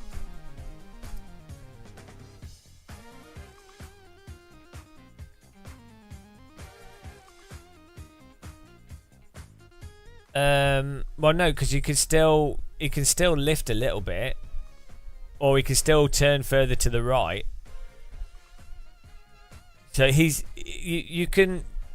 It's getting on your brakes. Yeah, you do still have the risk of getting rear-ended, reacting to someone in front of you.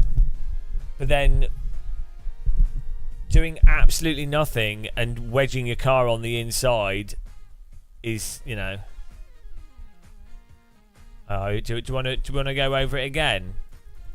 This is why nothing in life will ever get sorted ever, because you'll always have like. No, you have to drive in your mirrors in iRacing. You have to basically turn off the front of the car. Just put the mirror full screen. That's sim racing. It's not just iRacing. Should be called. You should. There should be a separate monitor that's just a mirror that everyone could use.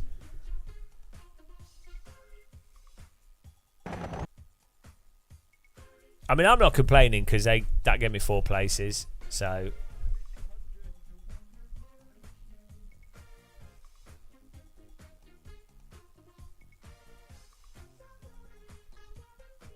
Yeah, also, no, he could have just lifted.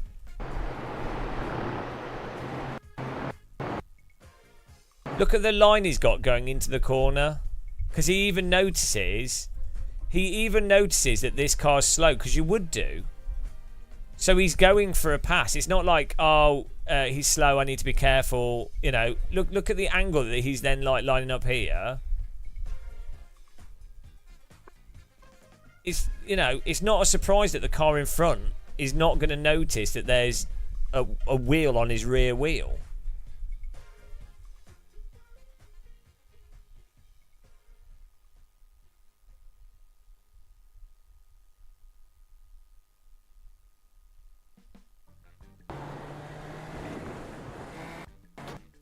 I mean, from his onboard, it does look like the car on the outside turns into him completely. But he is on the throttle. He does nothing to avoid it.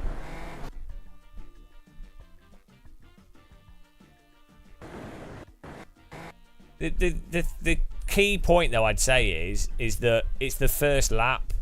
You don't need to be like... This guy doesn't need to be moving to the right so aggressively. I think he's just a bit... Yeah, he's just gone a bit slow and he's sliding and then he turns in.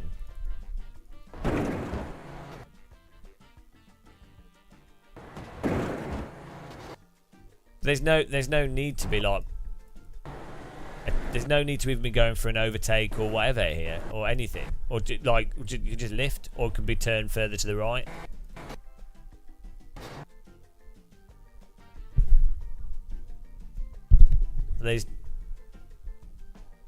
Again, you just know there's no need for either of them to be doing what they're doing.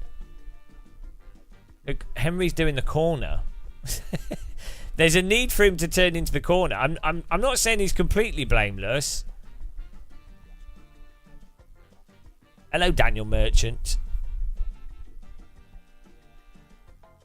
Yeah, you see a car in front of you. You're an experienced iRacer to be at 6.1k iRating. You must have done some iRacing to get to 6k iRating.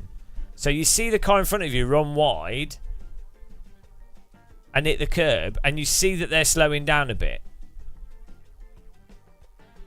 If anything, my expectation partially would be that this guy might spin or something else weird shit will happen. So I'm either going to lift or I'm going to really move to the right.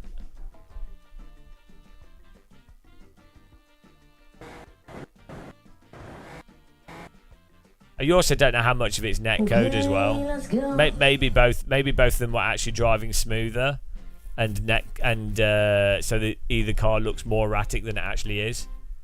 So you could just probably blame iRacing still.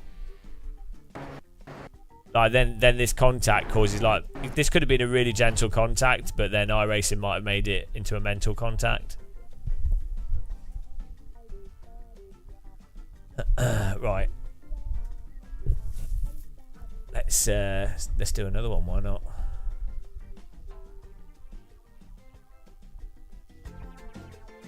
My orange made me invincible. We gained a lot of iRating though, so we'll do the poll. Are you ready? What did we get? results.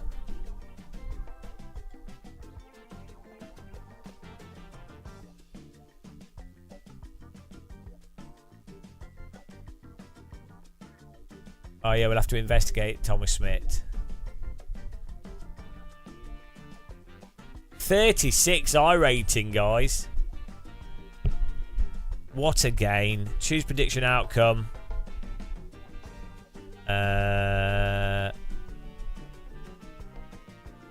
Yes. Right, new poll. New poll. Can we gain, let's say, 15 I rating? In, here you go, 10 minutes to do the poll. Let's see split 2 here. Let's see where King Thomas... Thomas won! Why is he not in chat gloating? Little secondary driver with the victory. What a result! Brave, brave Sir Thomas! What a legend! Hang on, where did he qualify? Where did it... Yeah, the split system's working well. Where did he qualify? Good day for discount groceries. Car number 1, started in second, led 12 laps. What a legend.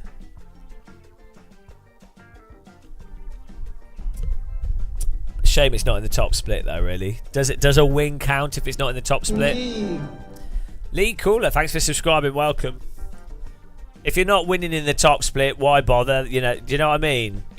Anything below top split, I mean, this is actually, it says first, but really, it's 27th, if we're being honest, in terms of actual finishing. That's what it should be called.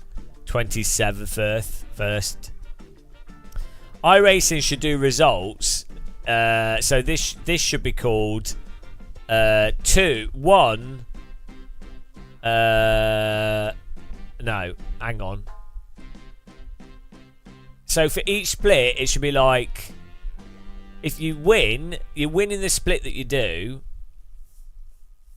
but it's like 127. So if you win the top split, it's 1-1.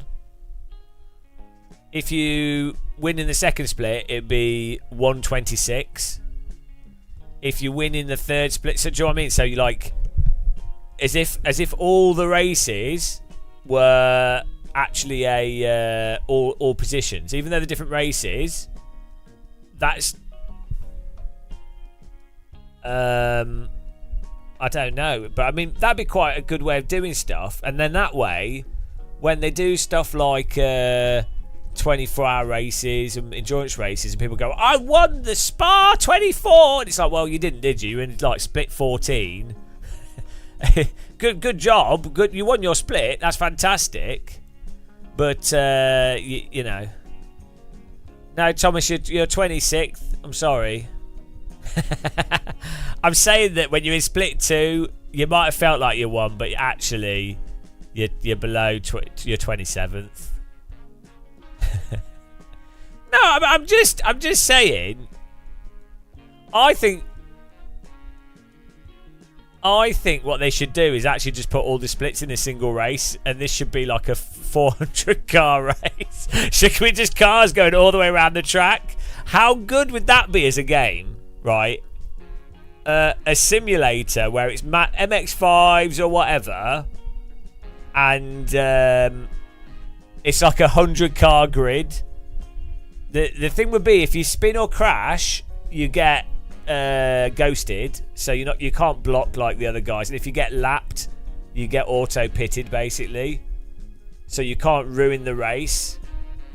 But yeah, it's 100 car grid, or it could be 200 cars, doesn't matter. You qualify, and yeah, it could be like MX5s. It wouldn't have to be a crazy car. That'd be an awesome game, like a battle royal racing game with 100 car grids, but with systems to make it so that when there's a wreck, people are ghosted and stuff, so it doesn't, you know, it doesn't totally ruin it for everyone.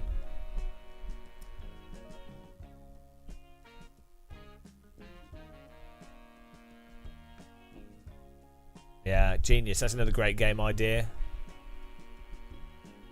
I think what you'd have to do, it's like that F-099. What you need is you need a bunch of game mechanics to make it work well. Oh no! Oh no, I thought I didn't click it. I did. Whew! Thought I hadn't joined it, guys.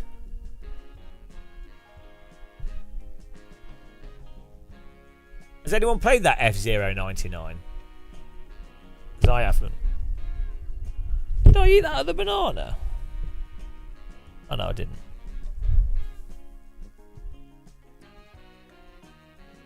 We're on 4,100 here, guys. The grindometer has been... This week has been torture. I've got good at this track, though.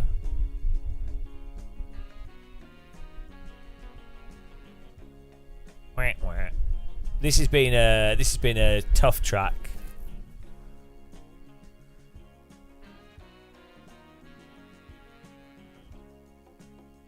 Yeah, problem is we'll have to probably have a break for the Road Atlanta week. So absolutely scammed. It's a shame Road Atlanta wasn't this week. Why? Because I have a life. Partially. You know, I like to do stuff outside of sim racing. Bizarrely, I can't just sit in a sim rig every day for 15 hours. I mean, I could do. Oh, look at that air fryer.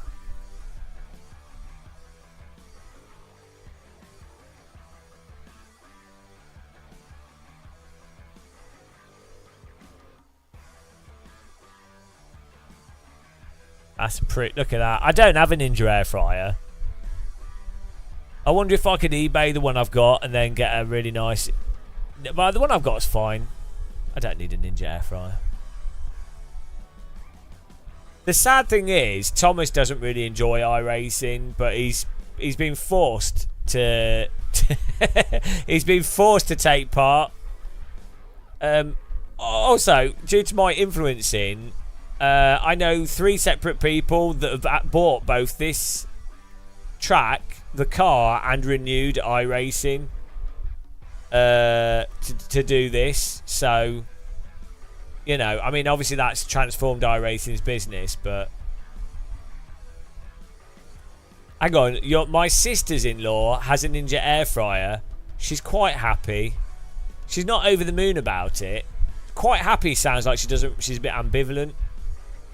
I'm quite happy with this. Don't really sell it, does it? When I fell off my bike, I only broke my wrist, which I'm quite happy about because it could have been worse.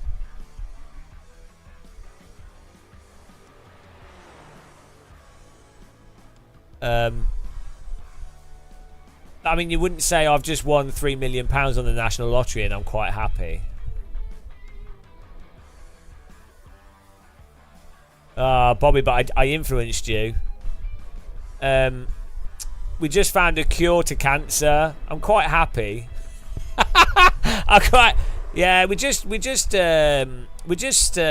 to. We've dealt with wealth inequality, and the entire society is egalitarian, and everything's based on merit. I'm quite happy.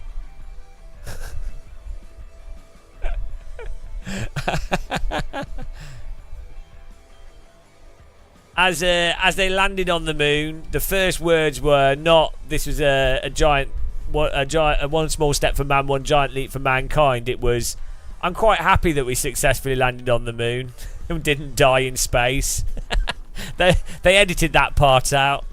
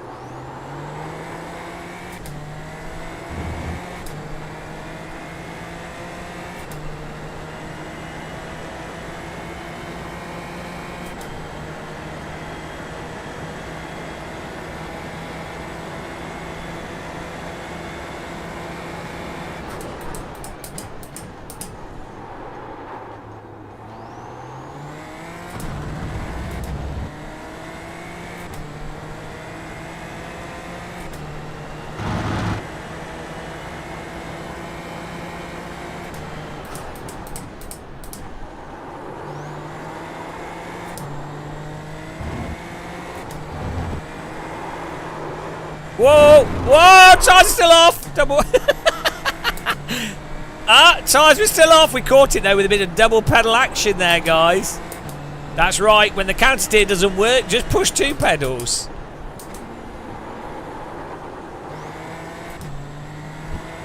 Nothing to see here. Carry on. Green, green, green. Okay, here comes your first time flat.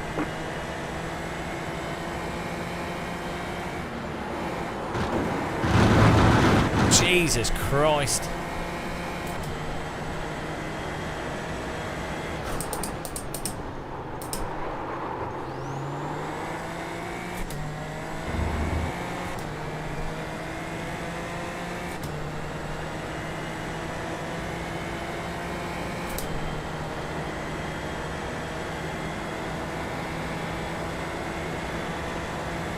You have about 2 laps of fuel left.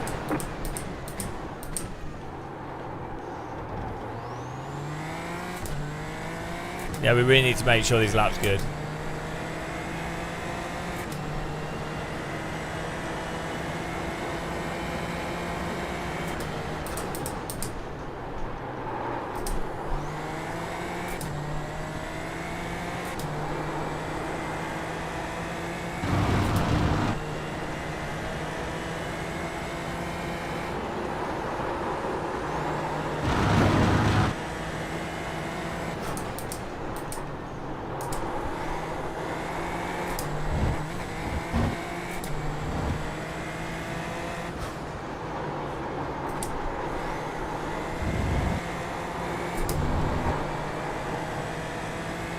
One more lap.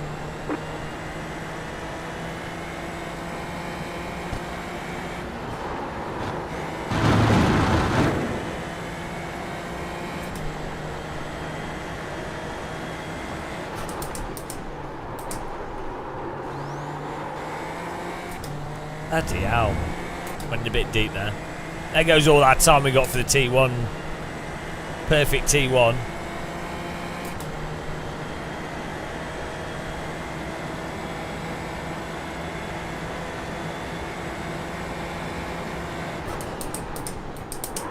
Up! Up! Like, what is that? What is that? Just what is that?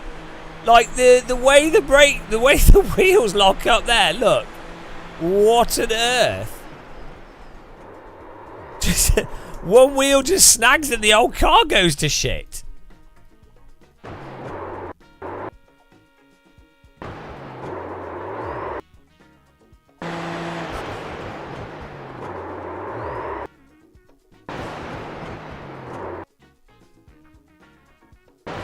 Oh dear.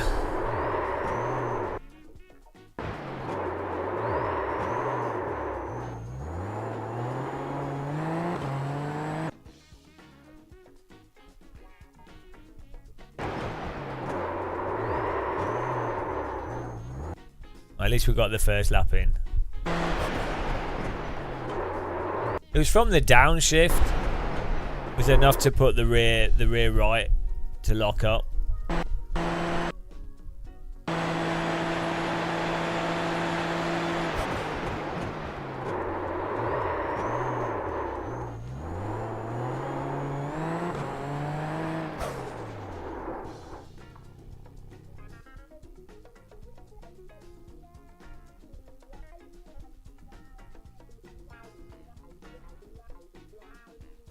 Bulldog wondered if anyone had some insight regarding the GT Mega Prime. I think it's all right. Yeah, the double check about the pedal plate. So, all that matters with T-slot sim rigs, or the main thing that matters, is really the plate that the pedals go on, and the mount for the wheel, are the big things. It's the pedal where your pedals mount to. Because T-slot, pretty much all T-slot, even the shittest aluminium extrusion you can buy, is very rigid. It's very hard to buy T-slot that's shit. Like the most budget aluminium extrusion, thinnest, shittest extrusion, is normally for sim racing totally rock solid. But you often have like custom. What they do is they use like a steel or sheet metal or something for the pedal tray. And the problem with that is it means that though the rig is completely solid, when you push on the brake pedal, the pedal tray flexes, which then you can feel and kind of defeats the point of a T-slot sim rig. So you just, as long as it's got a solid pedal tray and a wheel mount, and then ideally the brackets and stuff that hold the edges together, which is all standard components, you're good. Scuba Junkets, the snail physics are off since rain was included. The slime. Yeah. Let's see where we... Oh, shit. Yeah. Well, we're sort of in the punt zone here, all because of that.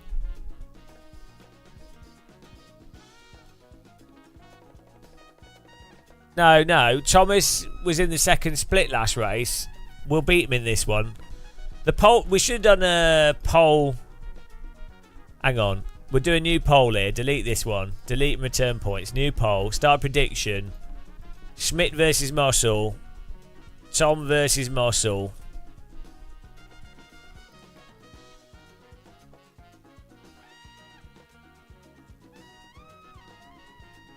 There you go. New predictions up.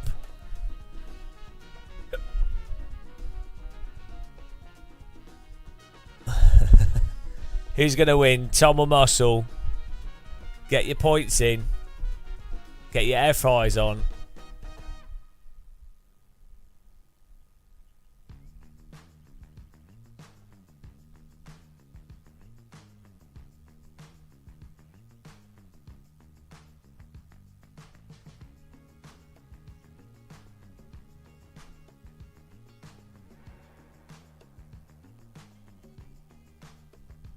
I mean, I'm disappointed that you guys are believing in Tom more than me.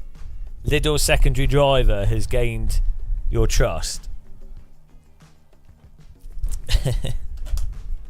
Absolutely disgraceful, guys. Really, really saddens me.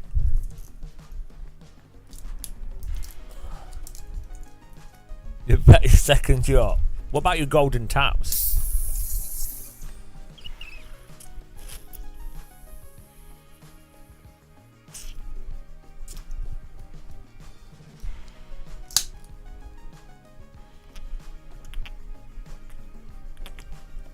I am non-alcoholic Guinness replenished.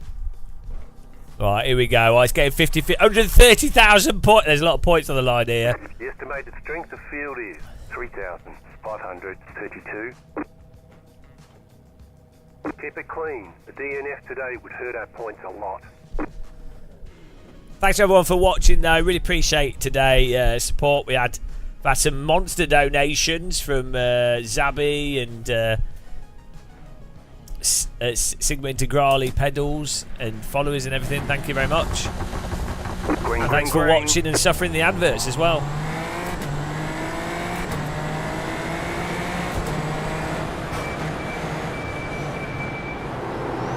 Car right. Stay on the left. Still there, hold your line. There's an incident behind. Still there.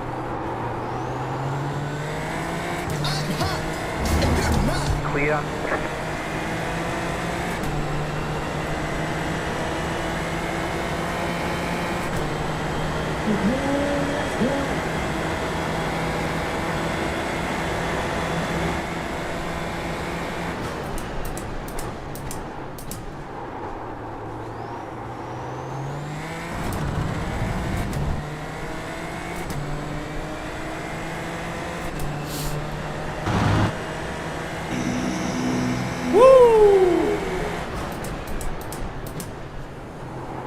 Go left.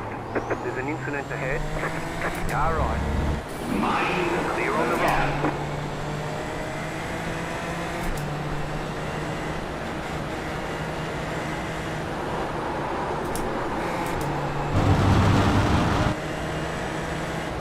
Right side. Stay on the left. Mate, why are you being a dickhead? Take it easy. I've slowed down because the guy in front slows. Just take it easy. There was an accident. 30 minutes. What the fuck are they doing? Like, there's no need for him to try and push around the outside in a way that has You're in the top 10. zero productive outcome. What is he doing? Fucking hell. Just let him go. To the left. Clear. The people in this game just...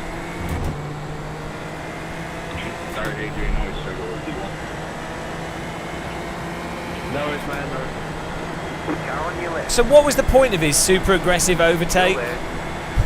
What was the point?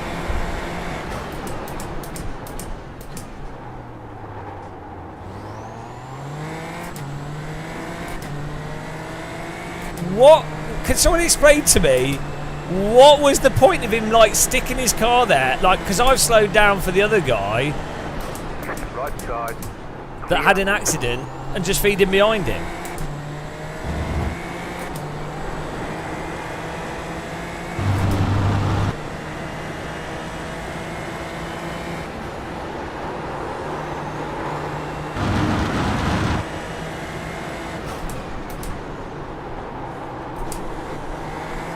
No, but he has to do a nice overtake and not just drive into you, and also do an overtake that makes sense for actually getting in front. Do you know? Like, yeah, he has to not just ram us, which is what he was doing. And then also, why bother doing an overtake if you're then just going to lose it on the straight? No, it's not, because he can't make it stick. So there's no... He can't complete the overtake. It's totally pointless. All it does is cause a crash. It's wrong because there's no positive outcome from it. You can't go around the outside at the speed that we're going. He can't get enough speed to be on the inside. The only outcome is I stay in front, therefore it was pointless, or we crash. It's not for the speed. We can do the replay of it if you want.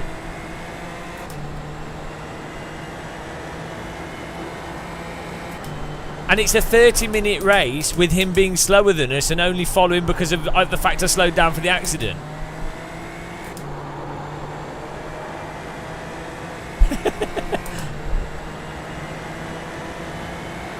There's no... Well, it's probably like 60% of the people driving in this are driving by, hot lapping, and just attacking every single thing. That is it. That's as far as it goes. It's like some like overly simplistic AI that has like a kilobyte of memory, and its algorithm is race line and car in front slow, go.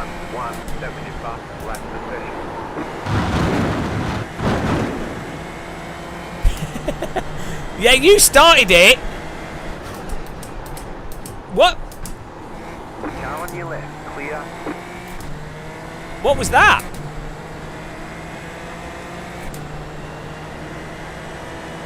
You started it, Uhtred. Guilty.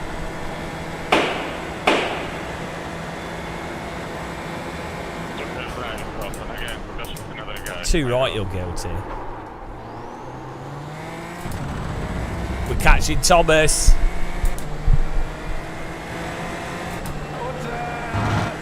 Order. Well, what do you think, Uhtred? Do you think the guy that's done 40 of these races, do you think they might know where it's likely that a car can go around the outside? Do you think they might know?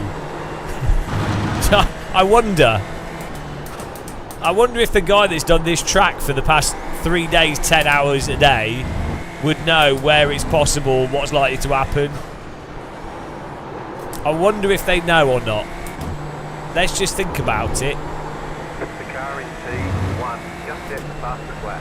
29.1. Well, you're not in the opinion zone, so you can't talk.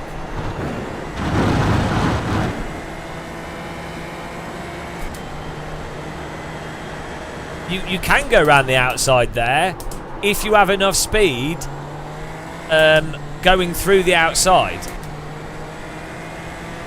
But it's not going to work unless you've got enough speed. He didn't have enough speed, so it's completely pointless. The race hasn't finished yet. It's not finished yet. So I'm taking a debit from the opinion zone. Don't worry. Inevitably, someone will drive into Thomas.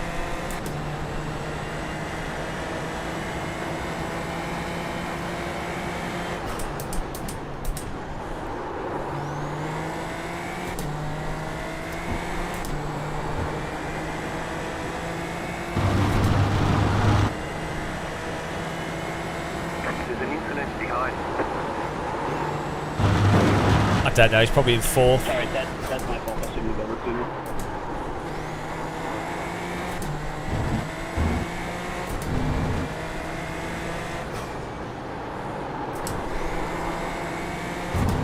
The car in P1 just set the fastest lap, 29.022.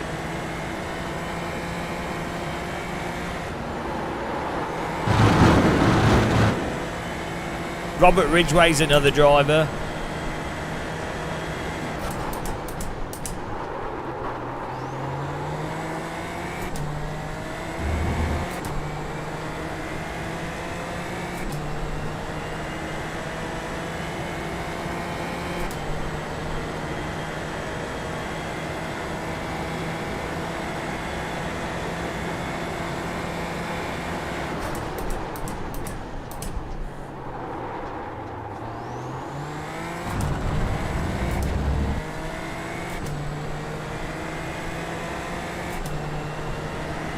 Banking on Tom Talent to be a crash magnet.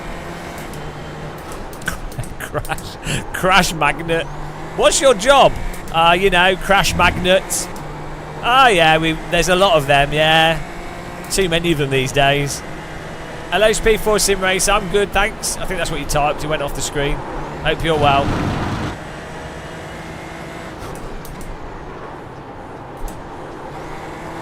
The 2K streaming. What do you mean?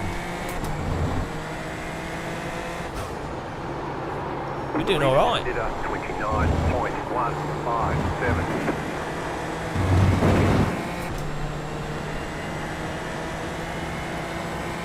Just set the fastest lap of the session. Doing 29.9s with a full tank or a half tank of fuel is pretty good.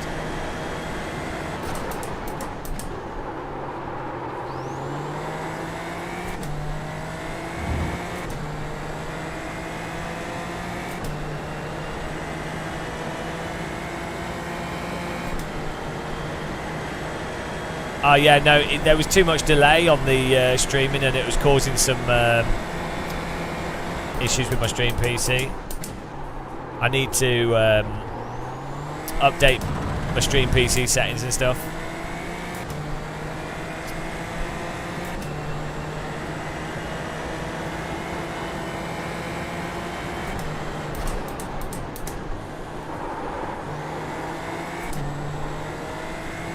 Brian, I do like, so this is lost on people that don't really watch us that much.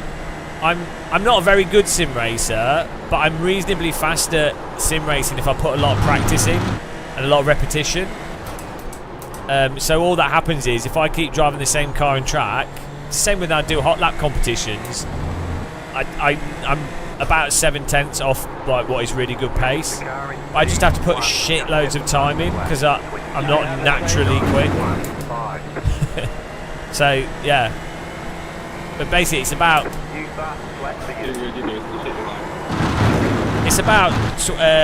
25 hours of practice for me to get okay-ish at a tracking car. I'll just go, it's fine. I'll take a quick hit. I just want top 5, so we can trade back and forth. Yeah, it's just OBS. The capture card's fine. It's a weird. It's the PC that it's. I really need to just reformat it and sort it out. But that's another job.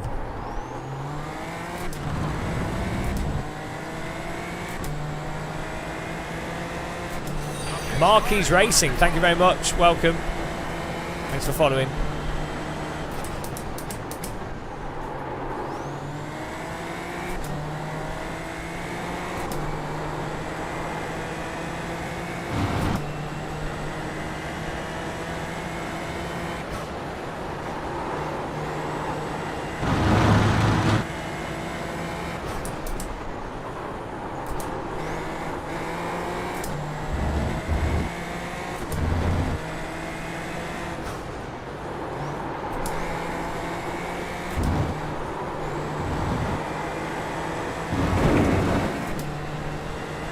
Get third PC.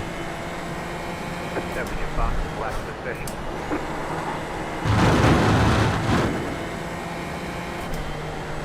You can get dedicated streaming boxes that are really good now. Quite expensive, but they're really good.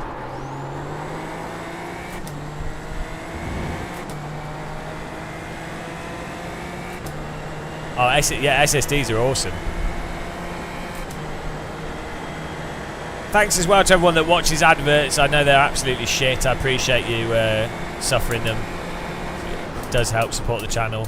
If you don't like adverts, you can become a member on Twitch, and you shouldn't get adverts.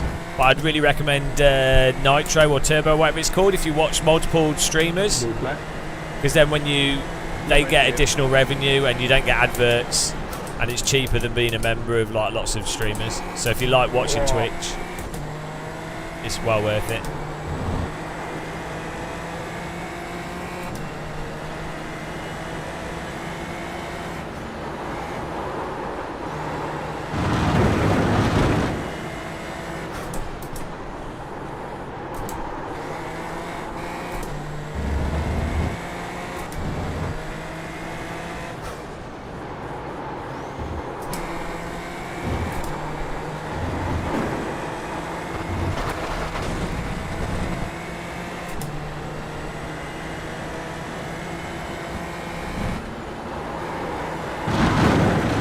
Trying to catch the car in front. I'm having to push quite aggressively.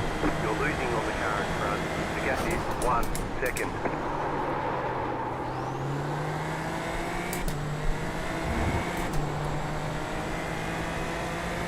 Yeah, the adverts were a nice break.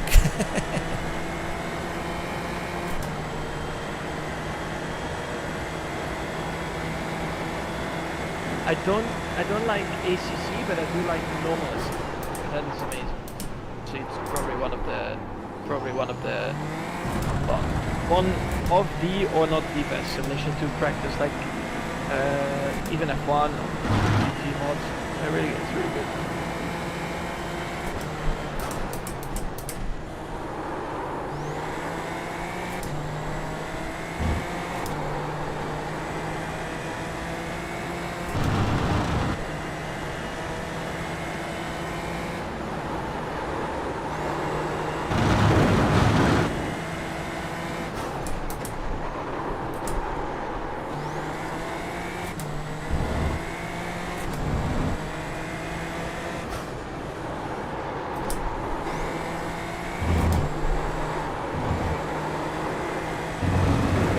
Reflex.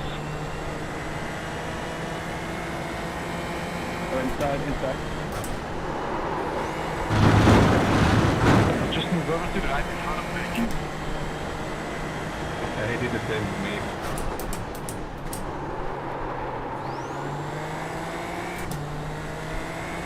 Oh, he's got the car in front.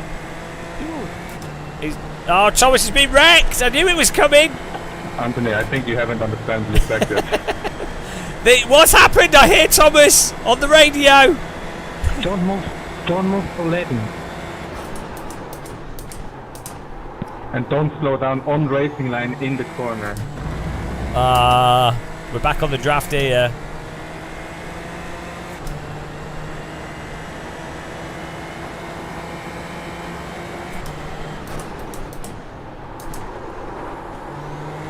Yeah, we have pace to catch this car in front, or to overtake him, so we're catching up with him without draft.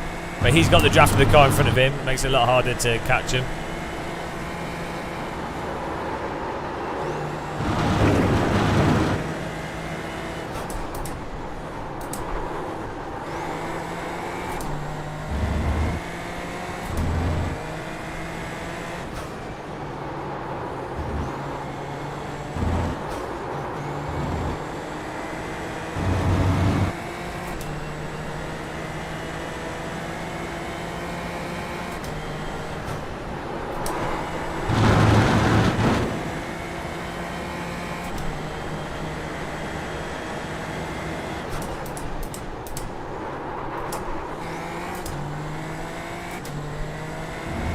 gonna do something now. I do.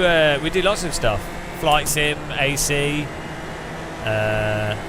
LMU, whatever. But we're just doing a lot of iRacing because I've got a stupid challenge of trying to get 6K A license in everything. It's just something I do because I hate myself. We'll try and do more VR content as well. This challenge is taking a bit longer than I thought it would, as usual.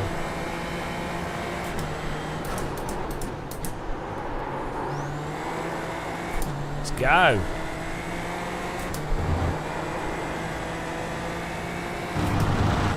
Tuning in to see the same thing. It's meditation.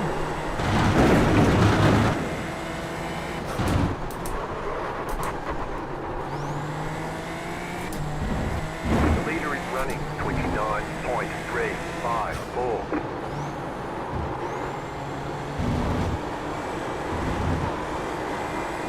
Oh, here we go.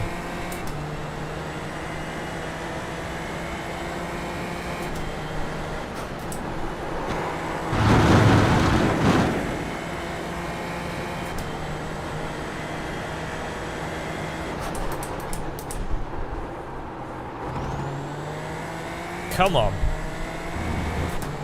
Get this 7th place if it kills me. Still have 10 minutes to go here, so.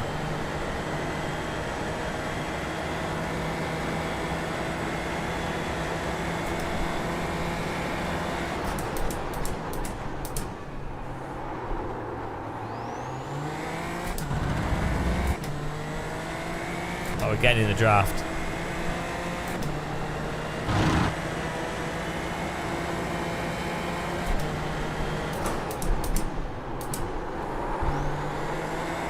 He must be feeling the pressure.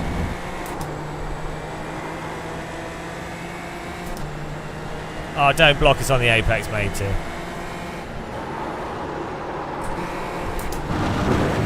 Oh, don't block me, don't block me, don't block me.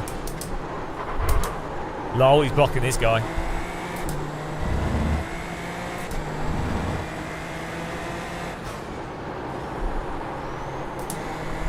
Go left. Lol. Well, that worked out good for me.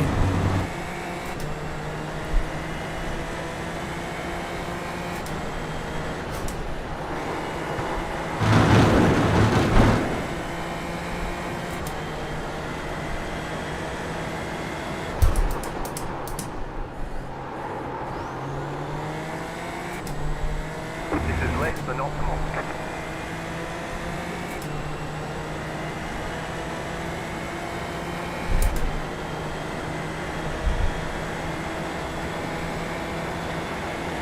Car right. Stay on the left. Still there, hold your line. Clear. Left side. Keep to the right. Still there. Stay on the right. Clear.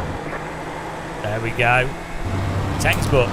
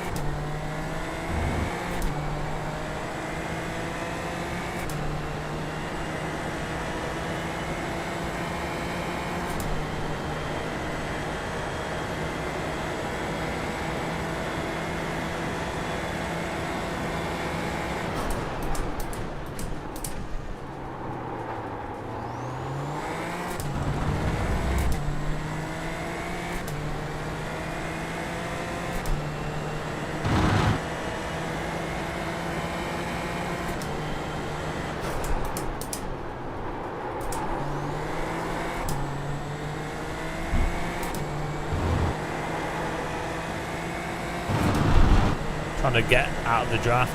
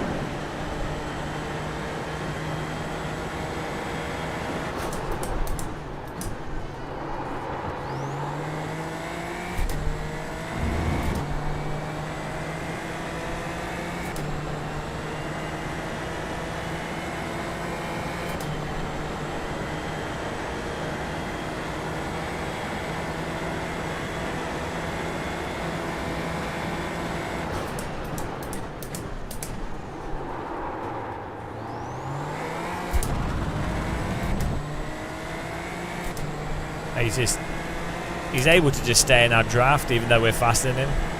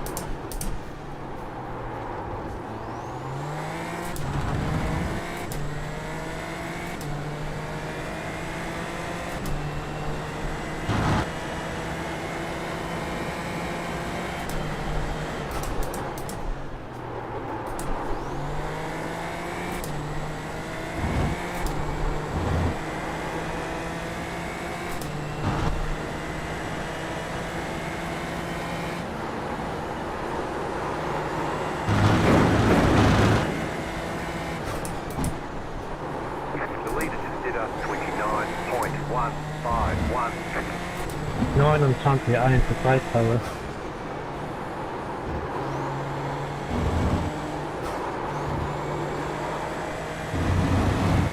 What happened? That was your fastest lap of the session. Mach mal langsam hier vorne.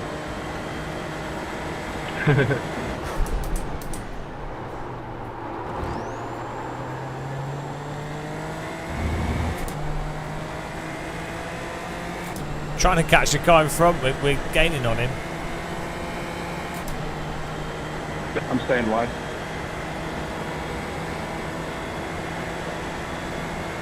You got about 5 laps of fuel left.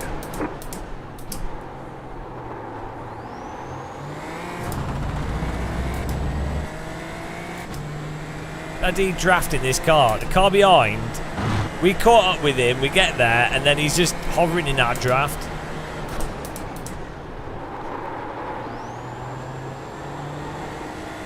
So he's managed to stay with us, and we can't escape him.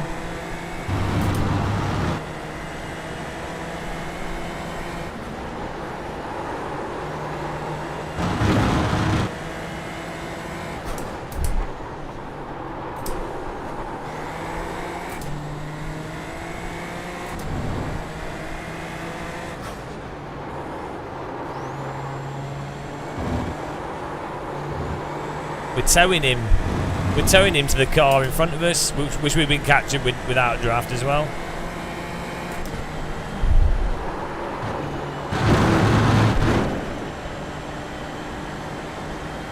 Thank you.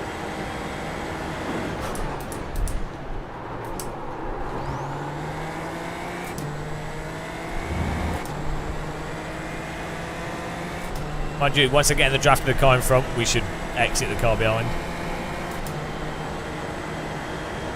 0.5 is really the draft.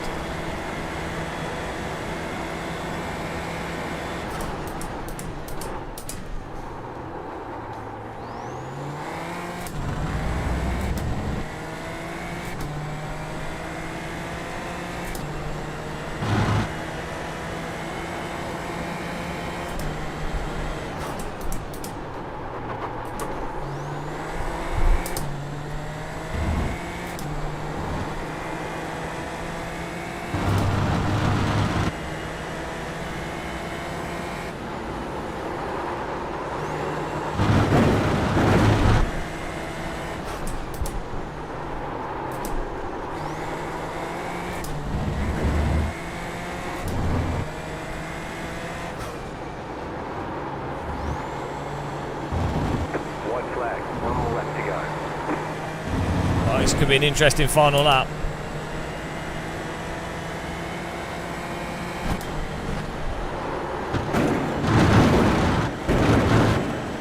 Thank you. Yep, no problem.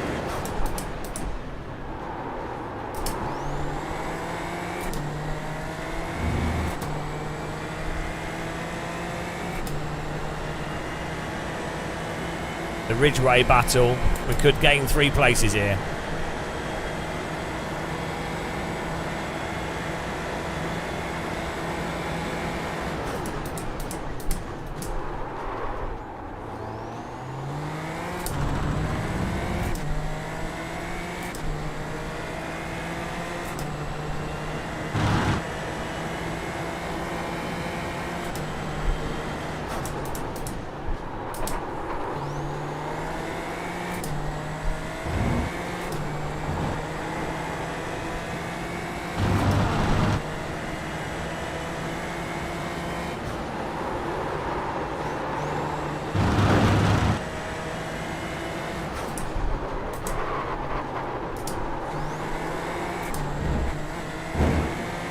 They didn't fight hard enough.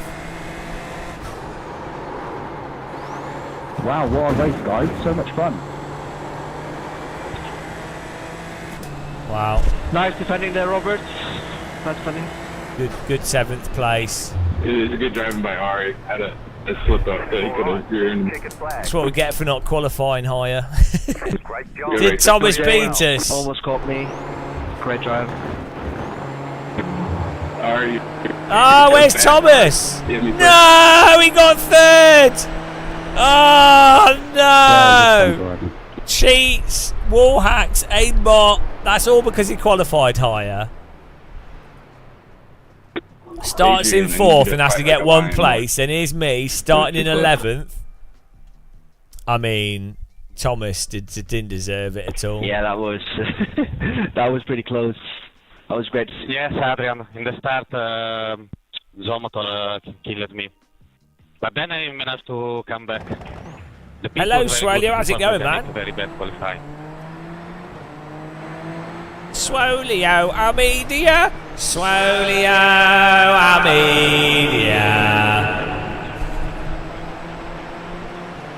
Until yesterday, I was everything.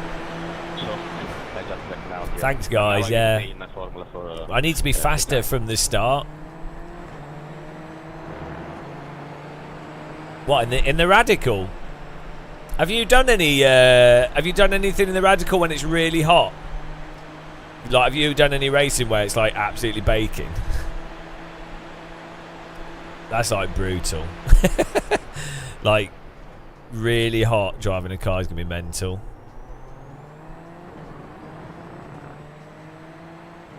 Mind you, good airflow in a radical.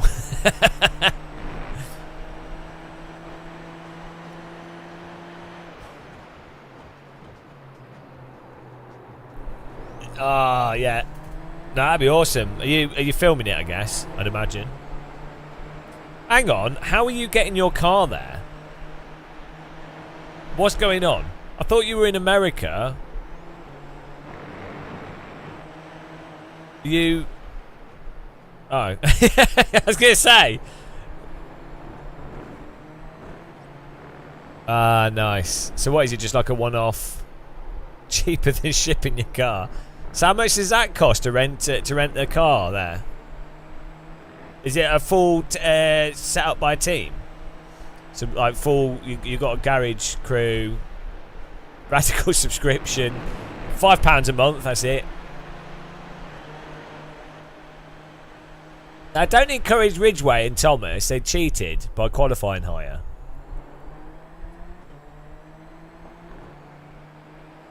That's cool. So you just paid to do that one weekend with a team, like team support. Golf Radical Cup. You wouldn't think that golf and radical would go together, but it's really impressive how they managed to hit the balls at 130 miles an hour. They hit them off the back of the car. One person stands on the rear wing. And then the driver drives, and then you have to hit the ball and get it as close to the hole as possible. They always come up with new sports over there.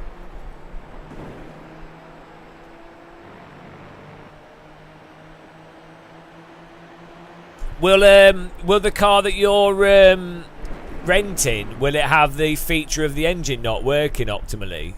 So despite having the pace, you have to just lumber behind. Kestrel, thanks for the raid.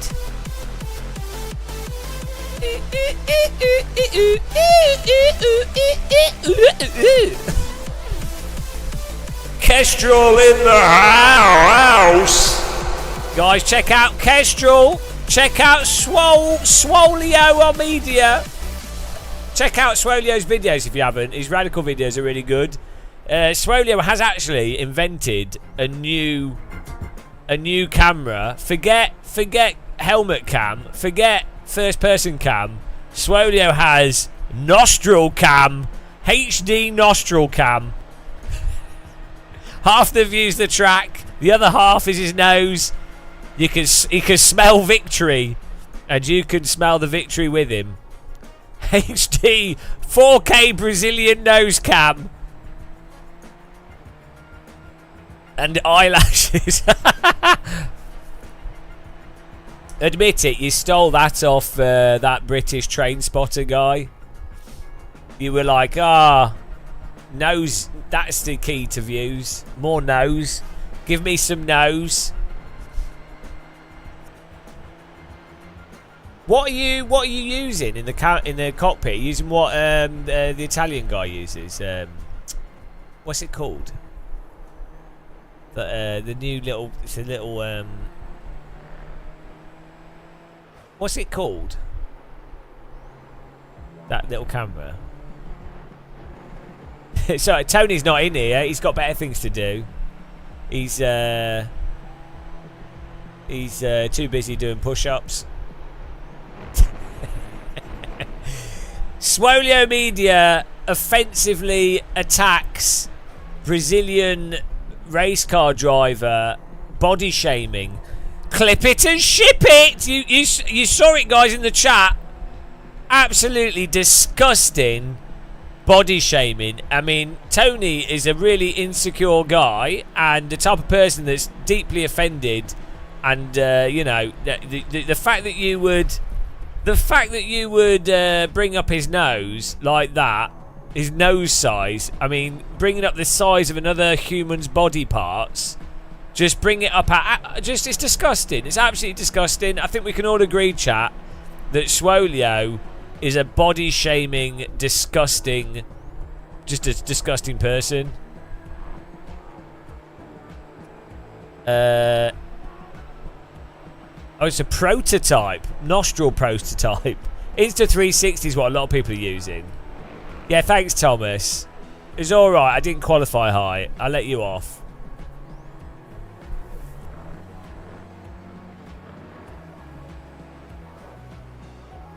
Pay out. Okay, I've got to do another race because why not? I hate myself. Thomas wins. There you go. There's your channel points. So, are you in the States at the moment, Swolio? So you get that's got to be like a 13 hour flight. I guess you're going to go from the States to Paris and then change. Okay, Montreal. What's that? Canada. Circuit Jules Villeneuve. That's where he lives. Oh, so you go over the top. So, because it's 7 hours from the UK. Hang on, which way did you go? Does it go easterly? Yeah.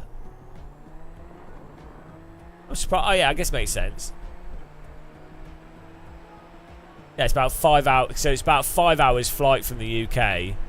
Montreal, you're already in the north, so you fly over the North Pole, and then like diagonally across.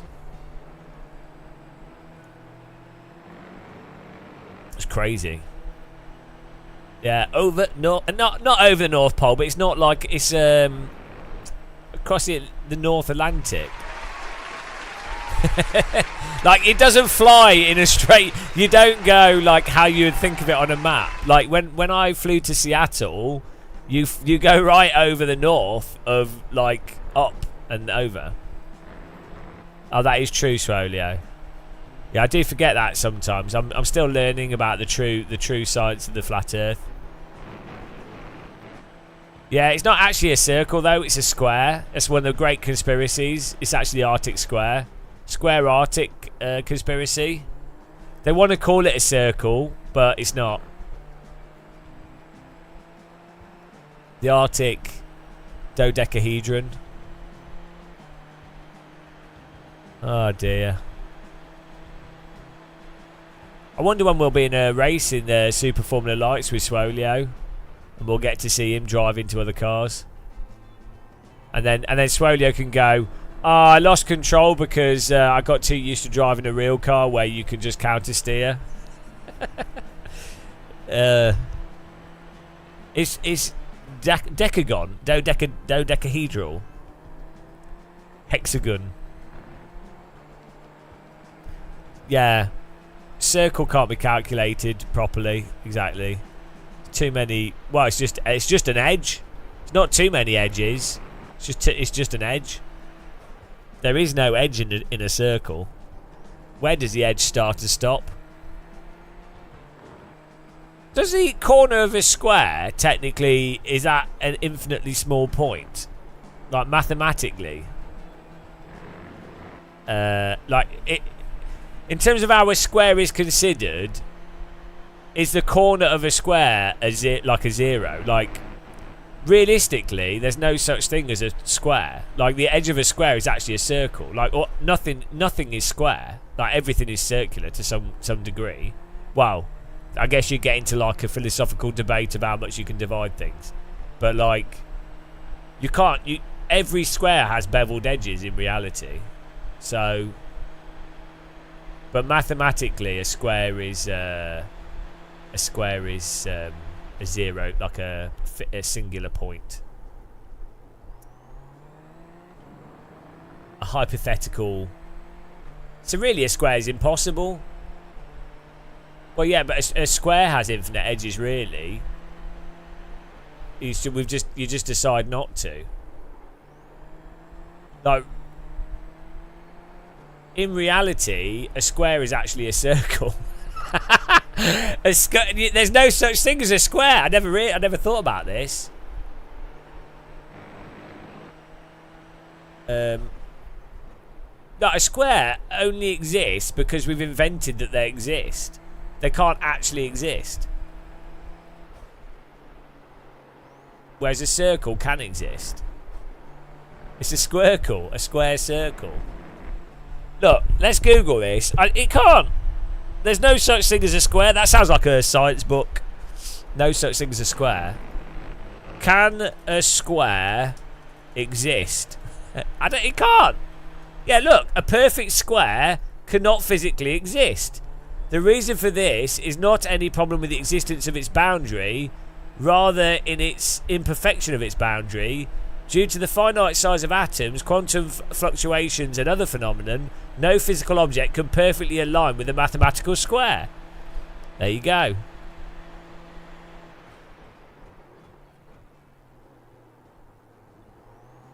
Oh, but hang on. Can a circle exist?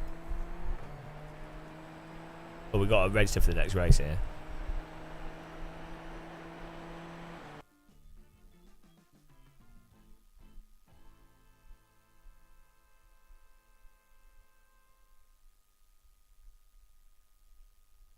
Oh, no, things that exist in the real world are three-dimensional, and a circle is a two-dimensional mathematical entity.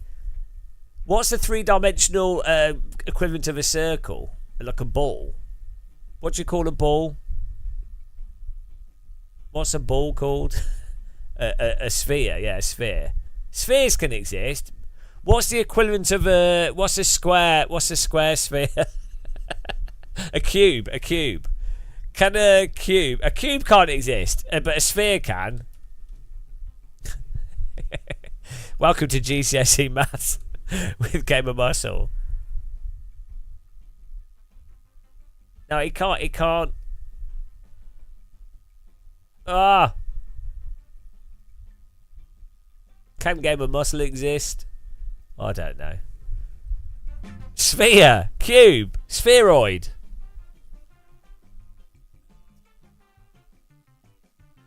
Yeah. I don't know, Freaky League. I don't know what's going on. I blame Swolio. New poll. New prediction. Thomas, you're doing one more. We can do another Thomas versus Game of Muscle.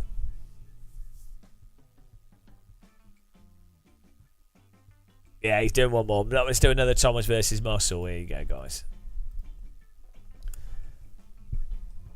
Swolio won't say how much it costs to do a day of Bahrain dune buggy racing. I'm interested to know how much Radical SR3 costs as a turn up and drive. You're like, hi guys, I've got some money. I would like to drive you a Radical in a race. Let's see. It's probably online. Swolio knows like Saudi princes, and they're like Swolio, we like you. So here's a car. The Crown Prince of Dubai. I don't know. That's actually Swolio's dad is actually the Crown Prince of Dubai. You guys didn't know that. That's why Swolio's actually a professional. He's also got a book called How to Ride Camels. It's a top-selling book in Saudi Arabia. The key is to not tug on the reins too hard. You have to trail pull the reins. You have to make sure your camel's well watered. Do you know what? You never see camels in the UK. out and about. I've seen one camel in the UK, and that was in London Zoo. Oh no, two. No, one. There's llamas and there's alpacas all over the place. You don't see you just don't see camels.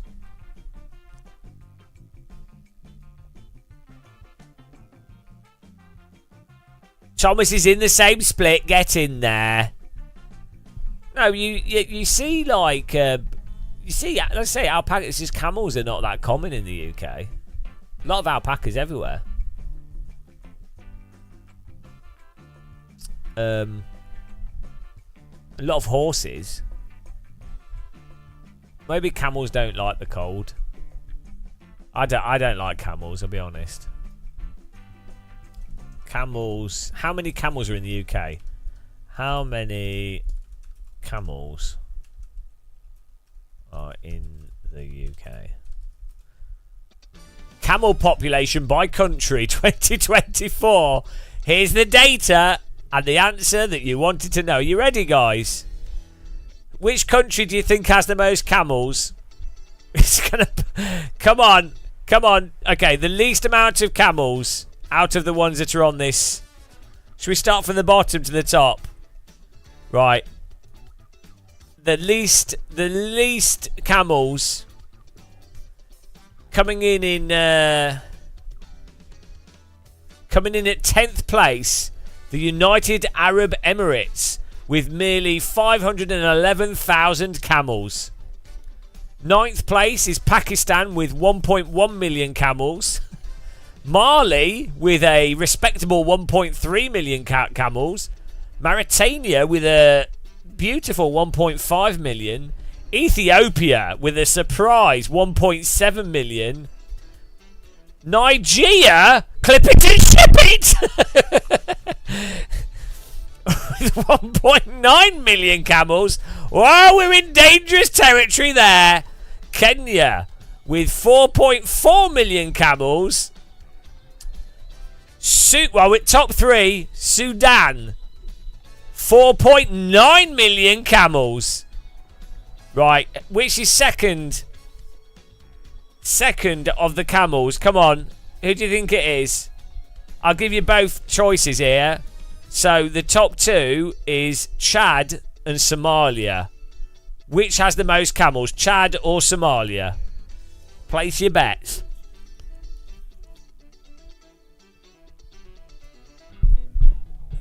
I'm a bit of a Chad, to be honest. Oh, there's disagreement in chat.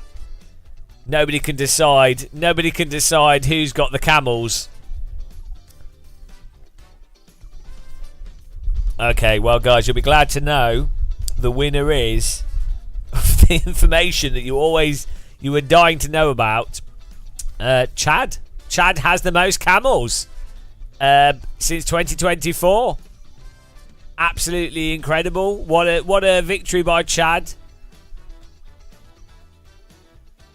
What's the largest herd of camels? Camels tend to roam wild in herds, and even though Africa has lots of camels, they tend to be divided by a wide variety of herds. In Australia, you can see the largest herd of camels in the world. The Australian outback is one of the largest and most dangerous places on earth, and is home to the largest herd of camels in the world. Yes, you often hear about the herds of Australian camels. That's the first thing that comes to mind when I think of Australia. I instantly think Australia, camels.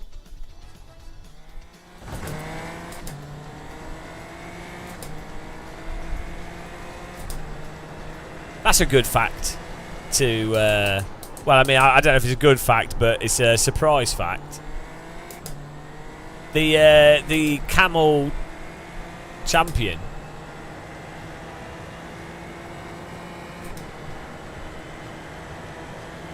Do they eat camels in Australia?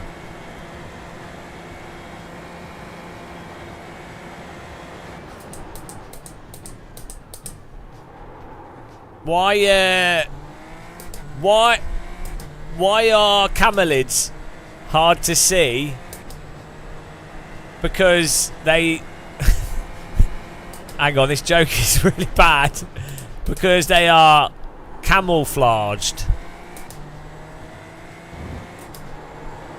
How do military...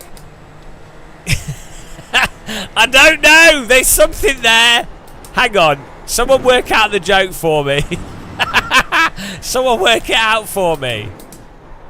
Someone turn that into a joke.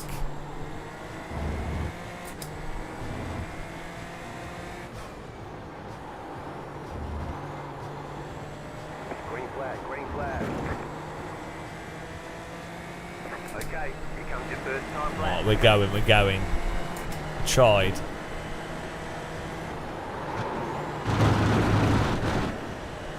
Alright, here we go. Let's try and get an okay quali.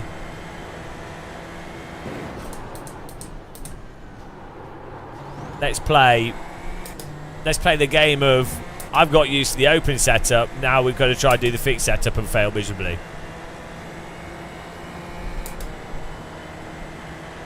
Why did the car hit the why did the car run over the camel?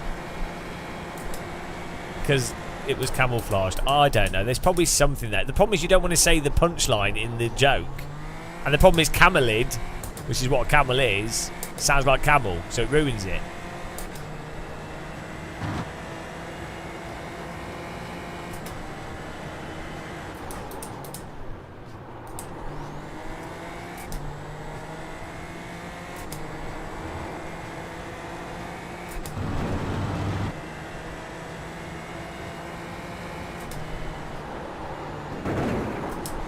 Jesus Christ, going from the open setup to the closed. Oh dear.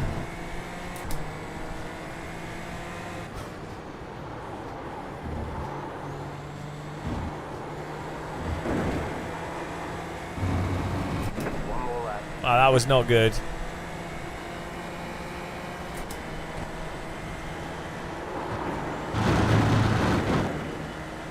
He's been doing 30s. Shit.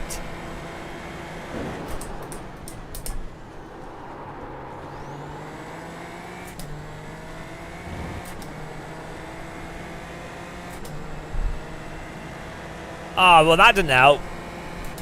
Brake bias is so far back on the default. Bloody hell. Well.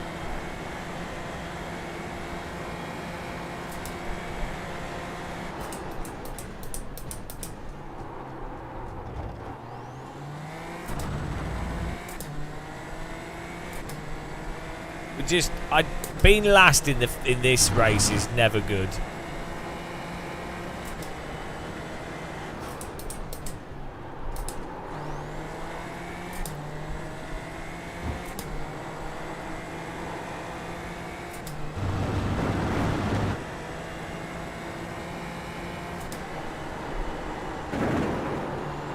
No! Woo, we got away with that. Not sure how that's not an off track, but I'll take it.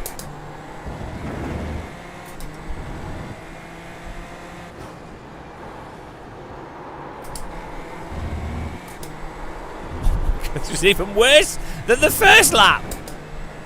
Oh my god. Oh, I can't drive this fixed setup anymore. We're like half a second slower than what we were doing before. Thomas is struggling. He's doing a 30.5. Ah, Jesus Christ. It's close, close. Where's Robert Ridgway? He's probably on pole. He's given up.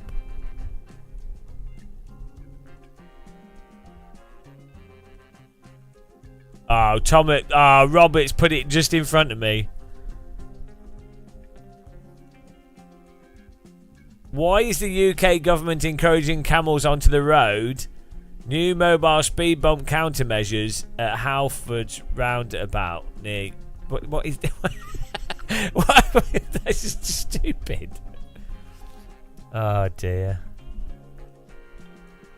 Battle for Lidl's top driver. Yeah, I mean he's separated himself out by 4 cars.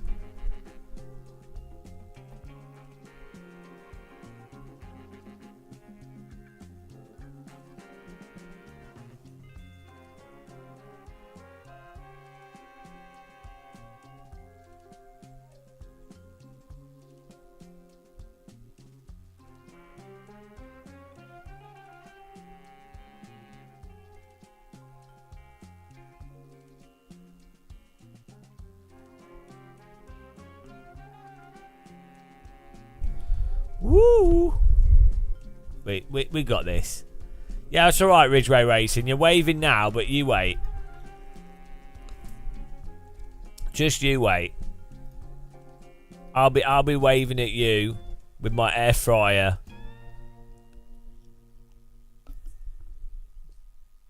Little reserve.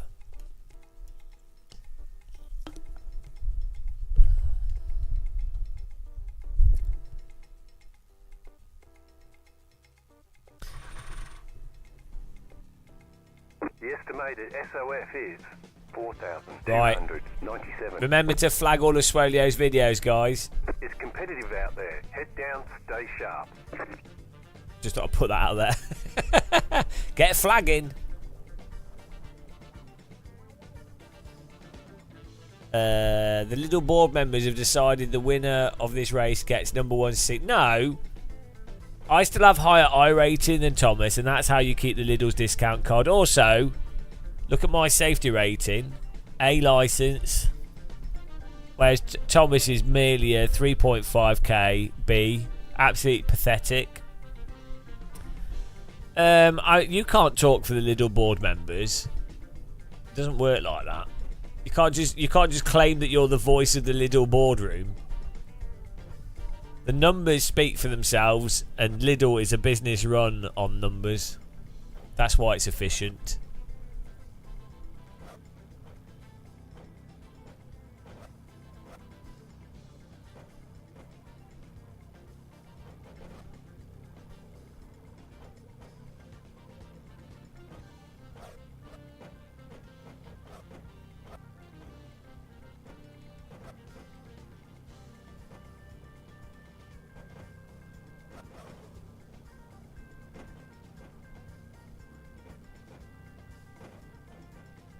Are you ready?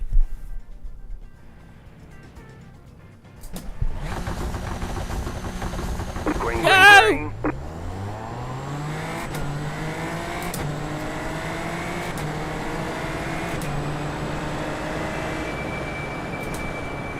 There's an incident ahead. You got a slow car on the right. Go left. Car on your left. You're on the right. 3 wide. Left side. Clear. Left side. Stay on the right. Keep to the right. Clear on the left. Not an optimal start, but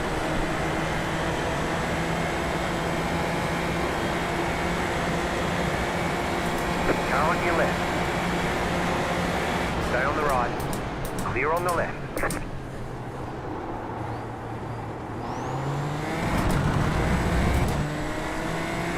I saw Thomas somewhere in that gaggle of cars.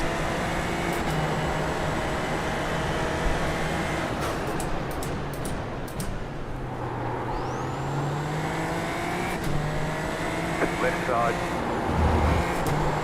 Still there. Hold your line. Clear.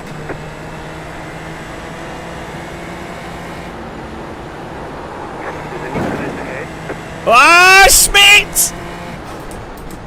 He's in trouble! He's in trouble!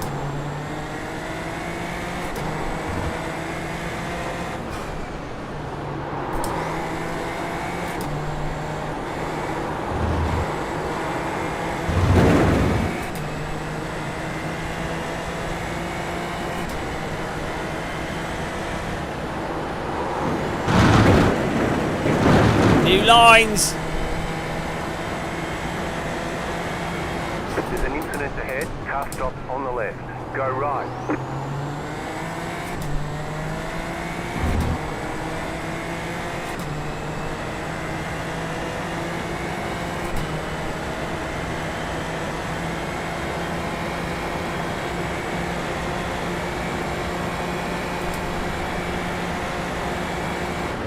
Right side. Still there. Clear on the right.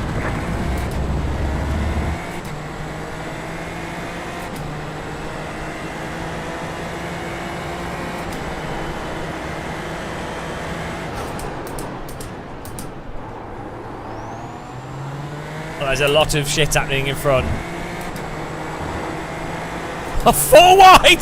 This isn't going to work well! Car on your left. Clear on the left. Car right. Keep to the left. What are these guys doing? What's he doing? I'm just going to let him through.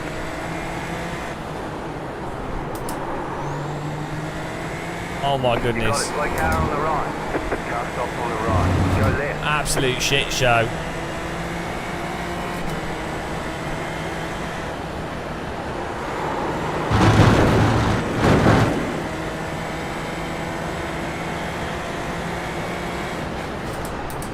Car right. Still there, hold your line. Still there, hold your line. Clear on the right. Right side. Still there. Keep to the left. Stay on the left. Look out. Clear.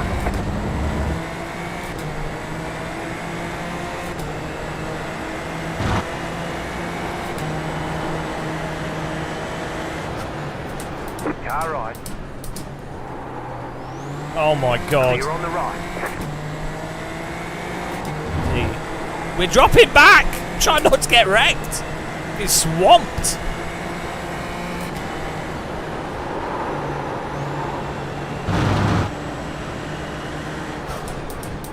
I mean, they're just so... the driving is so aggressive.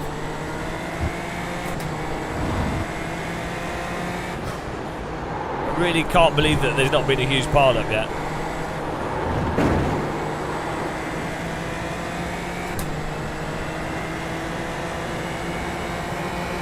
That was your fastest lap of the session.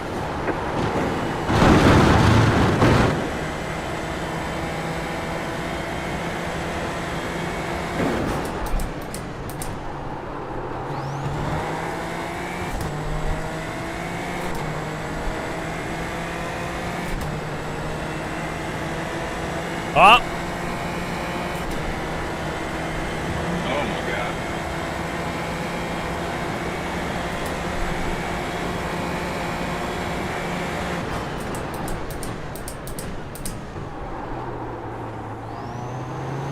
Right side, clear on the right. Problem is, I'm taking lines that give me ways out if there's a crash, but then that allows cars behind to mosey on through. There's an incident ahead. You got it, slow car on the right. Car right. Oh, you prick! Idiot. You cut that corner, you got a slow down penalty.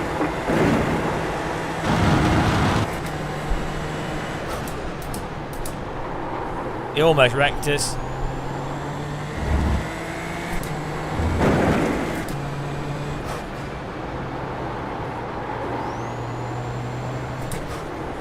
Why is the penalty not going? Come on.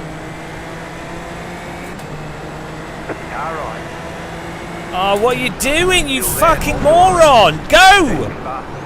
Fucking hell! Oh, now the dickhead's back on us. Just either stay behind us or go. Oh, he's blinking as well. Hold your line. Oh my god, this game is so fucked! Hold your line. Fucking hell! Clear. Penalty systems, laggers. Now he's bump drafting me. Ah, my Jesus Christ. Still there. You got it, slow car on the right. Car stop on the right. Car stop on the right. Stay on the left. Go left. Still there. Clear on the right. And he's hit me again. This guy has driven into me like 5 times. Still And there. again. Hold your line. Clear. Now he's blocking. The fuck are you doing? Stay on the right. Oh my god. Keep to the right. Clear. The fuck are they doing? They can't drive for shit. absolutely ridiculous. Absolutely ridiculous. Like, it's absurd.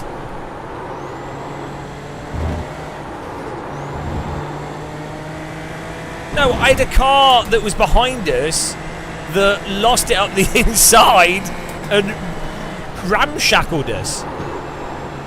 This is the top split, 4.2 KI rating. It's absurd. The skill level of driving is so bad. It's like a Forza lobby or something.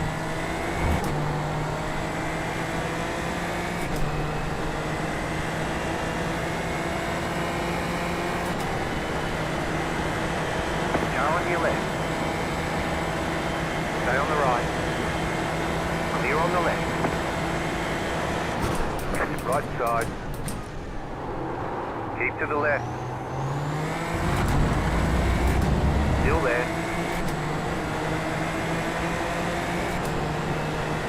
Stay on the left.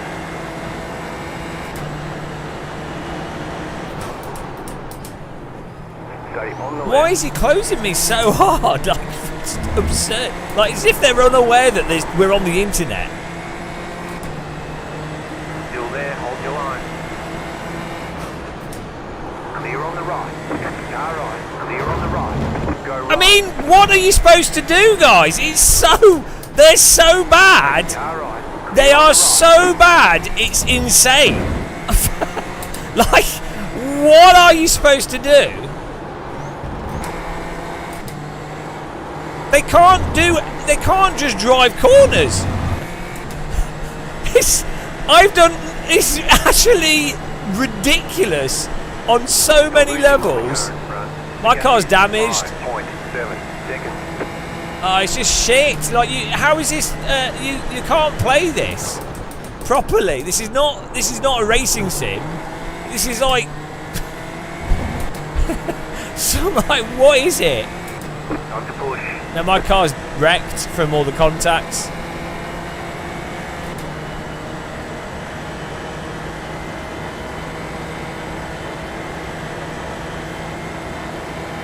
Car stop on the right.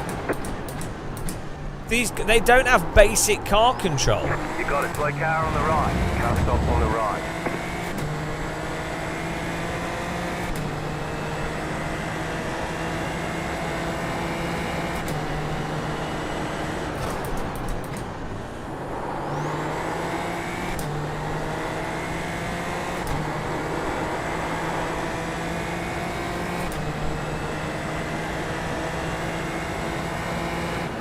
Slow car ahead.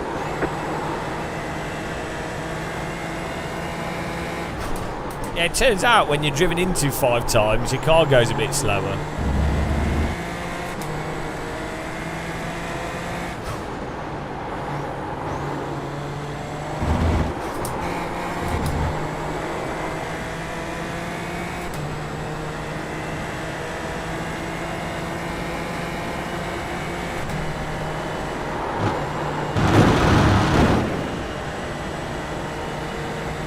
Yeah, car's totally wrecked. Gaining on the car in front. The gap is 1.4 seconds. No, I don't think you can drive the safety car. Yeah, the problem is, if you take the safer line to avoid the crashes in front, it's obviously slower than sticking your car in, so you then get swamped by cars behind you. So it's a fine balance between making sure you're not going to get wrecked by the cars in front, and making sure you're not going to get wrecked by the cars behind.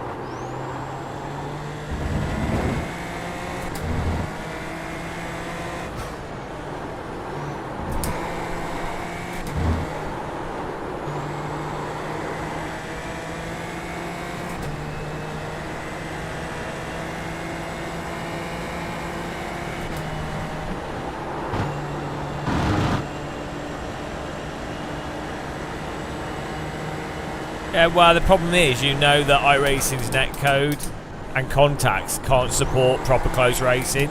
So you know when you've got like cars that are close, you know that they're just going to wreck, because the game, even if they don't drive into each other, you know that the game is just going to, the cars will explode or some weird shit will happen, and then with all the smoothing and lag, people will pile into each other. So you know, you just know that basically iRacing works when you're over a meter away from another car. That's about it.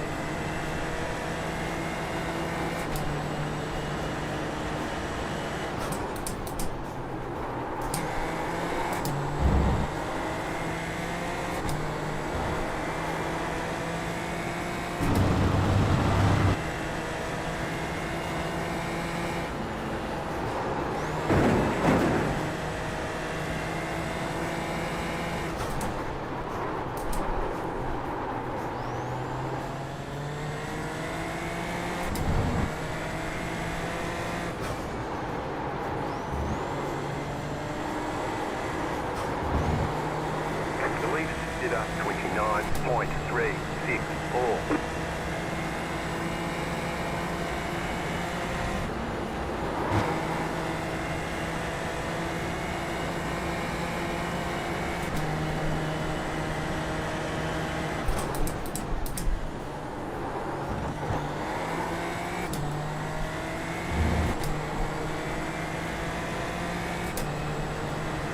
Got 5 minutes to go. We're just going to pootle around with damage.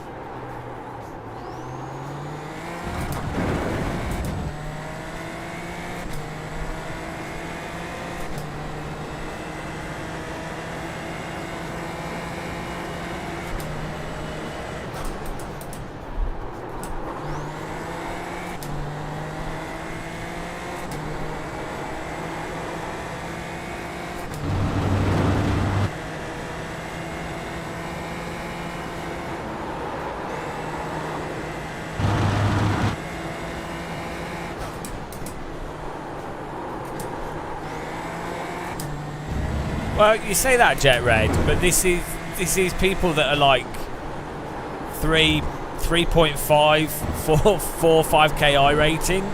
So these are people that do quite an amount of iRacing. It's the top split, high I rating, effectively. Like anyone over 4k I rating.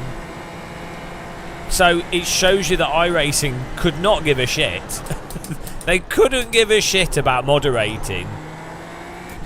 And it's, you know what I mean? You know. And it's the same people. Like you noticed in the open race where we had a group of people that were not driving like idiots. Really nice racing. It was good fun.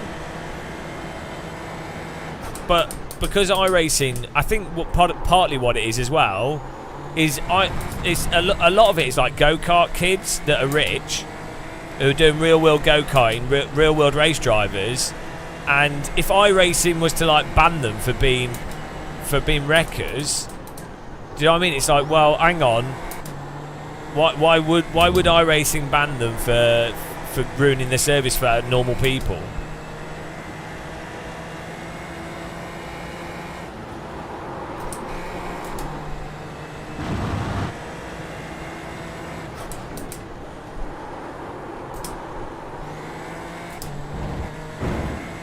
Well, there's not been enough based off the F4 and F3 and the races in this is constant. But it's what you need. It's not like they need to be banned from the service entirely. You need some, like when you've got problematic series with lots of wrecking, you need a moderator in the server every now and again, and then you ban people from races as they're happening. And then people will drive more sensibly. Like that's irrelevant, Shift Dub. It's completely irrelevant. If iRacing had a week of, like, let's say you know F4 is problematic, you know F3 Super Formula Light is problematic, right? If you just had a moderator for a week focus on whatever's a problematic series, then that would have a huge effect, because after that week people were like, oh, I'll be a bit more careful.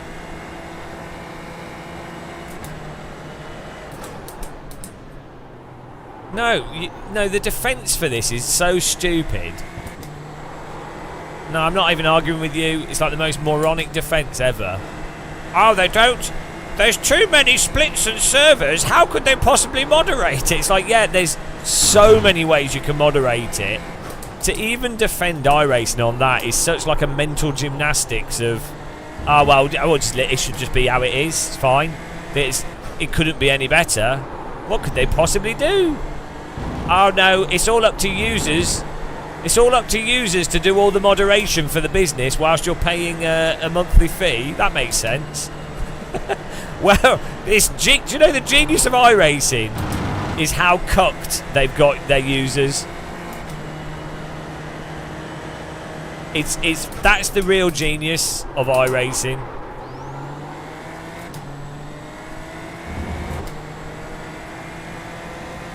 People do private moderated races.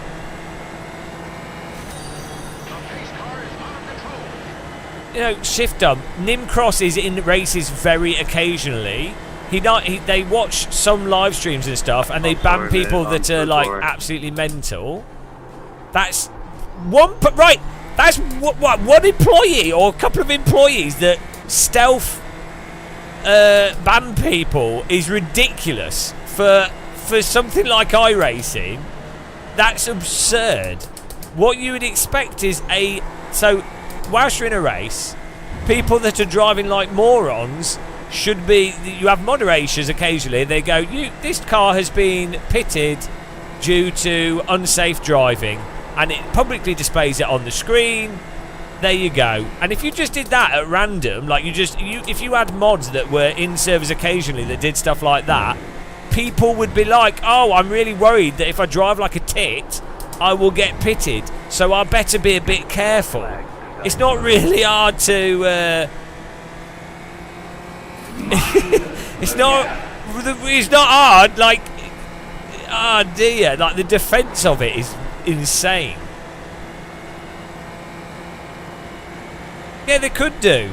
They could moderate one series for a week and put people in pits if they drive like idiots. They could do that for a week. So some series are less problematic than others.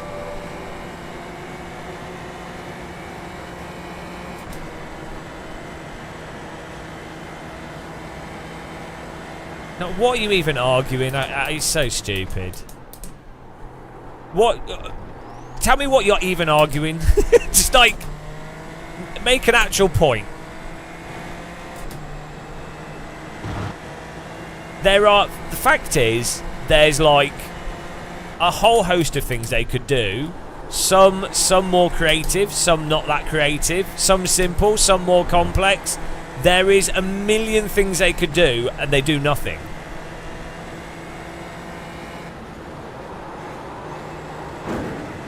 What are you on about? It's often the same people that are causing the issues over and over again. There's a small group of about 15% of iRacers that cause the majority of the wrecks. It's irrelevant. Doesn't matter. You shouldn't have to file protests non-stop. Also, you have to wait an hour after a race to file protests. So you have to do your race, then you have to snip the replay, then you have to save that replay, then you have to wait an hour, then you have to file a protest. So, like, yeah, that's reasonable. It's 2024. Do you like, who thinks that that's a reasonable way to moderate a server? Obviously, that's to stop people angrily reporting. But any games company that was like thinking normally in terms of protesting would make it so you just right click on the name and go protest immediately. And then you have a model where you go this person's been protested 50 times this week. This person was protested 30 times in this race by 20 different people. What game does that? CS2. Loads of games have automated protest systems in them. Dota, CS2. I don't know. There's yeah, but even then, you shouldn't even need to do that. You shouldn't even need that. Valorant has it. Like, no, they don't. But not every sim racing game is a pay for monthly service that's predicated around competitive online racing. Rocket League has like a protest system where if you just click on a guy's name and you go protest, and then statistically after a while they go auto whatevered. Like, what the defense that iRacers have, you're paying £100 or £90 a year to play online in a competitive online service, and the game has borderline no moderation. Oh dear, it's so silly. Like, the defense of it is the degree to which people are brainwashed. Any other game where if you were like, oh, there's really a moderation issue, nobody would be like, well, how do they do it? It's very complicated. Shift dub. I'm going to just time you out. Yeah, I am listening to myself. It has protests and you refuse to use it. Right. Do I need to ban Matthew Graham Racing? Timeout. And Shift dub. Timeout. There you go. Enjoy your holiday, guys. You've already had 4 timeouts. I'd say around about 8 timeouts people can get a permanent ban. It's actually crazy.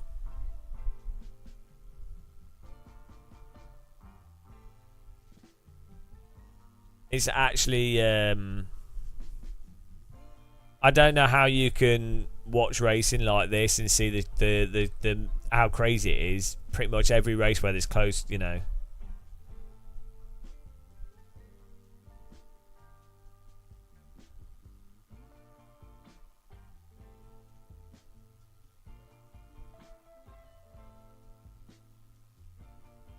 Yeah, the bizarro, like, if it let's say you go like, so what's the defense is that the protest system works fine, or that, like, clearly I think everyone would have to agree that most iRacing races are a bit of a shit show, especially in the fixed series where there's a lot of close racing because people don't have setups to separate them.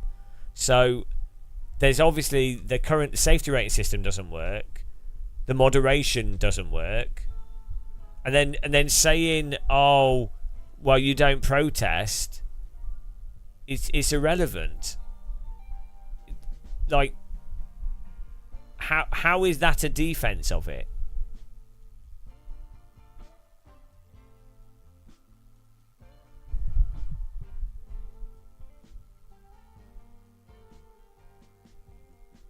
So the idea is that everybody needs to go through every race, record every incident, and manually protest it on behalf of iRacing, because that's really a normal way of doing stuff, isn't it? That makes sense. And even if you do protest,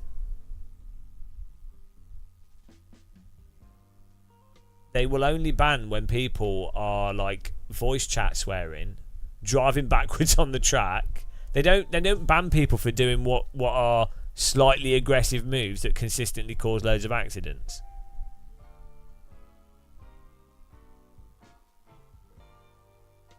It's really strange to defend iRacing, the degree to which people do. It's absolutely... I can't think of another video game where people defend such obvious broken parts of the game to such an extent.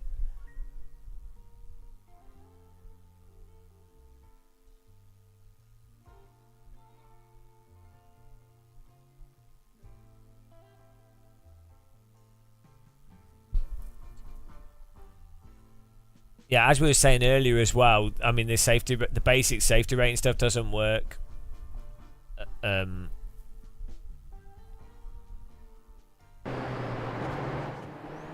Either. So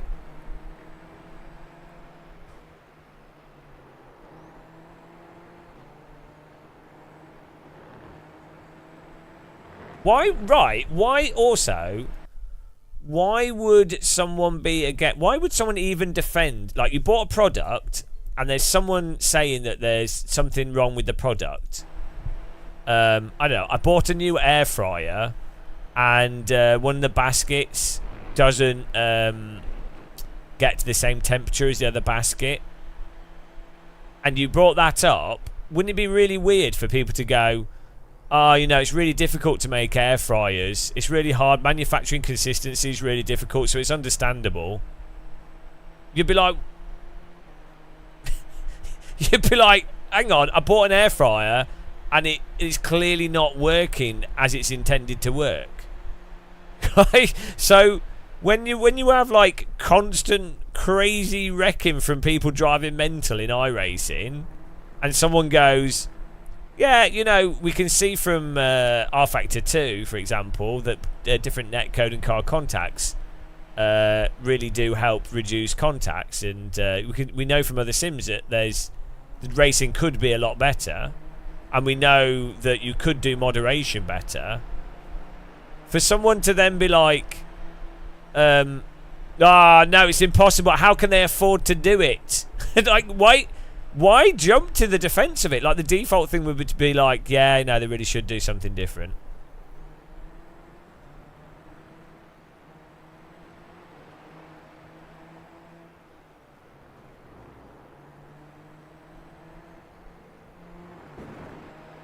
It's really strange.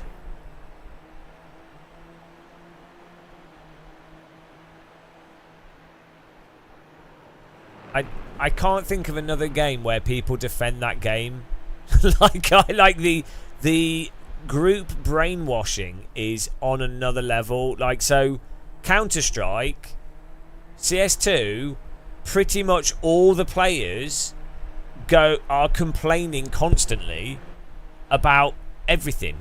Like, they're going mental about it.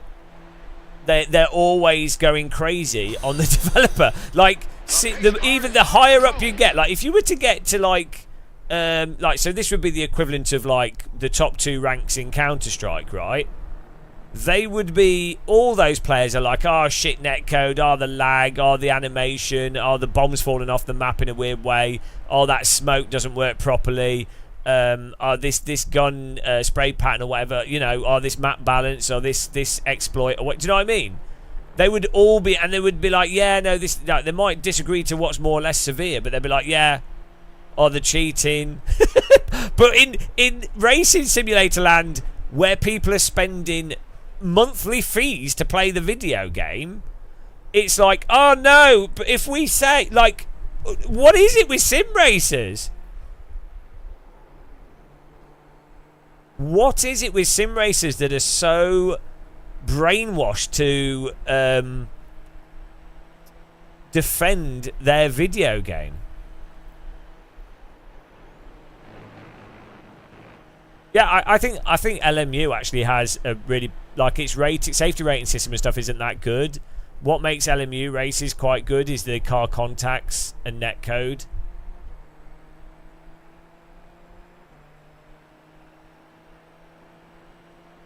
Yeah, as I've said, like, quite a few times, age maybe. What I've said quite a few times is that even if someone is kicked from a race or banned, there's no notification to the general people in the game.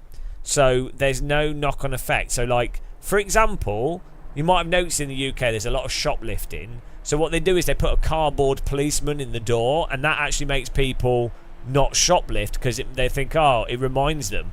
So also in games, when you have like a tiny amount of moderation, if one person is driving like a total tit and they get sent to the pit immediately and a notification comes on the screen and says driver was sent to the pit for unsafe driving, right, then the knock-on effect of that would be everyone in the race would be like, lol. And then even if it was only like occasionally, even if you only had a mod in a race like once every 50 races, but you saw, or once every 10 races, Yes, public shaming of bad drivers. Yeah, exactly. It actually, like, public, obvious, you've been put to the pit for unsafe driving. They don't get a ban. They can still race. But they're like, oh, shit. Yeah, I need to be more careful. And then it's not... You could... You know what I mean? iRacing could probably even get people for free to do it. You know, they could pay people, or they could even do it for free. Yeah, you could find people that would be willing to moderate that, and you give them instructions. You tell them what to look. You know what's like. You set a threshold. You say, look, is this person actually a dangerous? Are they doing stuff that's very obviously over the top? Are they weaving all over the place? Have they like crashed and then crashed again? Are they, you know? And all the powers you would have is to send him to a pit lane, so it ruins that race for them. That's it. You know, it's just the scenario is that person basically gets a DQ for that race, or gets a drive through, or pit. You know, so it's not. It'd be very similar to real world driving, where someone drives like stupidly dangerous, they get a black flag.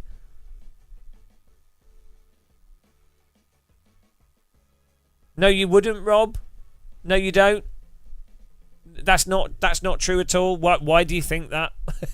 Why do you think that? You've just made that up. You really wouldn't.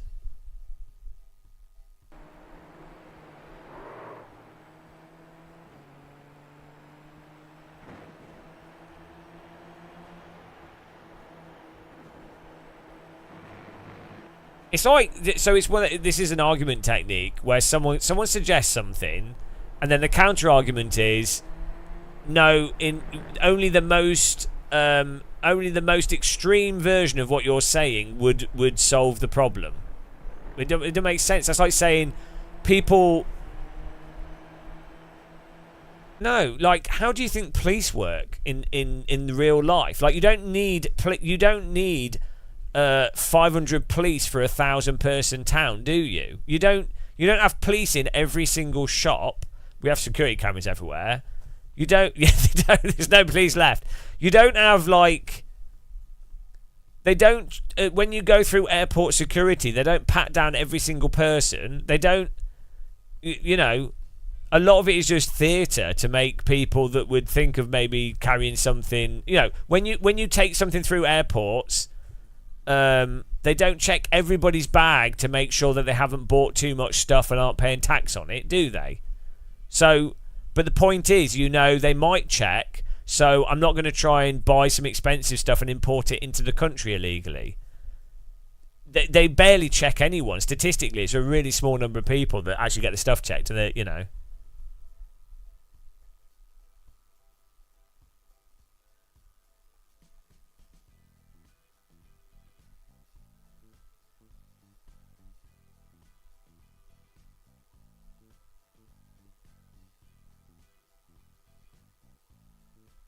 What do you mean they're terrible analogies? Well, you can't just say... You can't, like... If you're having a discussion, you can't... Someone gives, like, loads of reasons. You can't then just turn around and go, they're terrible analogies. It's like, well... yeah, well, everything you said was terrible. Like...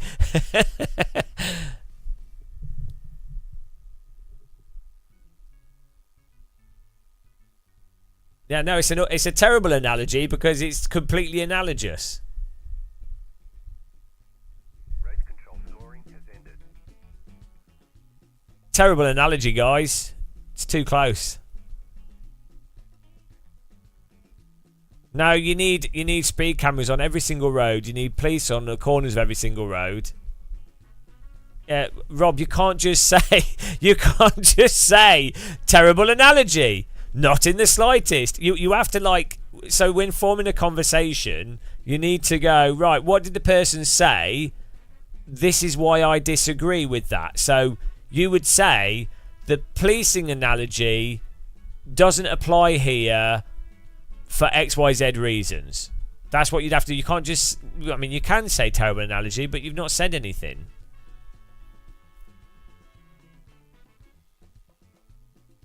Your argument is bad. I win. Yeah. My argument's good, so I win. My argument's the best. I've got the best argument, so I win. I mean, what is going on with this green car?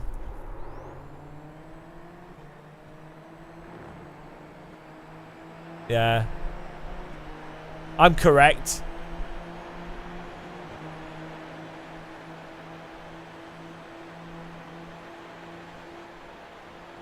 Boy, this, yeah, it's often the same people. That's what I'm saying is, like, as someone that plays this a lot, it's a small percentage of about 15% of drivers, maybe less, that are causing the vast majority of crazy incidents.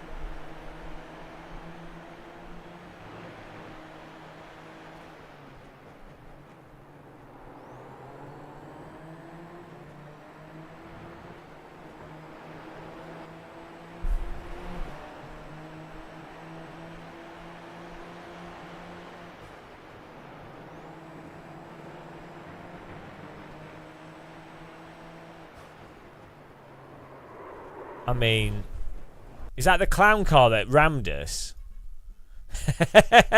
Is this the clown car that rammed me? He's just rammed this guy. He's done exactly the same thing as...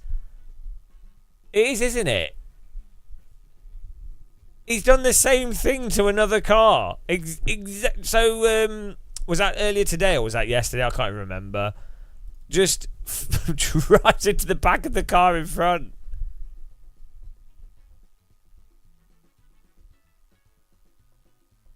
What am I proposing? Well, we've been talking about this all day.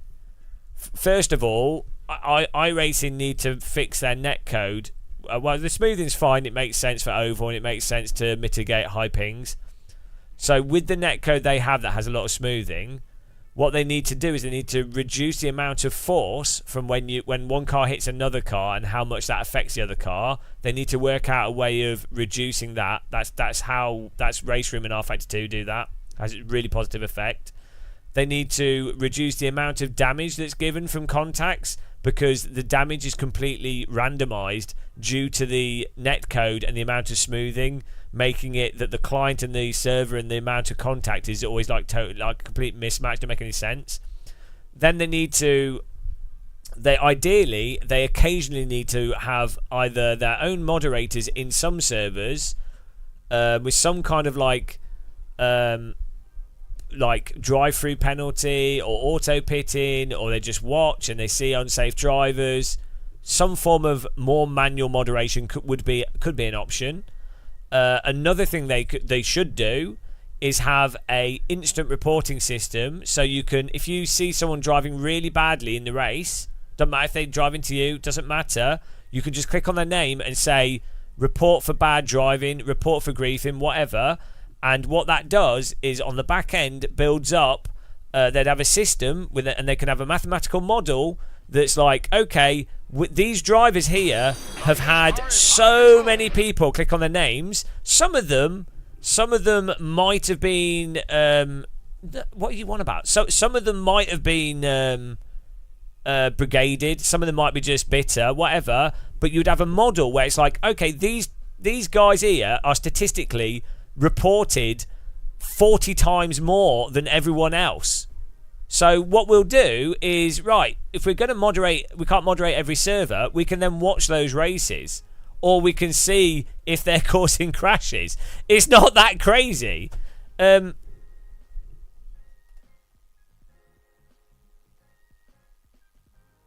can do it after the race.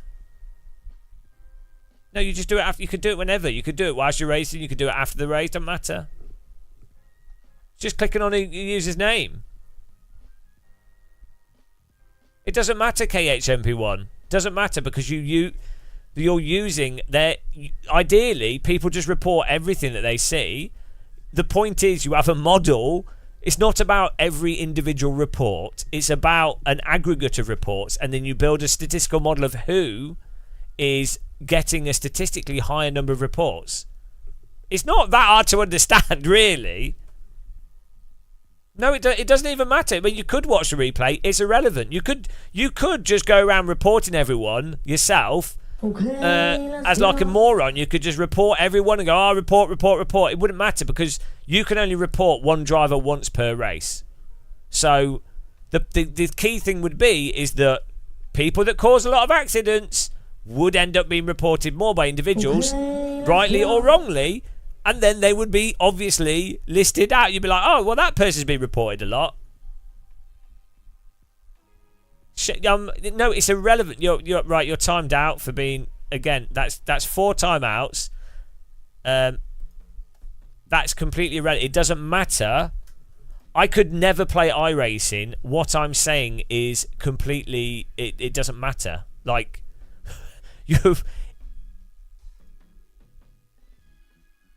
because if your logic, that's a timeout, right? If the logic is, oh, well, you're not reporting them, so that's why it's bad, well, wouldn't that also suggest that other people aren't reporting them, and therefore that reporting system doesn't work? Let's do one more long race here. Like, what? Do you know what I mean? Come on.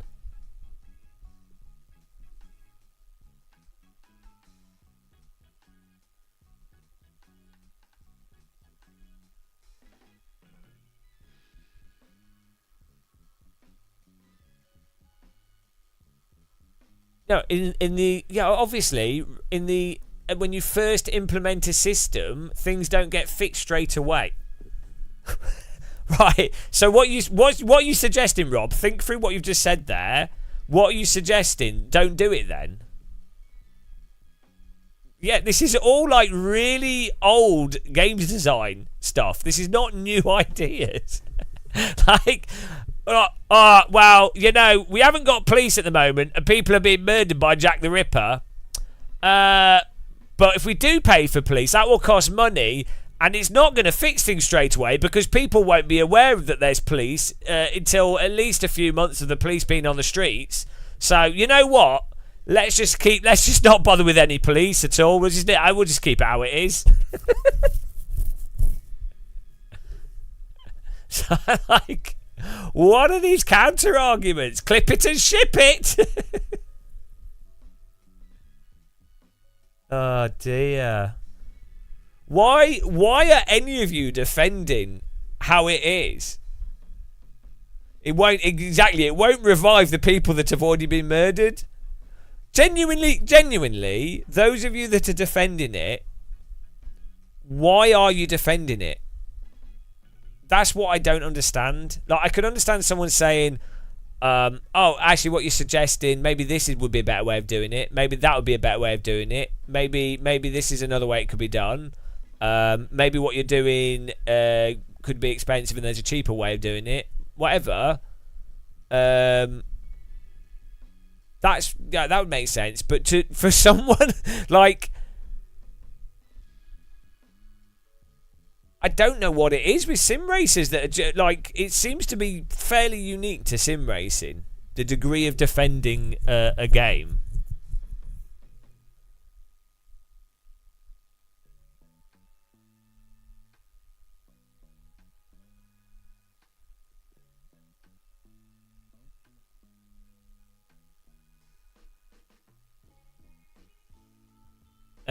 Turbo Kid.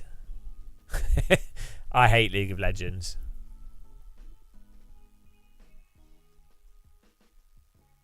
Every single counter argument to the points I make, pretty much every counter argument I hear is a logical fallacy, a straw man, or a completely just ignore it, just an argument from it is what it is.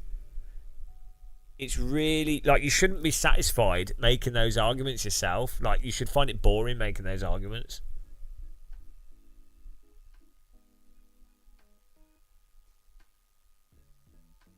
I don't like what you said, so forgive me. Vitro, I propose the following. There are races classified most realistic races. You only have a few cars, like 3 being able to attend with. You're involved in a crash. Regardless if you're at fault, you're calculated for the crash. from 1 day to 14 days. Can you imagine how stressful that would be with iRacing's netcode? I do think that's quite an interesting game concept. James West, you guys are in all of my races. You're driving like 16 hours a day or what? No, I just do a one race a day. I'm pretty casual.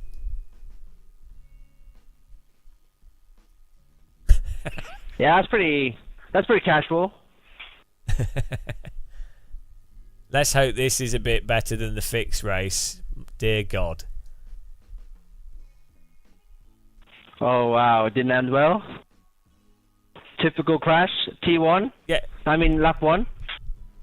Yeah, Rob, obviously, if you had moderators in every single split, that would be better, for sure, but that probably isn't feasible. And also, it's probably not needed. But yeah, if you had one moderator watching every single car, that would probably be better. But obviously, there will be a range of what would be absolutely the best way of doing things, but it's completely unfeasible. And what is the most feasible that has the largest amount of impact way of doing things. Landert, bad driving is something that can happen to anyone from time to time. Reporting someone based on one race would be looking at it with blinders. No, that's exactly why you couldn't. No, I've just explained this. So, people are reported every single race, and then it would be you build a model of those people reported, and the people that are reported many more times than others are then singled out to be moderated more severely, or maybe have a, you wouldn't, it's not about punishing them per race. That's kind of how the safety rating system is meant to work. So the safety rating system is meant to make people lose safety rating when they have accidents or too many accidents per corner. The problem is it doesn't work at all. It's a complete illusion. It just really doesn't work in the slightest. It's a total farce because of the way that the just because of how it's balanced and how it operates. So you could actually you could redesign their safety rating system and be a bit more creative with that. That could work. The safety rating system does not work in the slightest. Ironically, the safety rating system only works in a psychological component of making people feel like, oh my God, I've lost safety rating. I'm gonna, I don't want to contact, but that's not going to work on bandits. Also, it works on the psychological thing of my career. I've gone from this license and now I can drive the faster cars. Oh, I'm progressing through sim racing. And it's like, well, actually, that's stupid because MX-5 is actually more competitive than F4 and stuff. Or like the GT3 is not, it might be harder than whatever. Like, the faster the car doesn't necessarily mean the series is a harder series to race in. No, I bought a cheap air fryer. It's a 2-drawer air fryer. I couldn't get the Ninja one.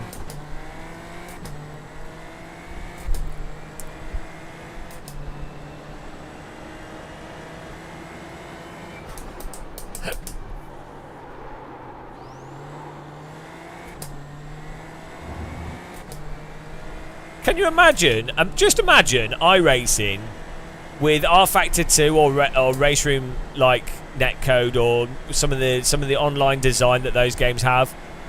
Yeah, right. Imagine it if they combined iRacing's smoothing, which they do, which I don't think is a bad idea. The way it smooths cars, it's not a bad idea. Imagine combining that with making contacts less aggressive and the damage imparted from contacts less. Imagine how much better the racing would be. So, like, when you have a car go up your inside or drive into the back of you, it doesn't mean that it's going to be some rando car flipping 0 damage or car written off completely at random. Imagine if it actually took a little bit of effort for a wreck to happen. And then imagine being able to do the bandit type races without it being a complete dice roll. Just think how much better the racing would be, as it's demonstrated when you're in a close race in other simulators. it's like it would so obviously make the game better for everybody. It's so stupid.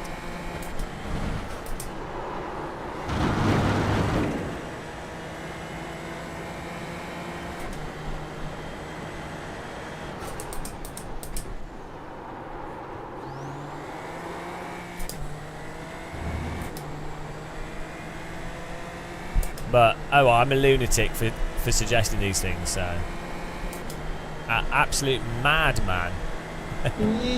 Thanks for subscribing, Landert.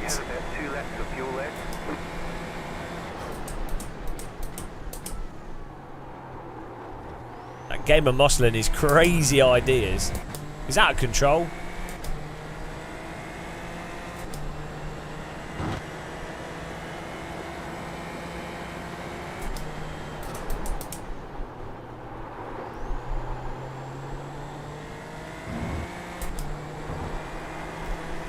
On the plus side, the crashes and all the mental shit does make it entertaining to watch. So...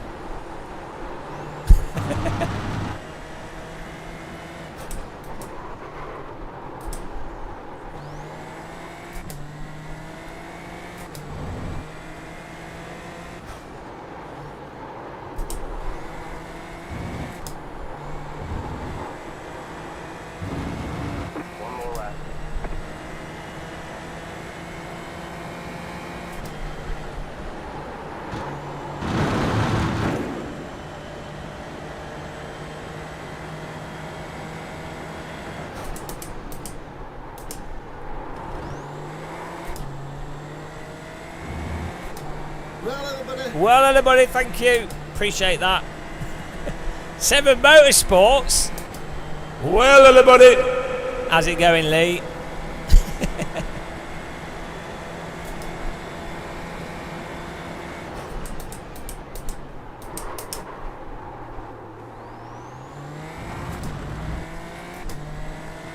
have about 1 lap of fuel left.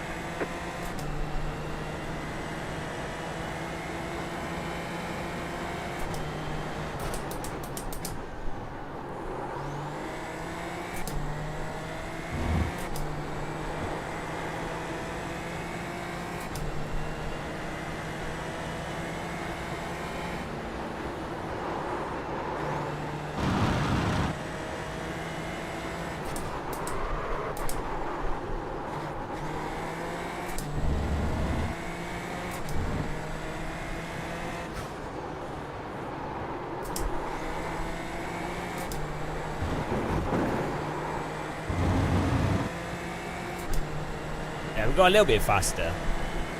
Chicken flag, chicken flag.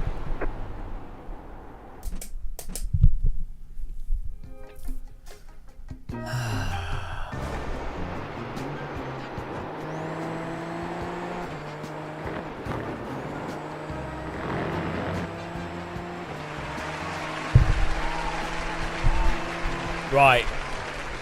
Let's see if we get wrecked in the first lap in this one. Oh, we're back to 4.1 after that last one.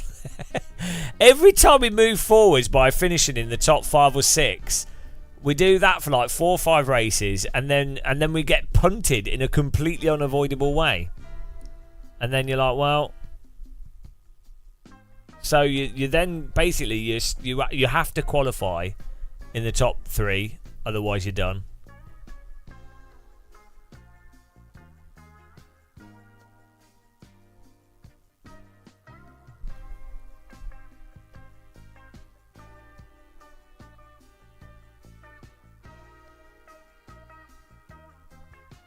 Maybe this track is too hard for people, so that's what you need. Maybe a simpler track where other drivers are less likely to drive into each other when they go 3 wide. That's going to move the variability down.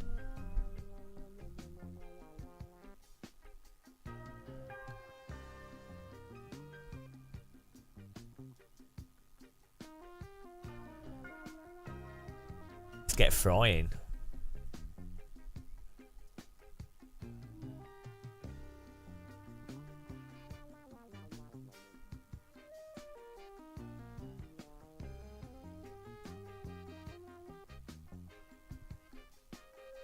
Probably, we're doing all right. I do when on this track with this car, it's actually it's quite fun getting faster in this car, and it's quite fun actually racing other drivers as long as they know, as long as they're not doing weird blocks and stuff, and you actually have side by side racing, and you're trying to because this car has quite a lot of grip, you can go too wide around some corners.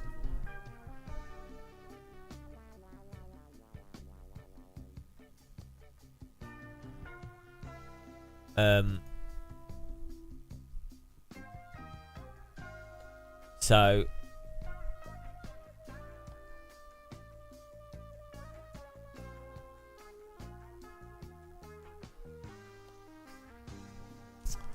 yeah, that's why I think it's even more frustrating with this car, because it is actually quite fun when you're actually having a. I prefer a 25-minute race instead, guys.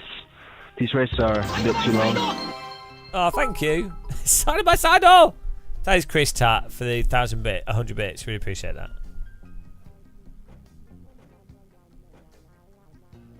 That'd be good to be sponsored by Ninja.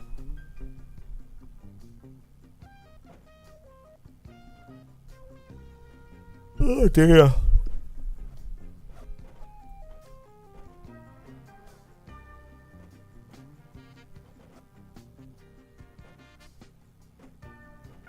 Might try. I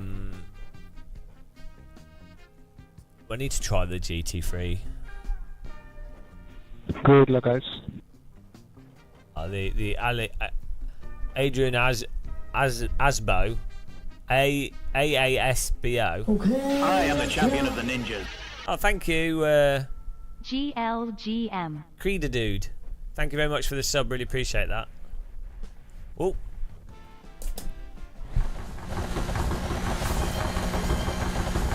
Green, green, green.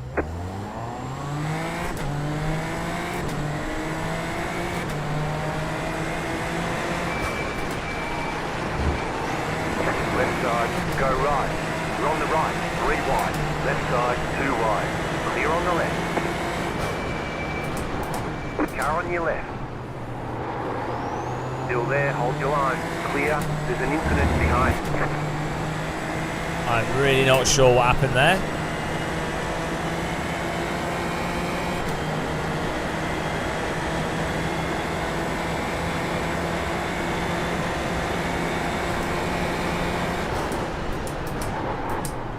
Car right. Clear on the right. There's an incident behind.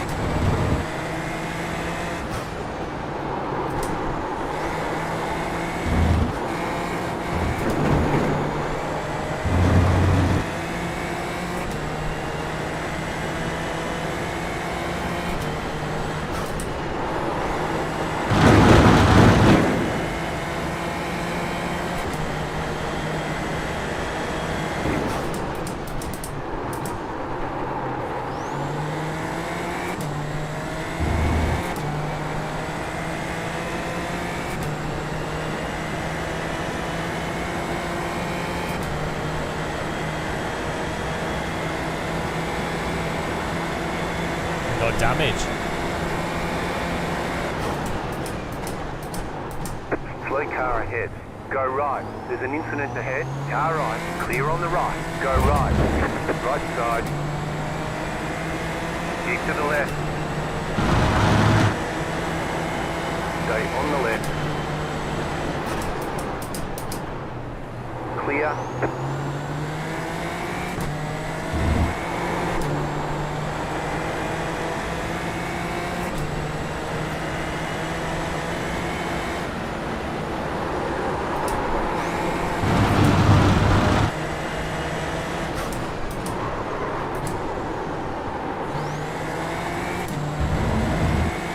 Cars behind look like they're going to wreck.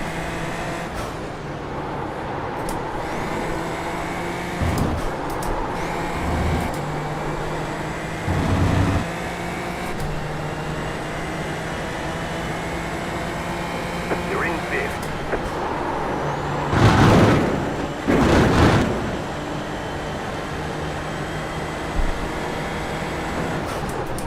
There's an incident behind.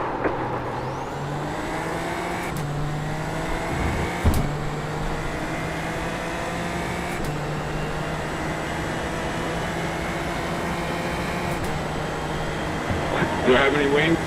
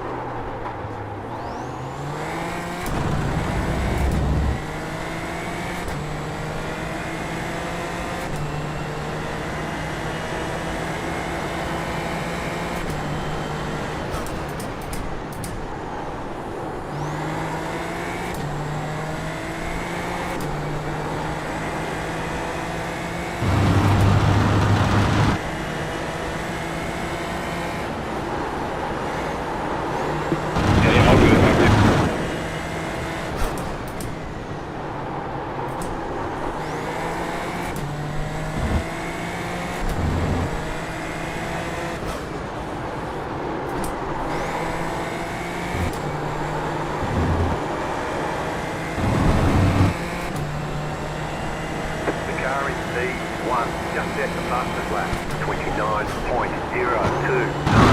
Just set the fastest lap of the session.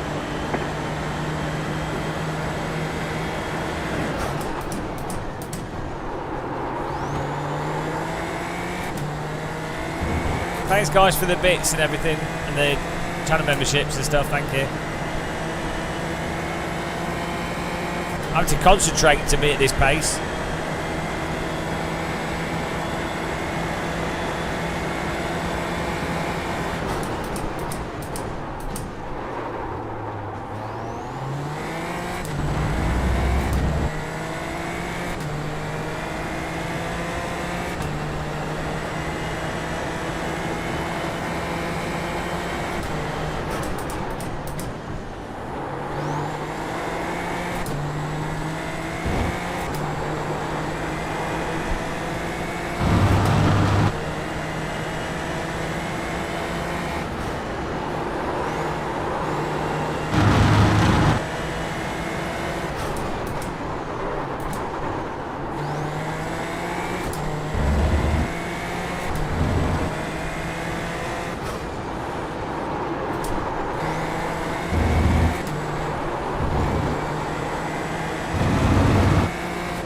The car in C1 just set the fastest lap, 28.781.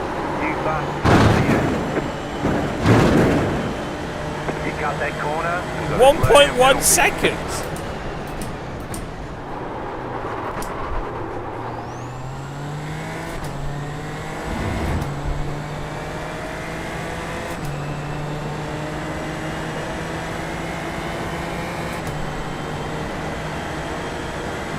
What a joke penalty.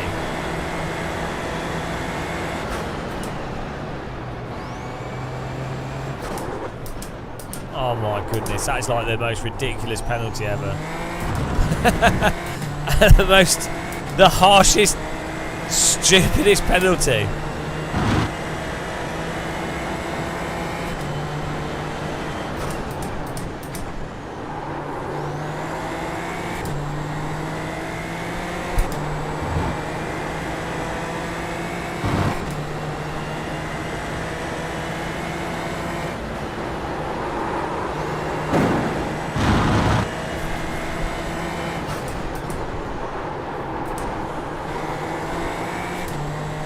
It's like they want me to park the car and make a sandwich for everyone.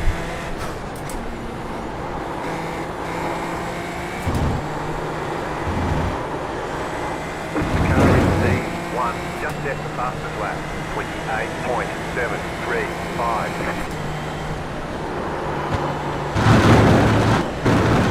28.735. Jesus Christ. If you try and throw it through there, the car's so unhinged.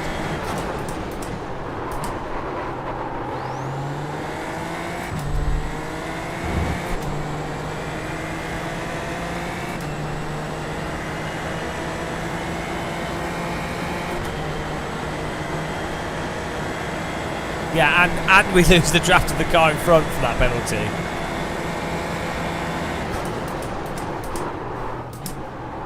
So it's basically, that was like a... it's like a 6-second penalty.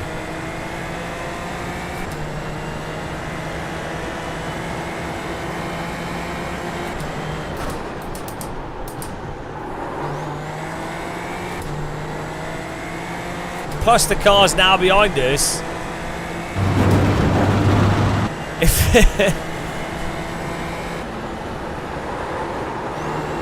And now in our draft, so that puts them on our tail.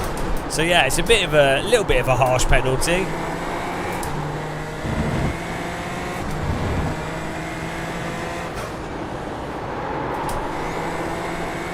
The leader just did a 28.805.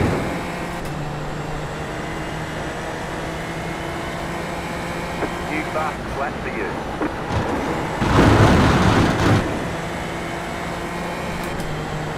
We'll just cruise through it.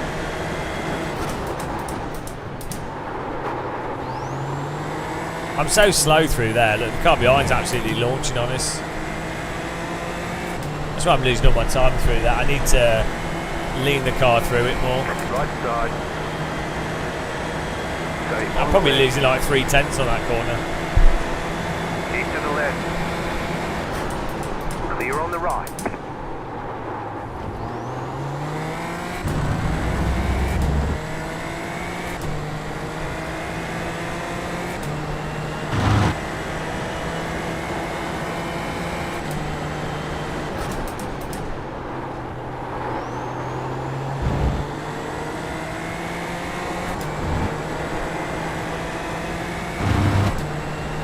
I'm sorry, that's my bad.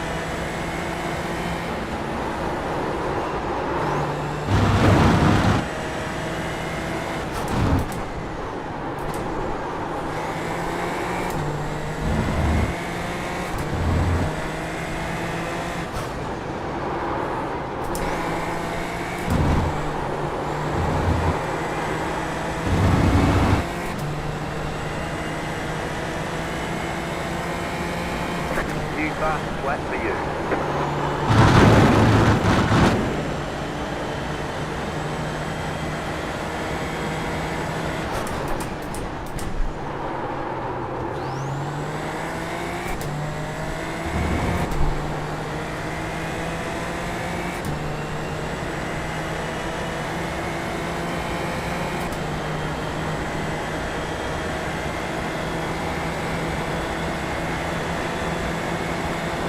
Car right. Keep to the left. Clear on the right. Left side. Clear. Good overtake. Feasered.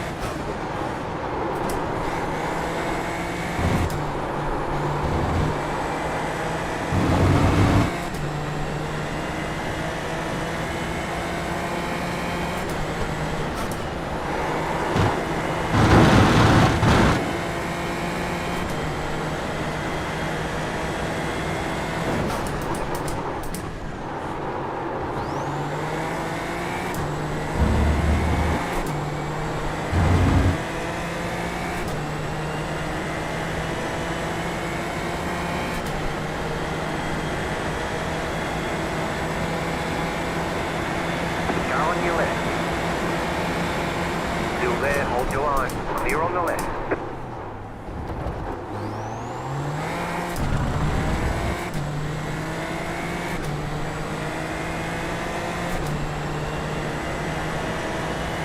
This is not helping us catch up with 4th place.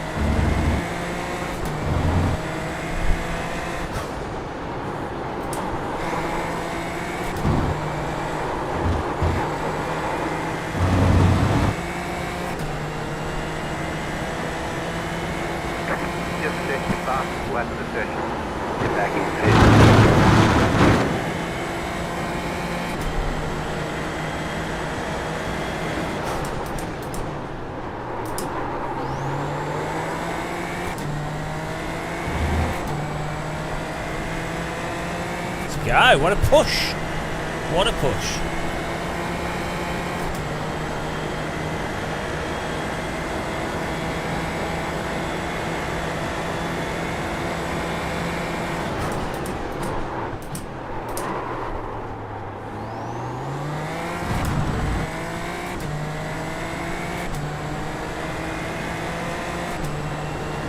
We've got pace to get fourth. We just need to get onto him.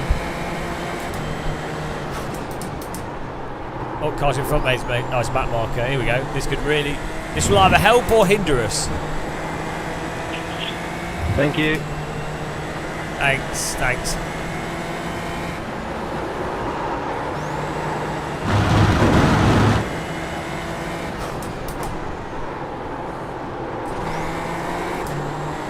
Here we go. The chase is on.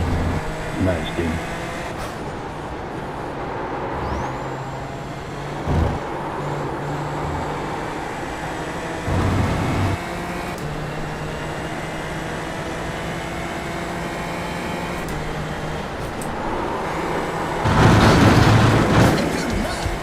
I thought that was the bottom of the car scraping on the ground.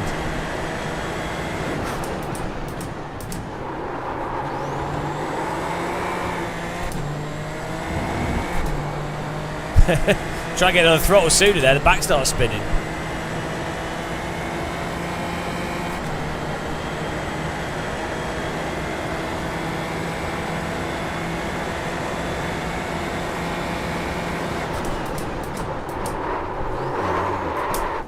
Right side. Bloody tyres! Clear on the right. Every time you push to the limit, if you lock up a fraction, the physics go shit. Oh, it's so dumb. So dumb. You get punished so hard in this sim for driving completely normally.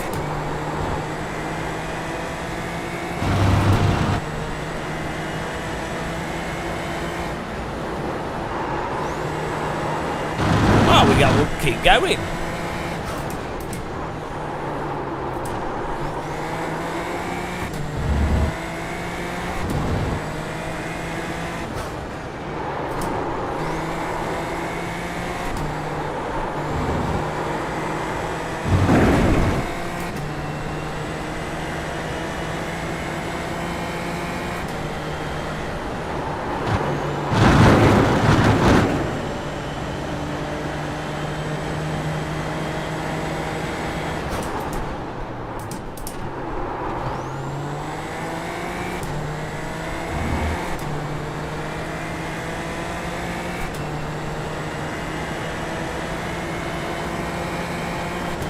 Tyres are bold.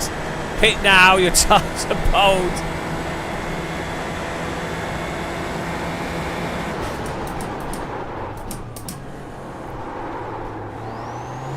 That Forza thing was like that was how you knew that game was going to be shit. You could just tell from that. It was all in that.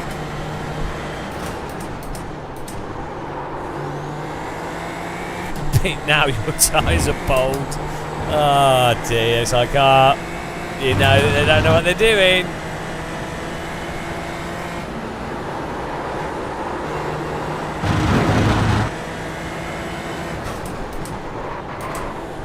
Blue car should be well happy. I towed him all the way to the red car. The leader is Dita 28.967.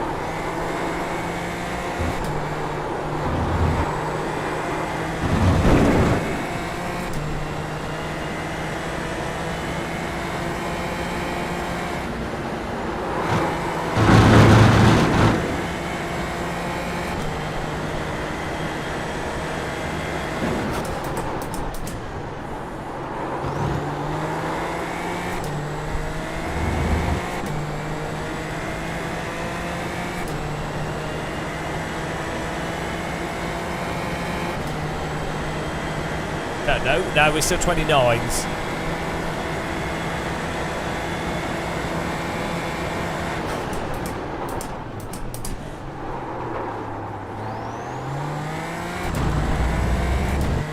I can let you pass in the next straight if you don't attack. No, don't let him pass.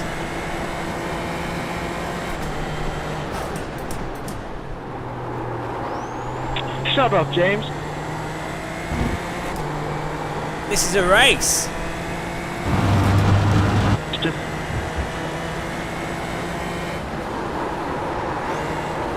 I bloody towed him all the way to you.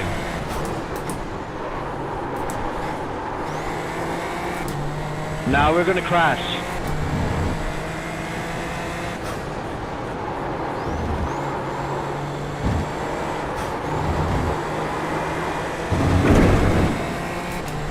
All right, off to the straight. You go.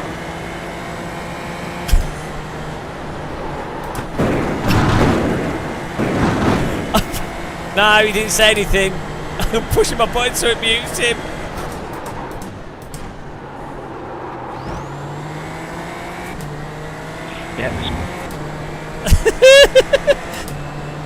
Yeah, where were you? Can't hear you. Oh, come on! If we crash, James, you're not gonna catch me.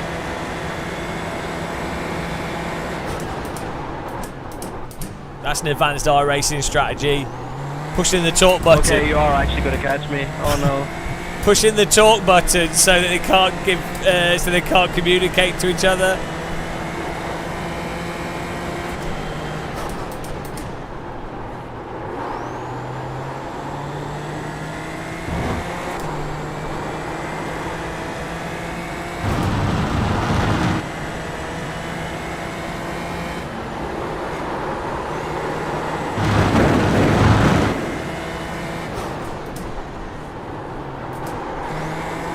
There's a lot of smoke around that corner.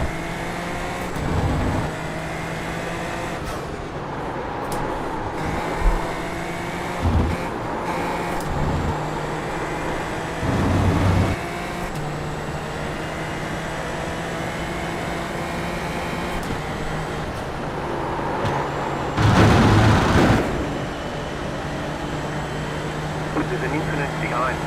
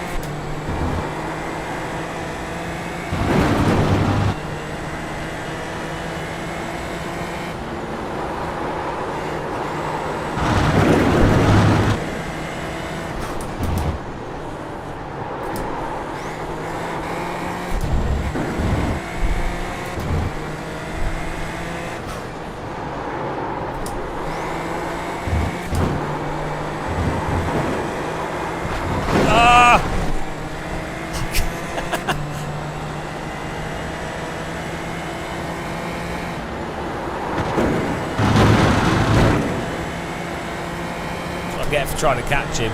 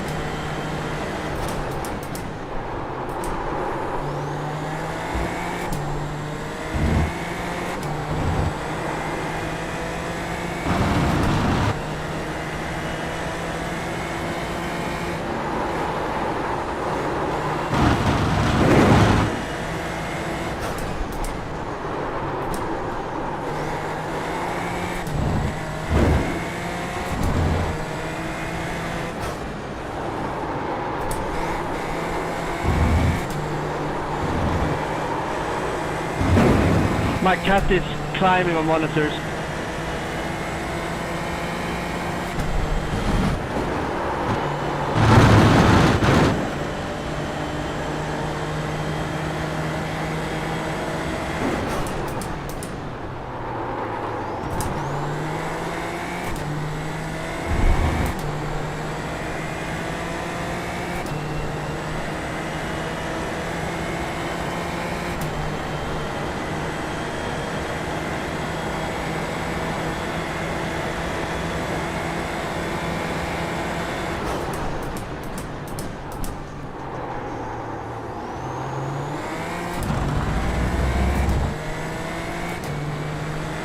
Yeah. Here, kitty, kitty, kitty. Here, kitty, kitty.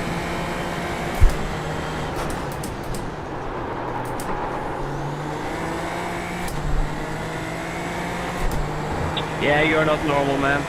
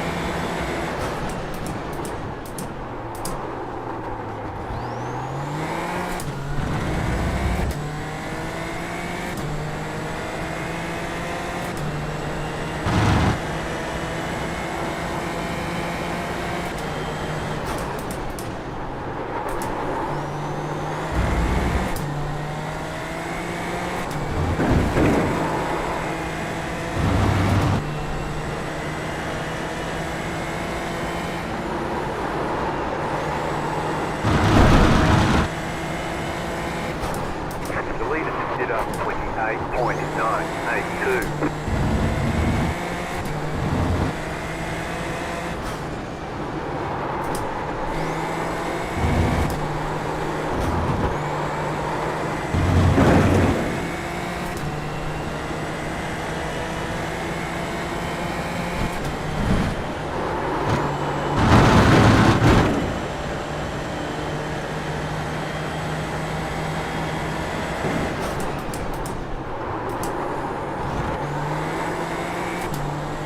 You got about 5 laps of fuel left.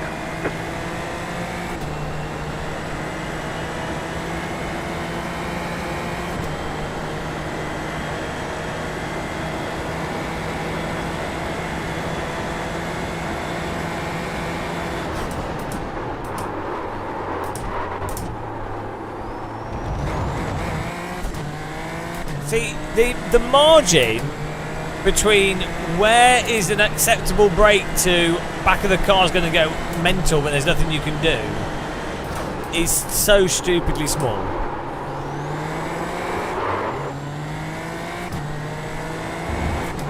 I had to try and push though. We've only got like a few laps left.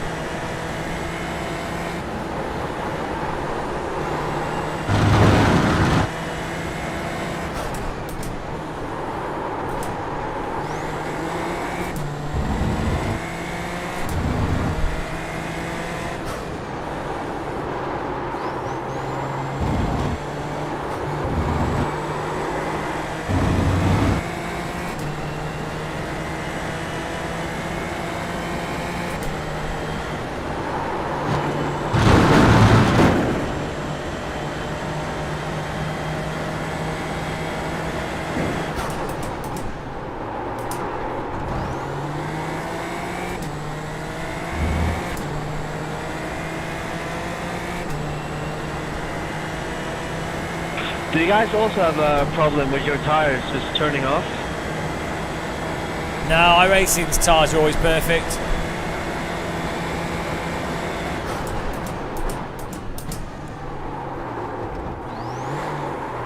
I think it will get fixed soon. Yeah, I think so.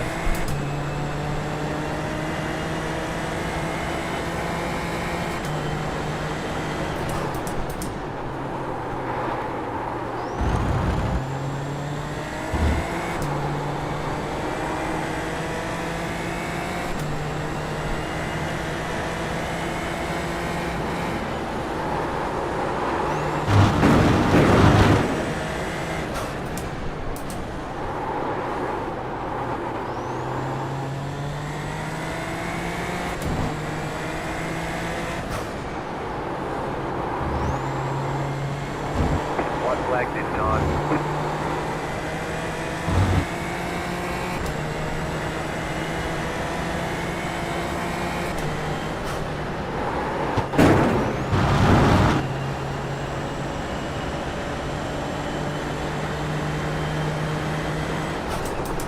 Is it a Brands Indy or full Brands Hatch? Imagine being Robert Ridgway and being in 7th place. Oh. In car number 7, that's where I'm supposed to be. Car number 9. Car number 6. It's all making sense now.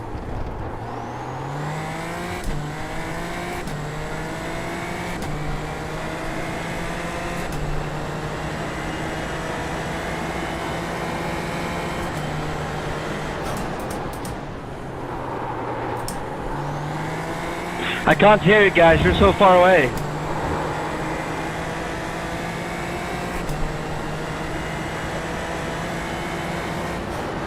Reporting for abuse. Car in P1, just set the fastest lap. 28.731.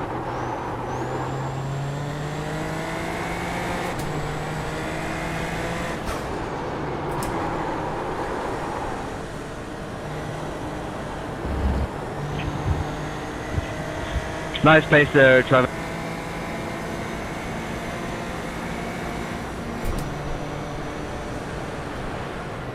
And you too, James. It was pretty close for 90% of the race. Very good job.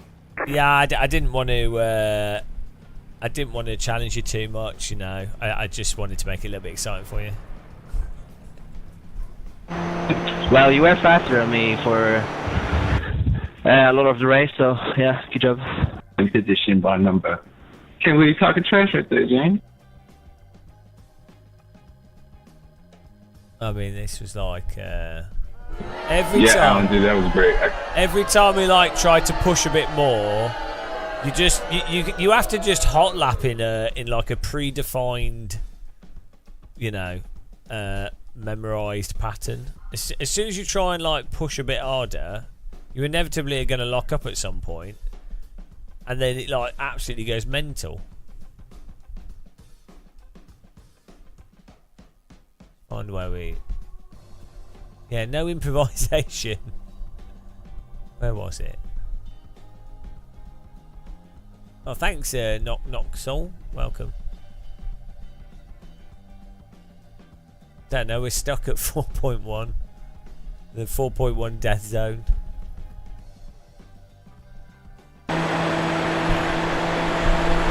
Here we go. Right. It's just like the tyres are turned off. Probably from the downshift. But you should just be able to do a little counter steer. It shouldn't be that that's it. They're totally off for the rest of the corner. It's so ridiculous. Like,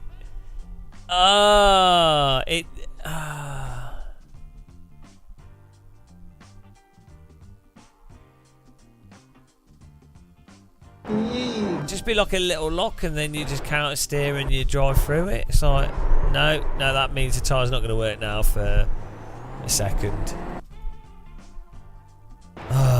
If it wasn't for that, we were on him. We need to get good.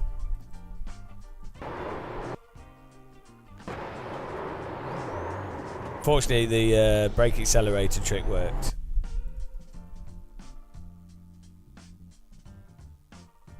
Let's see what happened at the start here. The 30-minute race is a lot less stupid than the sprint. Oh, okay. I didn't watch Formula 1.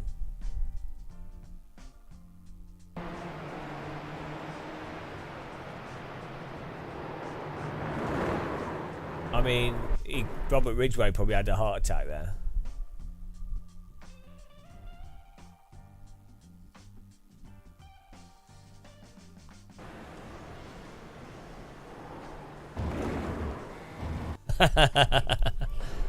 Oh dear.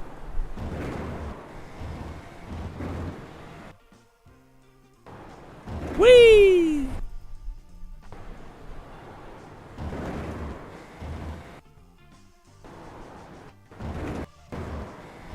It's pretty funny.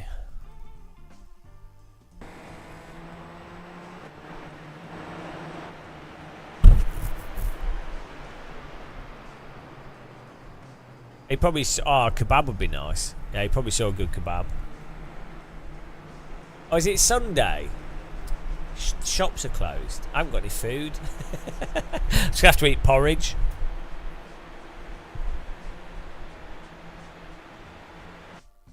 Oh dear.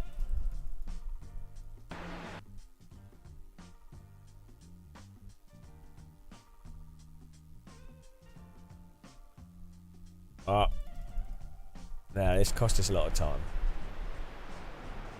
So look, here we go. His tyres again. I'm pretty sure his tyres just turned off.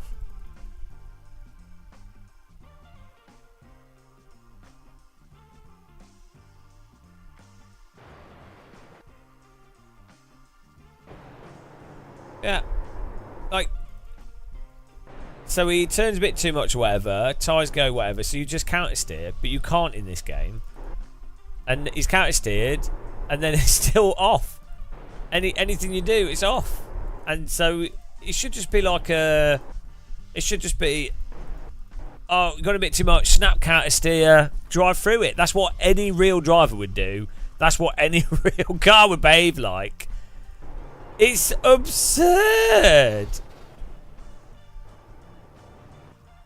It's so mental, and any iRacer that defends this is like, I don't know, either they've never been in a real car, or they have no understanding of what tyre physics are like what actually happens.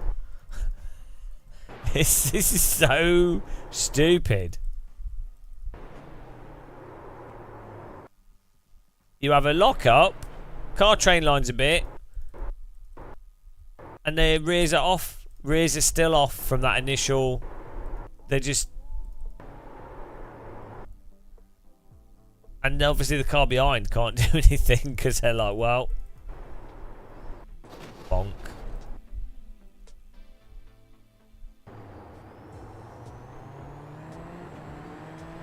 Yeah, gas and brake. That's the only way to save it.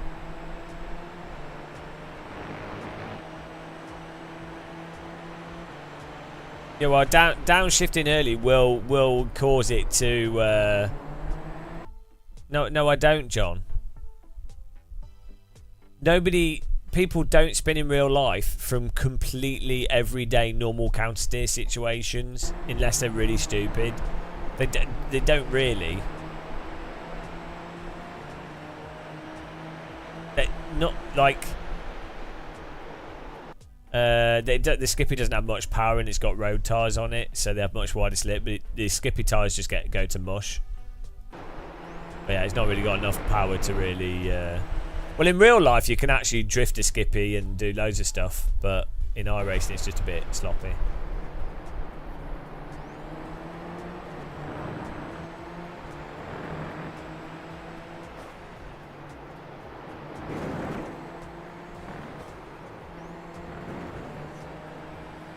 But, I mean, yeah, of course, people in real life put too much throttle on out of a corner or don't catch slides. but it's not a binary guaranteed tyres off. Like, that's the difference. In iRacing, it's stamp on the brake and the accelerator or go to jail. Oh, nice one. You can be stuck in 4.1k purgatory with me.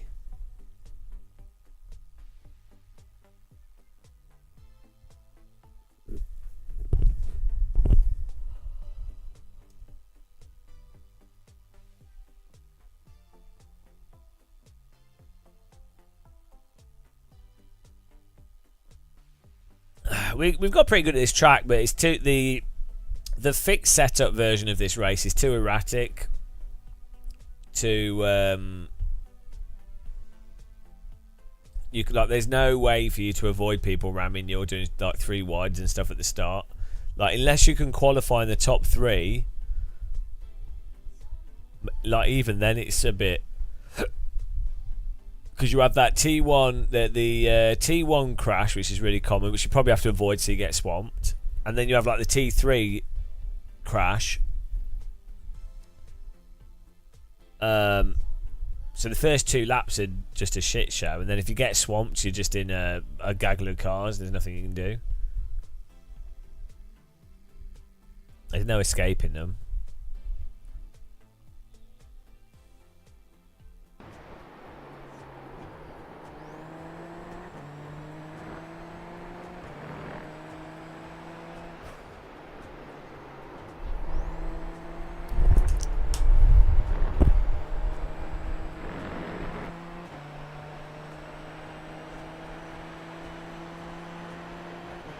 Yeah, I mean, but it's good that it makes for close racing, but then the game can't handle close racing, so it's just too random.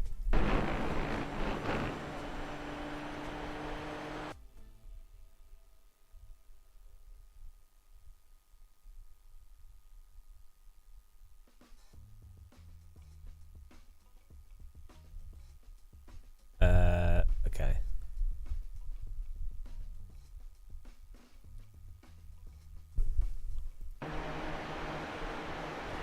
Well, it's just asking for, like, if you think the smoothing of the car, right, is the real position of this vehicle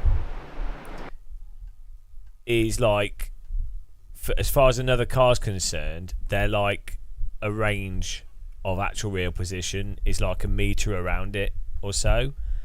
And yet, iRacing then wants stuff like wheel overlap in a Formula car to operate properly.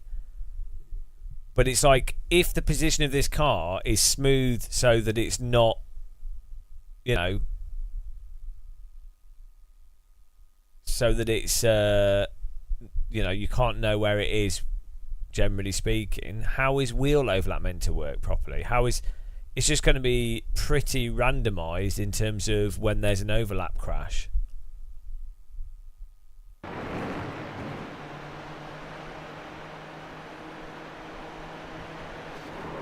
Oh my god, like what? It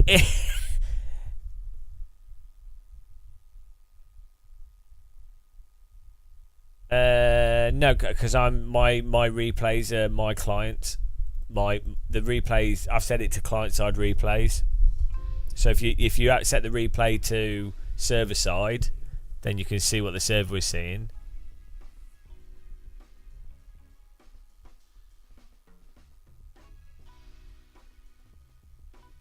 I mean, what was he doing?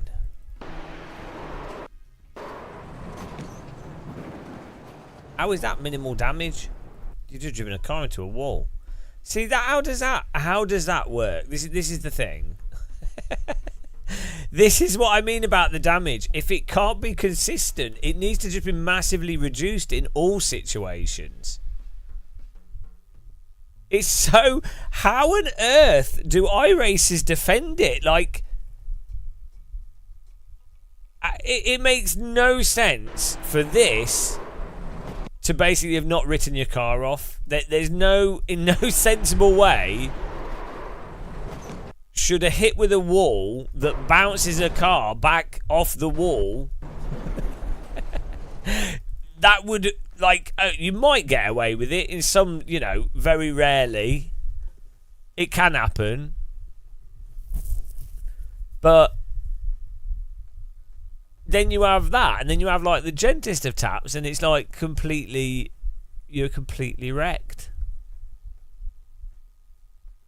I mean, if anything, that first contact he had with you, that should have completely broke your nose cone. Because he's been able to, at what speed are you going at? 230 kilometers per hour. His rear wheel is hitting your nose cone hard enough to push your car to the right. So that nose cone is having a lateral load of whatever force is required to move the front of a car to the right, which they're not designed for that. Either your nose cone would probably snap, or his wheel would break, or something like the tyre would puncture or something. Like, what is going on? But yeah, in that scenario, no, I mean, we had a car land on us at Road America. It went over the top, landed on us. Louis launched in the air, and we kept going, and the car was fine, no damage. It literally landed on us. Oh dear. What do I know though? Yeah, it's just totally random. And in that scenario, the solution is to make the damage, turn it off, to reduce it until you know. Halo did a good job, yeah. Tonoxia, thank you for following. Welcome. I mean, I attempted to try F4 at Mugello. It's a good track, that. But I'm basically dead. I've done too many races. Gamer Muscle raced out. I might just have an early night tonight, guys. I think we won't do a 10-hour live stream. They might just take it easy. You know, but 7.5 hours, little week live stream. We are on 17,201 followers. Appreciate that, and 169 subscribers. Nice. Thank you very much for being subs and supporting us, and the new Patreons and donations and everything. Thank you very much today. It's really, really appreciated.